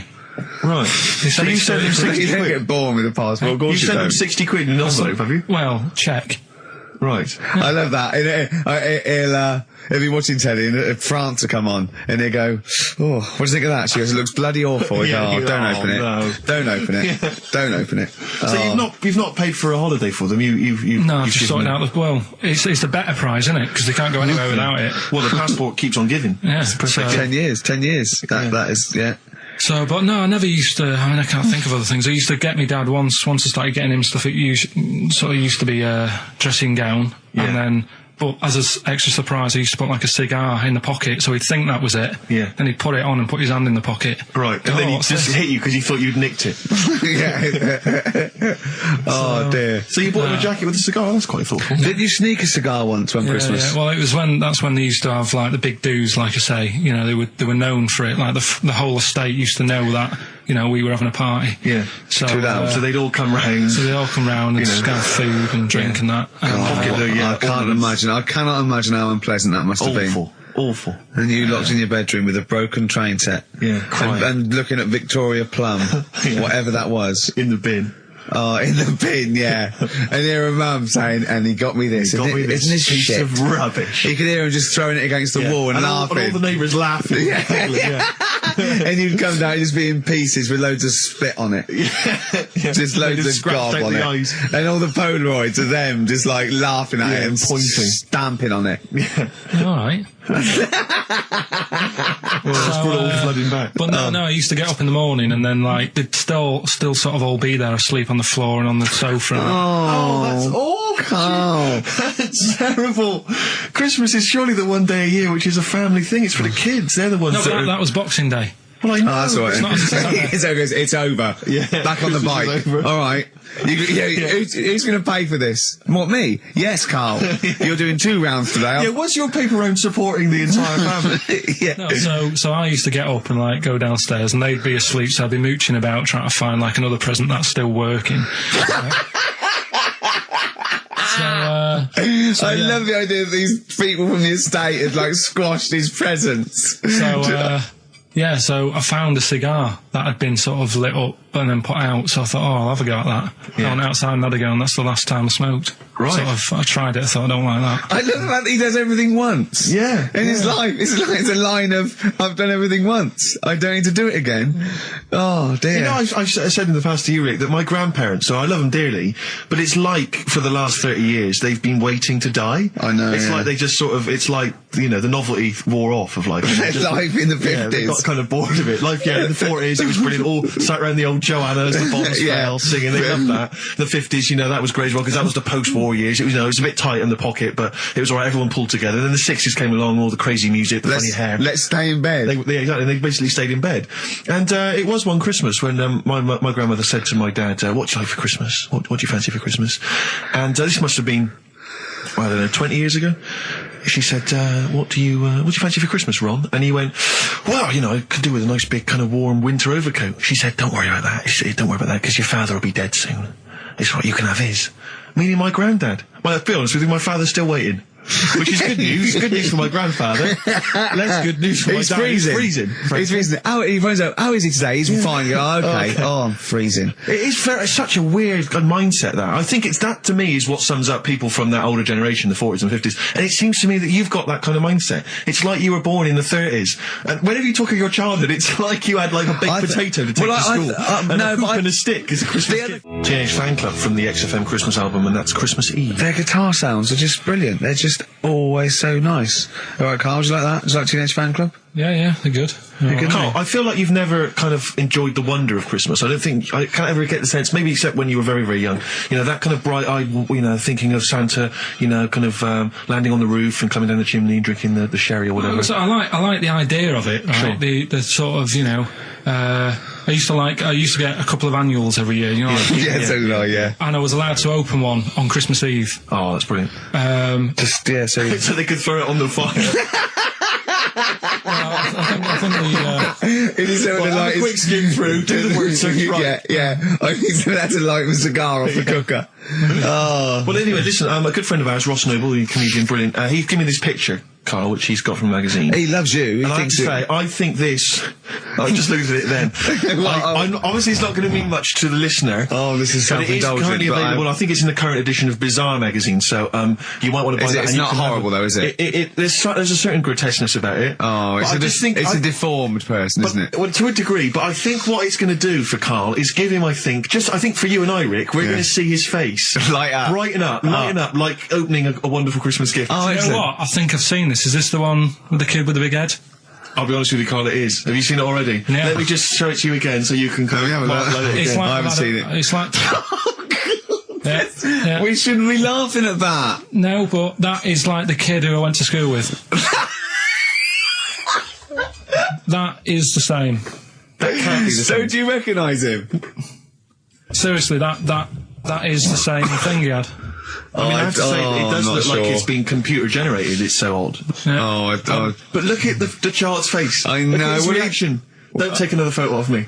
I'm not sure this is right. Well, the thing is, right, you were just saying about what are you, about Christmas. That's the funny thing, right, because in our house there's no one who's religious, right? No. My dad got annoyed when I went to church that day. He was like, what are you doing that for? Of course. I went to see a gig in Liverpool.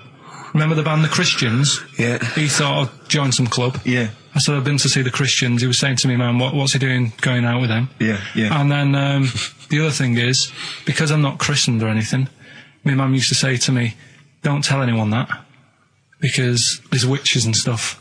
I want to go back and see his upbringing. I just want to go back and see him at 7. One day in the life of Carl, age 7. Just to have 3 ghosts visit him tonight.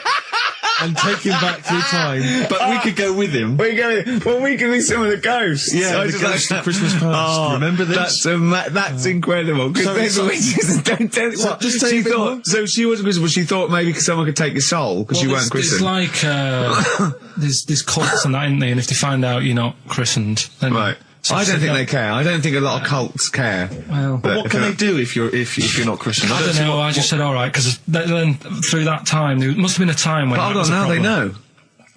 Yeah, but I'm older now, so I'm all right. She used to worry about me playing out on the street. Oh, she was worried about whether you were naive and stupid and easily led. Well, yeah. No. Good point. No, you're right now. Yeah. So, yeah. Good. Rockbusters. Rockbusters. Well, tell the prizes, Steve. Yeah, we have Christmas got some, gifts. This is Christmas gifts. I don't know if you'll receive them in time to actually pass them off as gifts. I wonder if I can tell that Ross Noble story that he told us. I don't know. We'll have to discuss that when the record's playing. Okay. All right. Okay, so you heard a track from it just then. This is the XFM Christmas album. I think that's been knocking around here in the office for years, hasn't it, Carl? Or is it new this year? It was brought out about 2 years ago, but the Christmas songs are Christmas songs. Yeah, it's not bad. There's Scott bands on there, like the Dandy Warhols, the Webb Brothers are on there, Drugstore, Bell and Sebastian, Flaming Lips, all sorts. So we've got that to give away. We've also got this Smashing Pumpkins compilation, which we've seen, again, that seems to be knocking around for weeks. Another one of those 50 years of the greatest hit singles. I don't know, Culture Club's on there, Queen, obviously, I've just Lennon. seen the cult film. Yeah, the cult film we'll come back to shortly. This, I think, is one of the most exciting gifts. If you have a video player and you want to get trimmed, then surely Big Brother 3 champion Kate Lawler and her cardio combat video, in which I think she uses kind of, I don't know, military kickboxing training to get you trim and taut and looking as good as her. Then you can get that as well. We've also got a exclusive 7-inch single from the White Stripes, a kind of Christmas single. Is that from them? Yeah. That must be quite rare. That's probably the only thing. That is rare. That is worth something. And the current Badly Drawn Boy album, Have You Fed the Fish, which I think is slightly mediocre. They've gone up, actually. I think that the level of prices there has gone up. Not a bad selection, but here is the big movie. And actually, I have to say, this is not a bad one. No, it's not. Again, it's not terrible at all. It could be worse. It's James Caan in the original Rollerball, not the disastrous remake that came out recently, but the DVD version of Rollerball. So that's there as well. So something fairly interesting. That's worth winning. Right, come on then. Let's do Rockbuster. Well, will we play a song to give people time to get a pen and paper and that? Yeah. So we're doing it next. Yeah. Vines was Jackson on XFM 104.9. Ricky Gervais with me, Steve Merchant, and Karl Pilkington, the man of the moment, with his Rockbusters coming your way with all those great prizes. Yeah. Right, are we we're doing it now? Yes, sir. I know it's Heat magazine sort of put a bit of a spanner in the works. Why? Because they were saying, maybe it'll be a Christmas edition of Rockbusters, and I'd already sorted them out. I wouldn't worry, Carl. Well, what I've done, I've cleverly tweaked them to make them Christmassy.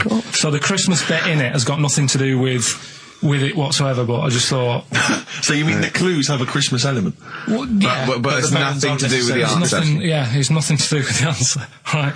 So why don't you just ask the normal ones and I'll ring a bell. I'll shake some bells. Well, it's the equivalent of that, but in sort of speech. Right? Brilliant. So the first one... there's a load of letters there asking for advice. Put them on Claire's desk. Oh, and have a good Christmas.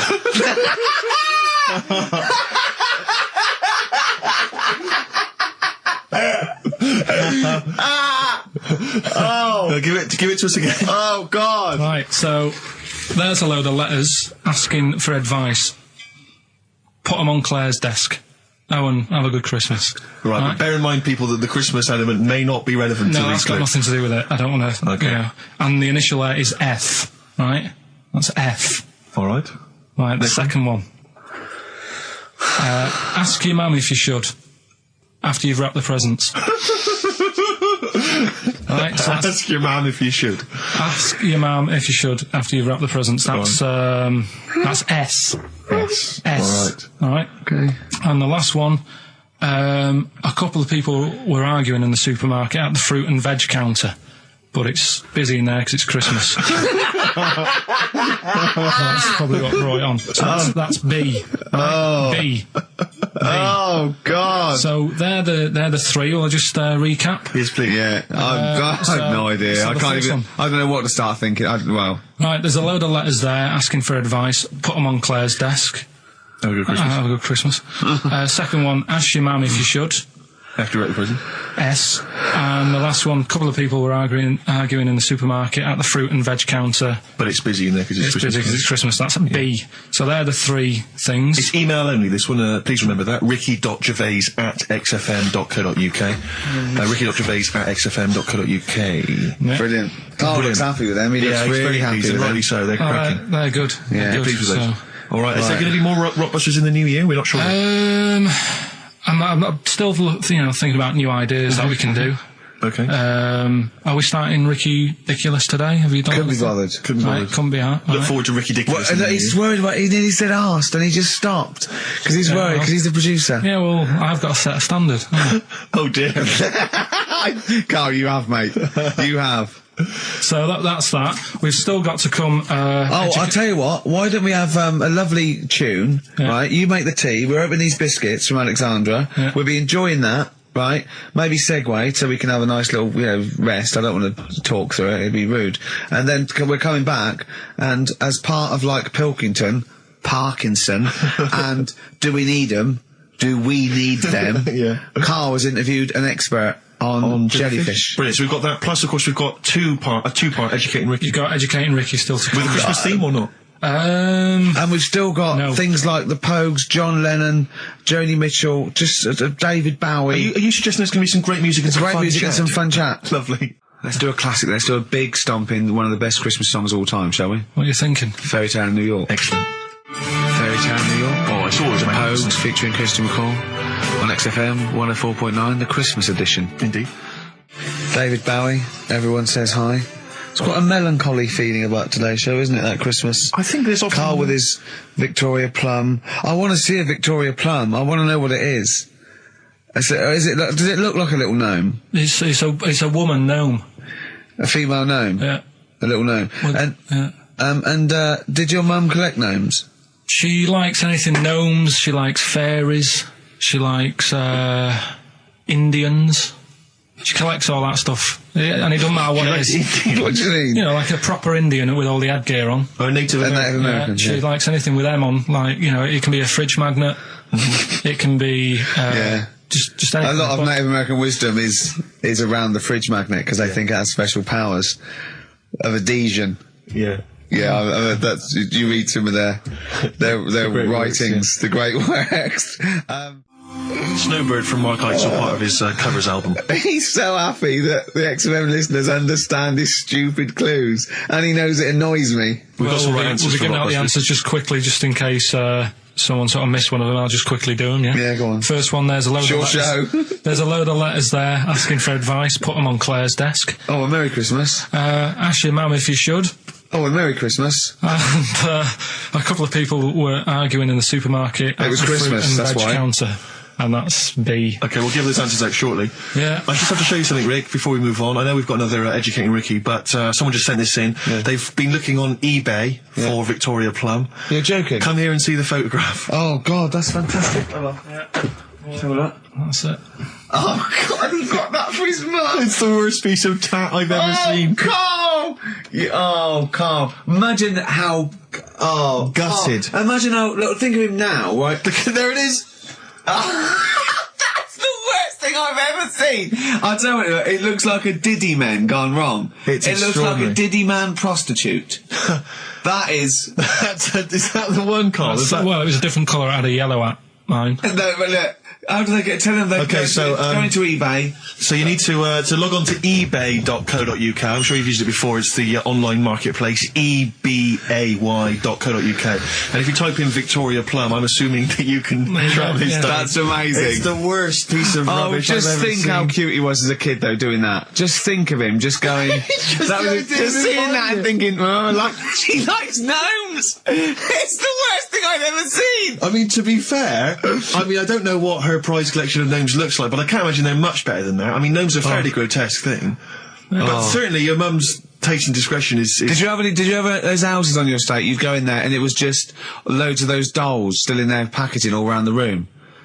And sort of like one of those homes that keeps the sort of packaging on the three-piece suite. Why don't you buy another one for her for Christmas? Yeah. It's $3.99. It looks, but that's £2.49 because that was $3.99.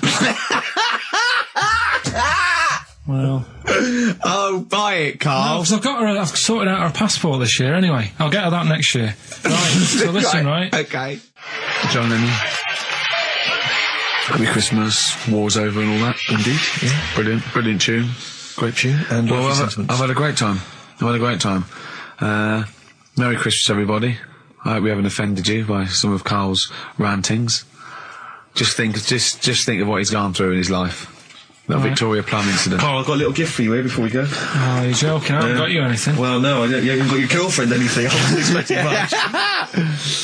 It's not exciting, but it's worth taking. In fact, why don't you just re-gift that straight away?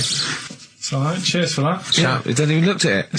Champagne. That's not the champagne we got free from the BBC, is it? It's not actually, no, Rick, because that is far too good for the likes of Carl. Oh, right. And I wasn't going to give it to me. You wouldn't appreciate it. That's just sparkling wine. Oh, brilliant. Oh, I love that. Yeah, he doesn't know the difference. I'm seeing Carl on Christmas Day, because he's around Christmas Day in London, so I'll get a little gift then, Carl. Alright. That'd be good, wouldn't it? It'd be a nice little... Okay, answers. We must give the answers. You would have to go to bed at 6, though, so we can play. Right, here's the last clues of the year. You had... there's a load of letters there asking for advice. Put them on Claire's desk. That was F. That was for foreigner.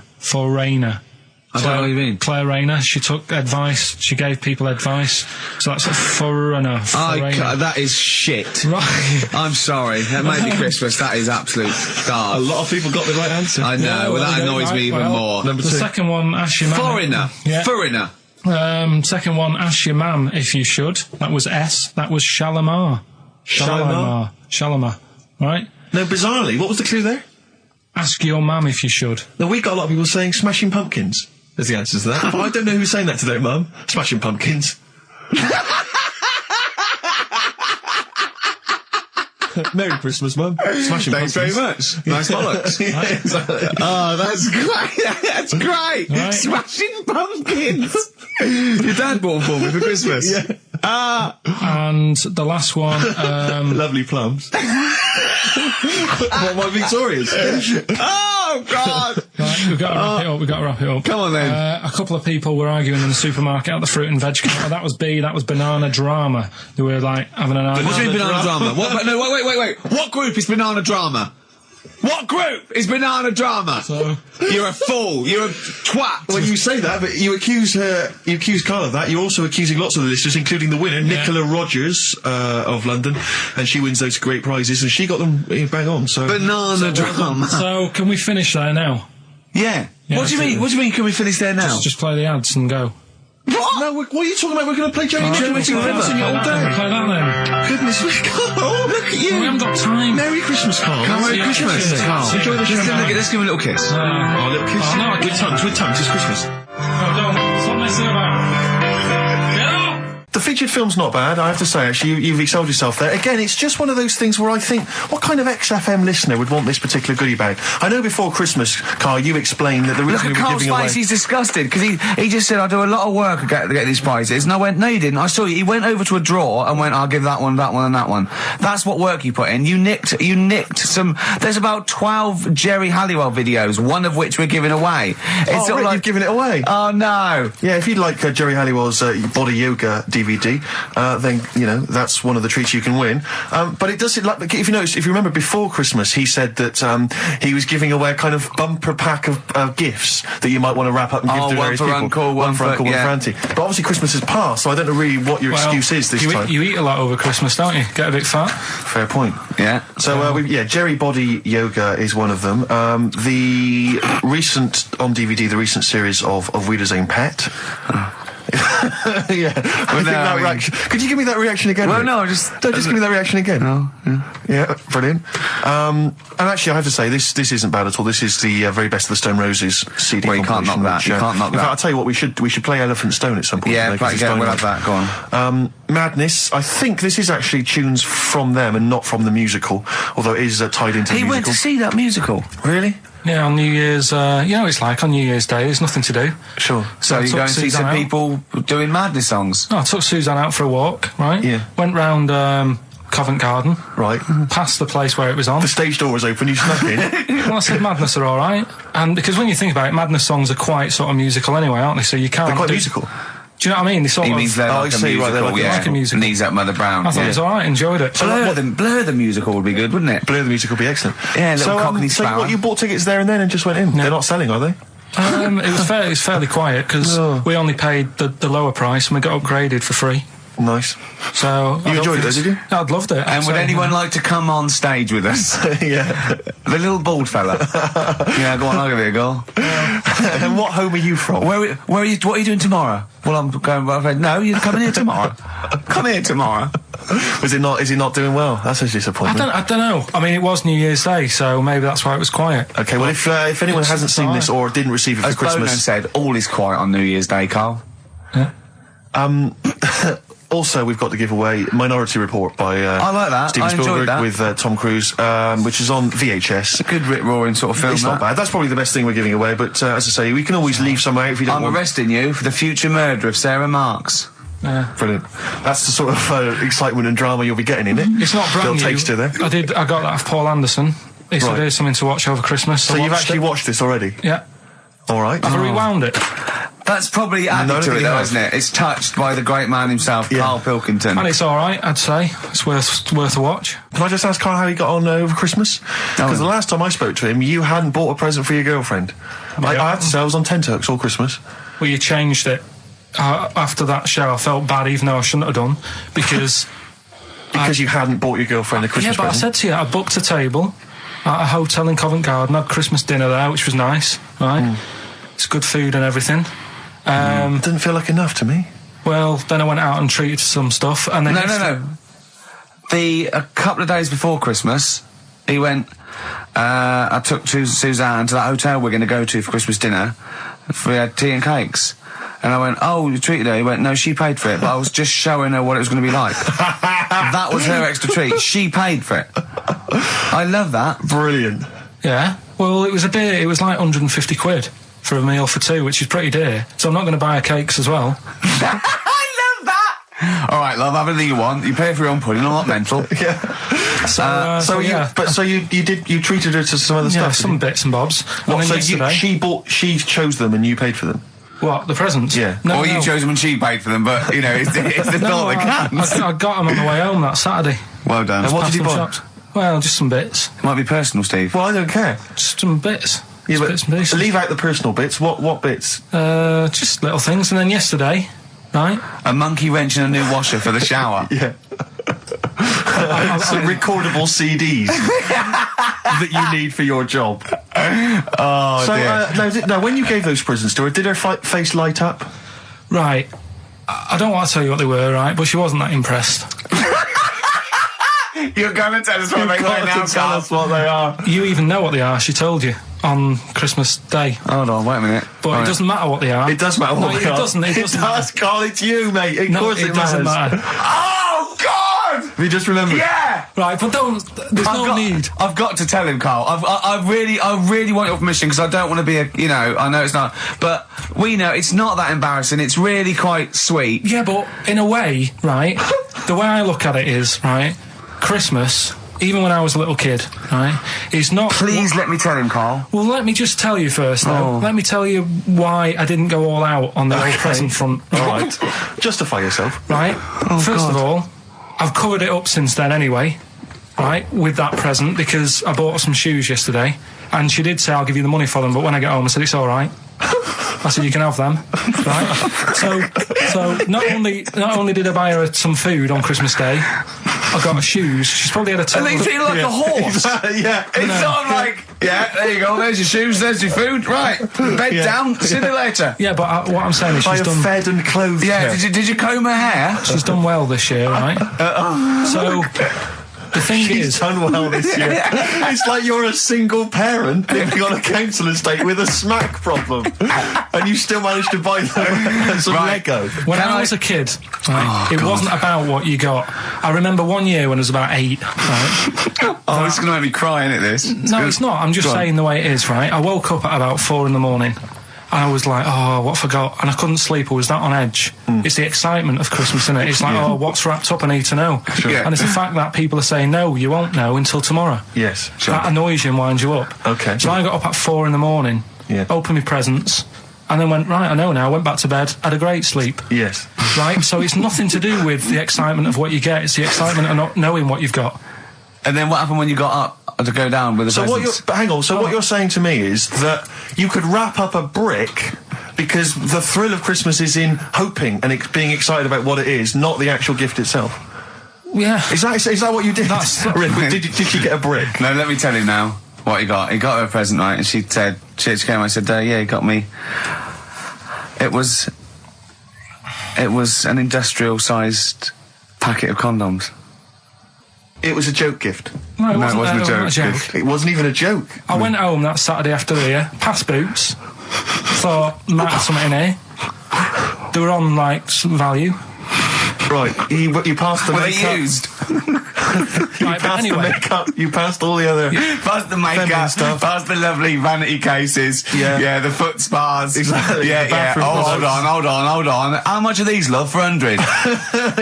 $4.99. Yeah. Do I get them reduced if I buy in bulk? So how many did you buy? What was it? I don't know, probably about 100. Right, okay. And is she allowed to use those with anyone? Did you wrap them? Can she just go out and have a wild... Well, you don't need to wrap, they're already wrapped, aren't they? Oh. And then what did she say when she opened them? No, wait, Carl, what did she say? Right, play a record and we'll come back to this. Oh, you're worse than my father, that's genius. Made famous, of course, by Jimi Hendrix. Yeah. That's All Along the Watchtower, as originally done by Mr. Bob Dylan. On XFM 104.9. So, Carl, just take us through the moment where you gave this gift. Firstly, so you went into Boots, right? You thought, all right, 100 condoms, brilliant. Okay, did you wrap it up? I don't know if it was 100, probably 80. Right, okay, yeah. Right. You don't want to go mad, do you? Wrap them up. I'm just resting easy knowing that he's not trying to breed. Right. No. Yeah. So, I got her them. I got her Grease on DVD, because she's always watching that. Yeah. Right? Yeah. So just think of when her mum said, what did Carl get you? Some condoms and grease. I was going to say, I'm glad he said on DVD. And, she was surprised anyway, right? Because yeah, I bet she was. No, when she got she was thinking like jewellery. No, right? that showed her. That surprised you, hasn't it? All right. So hang on, wait a minute. You thought it was a holiday, didn't you? Yeah, look at your face. You don't know me at all. So hang on. So did you give these on Christmas Day? Right. What happened is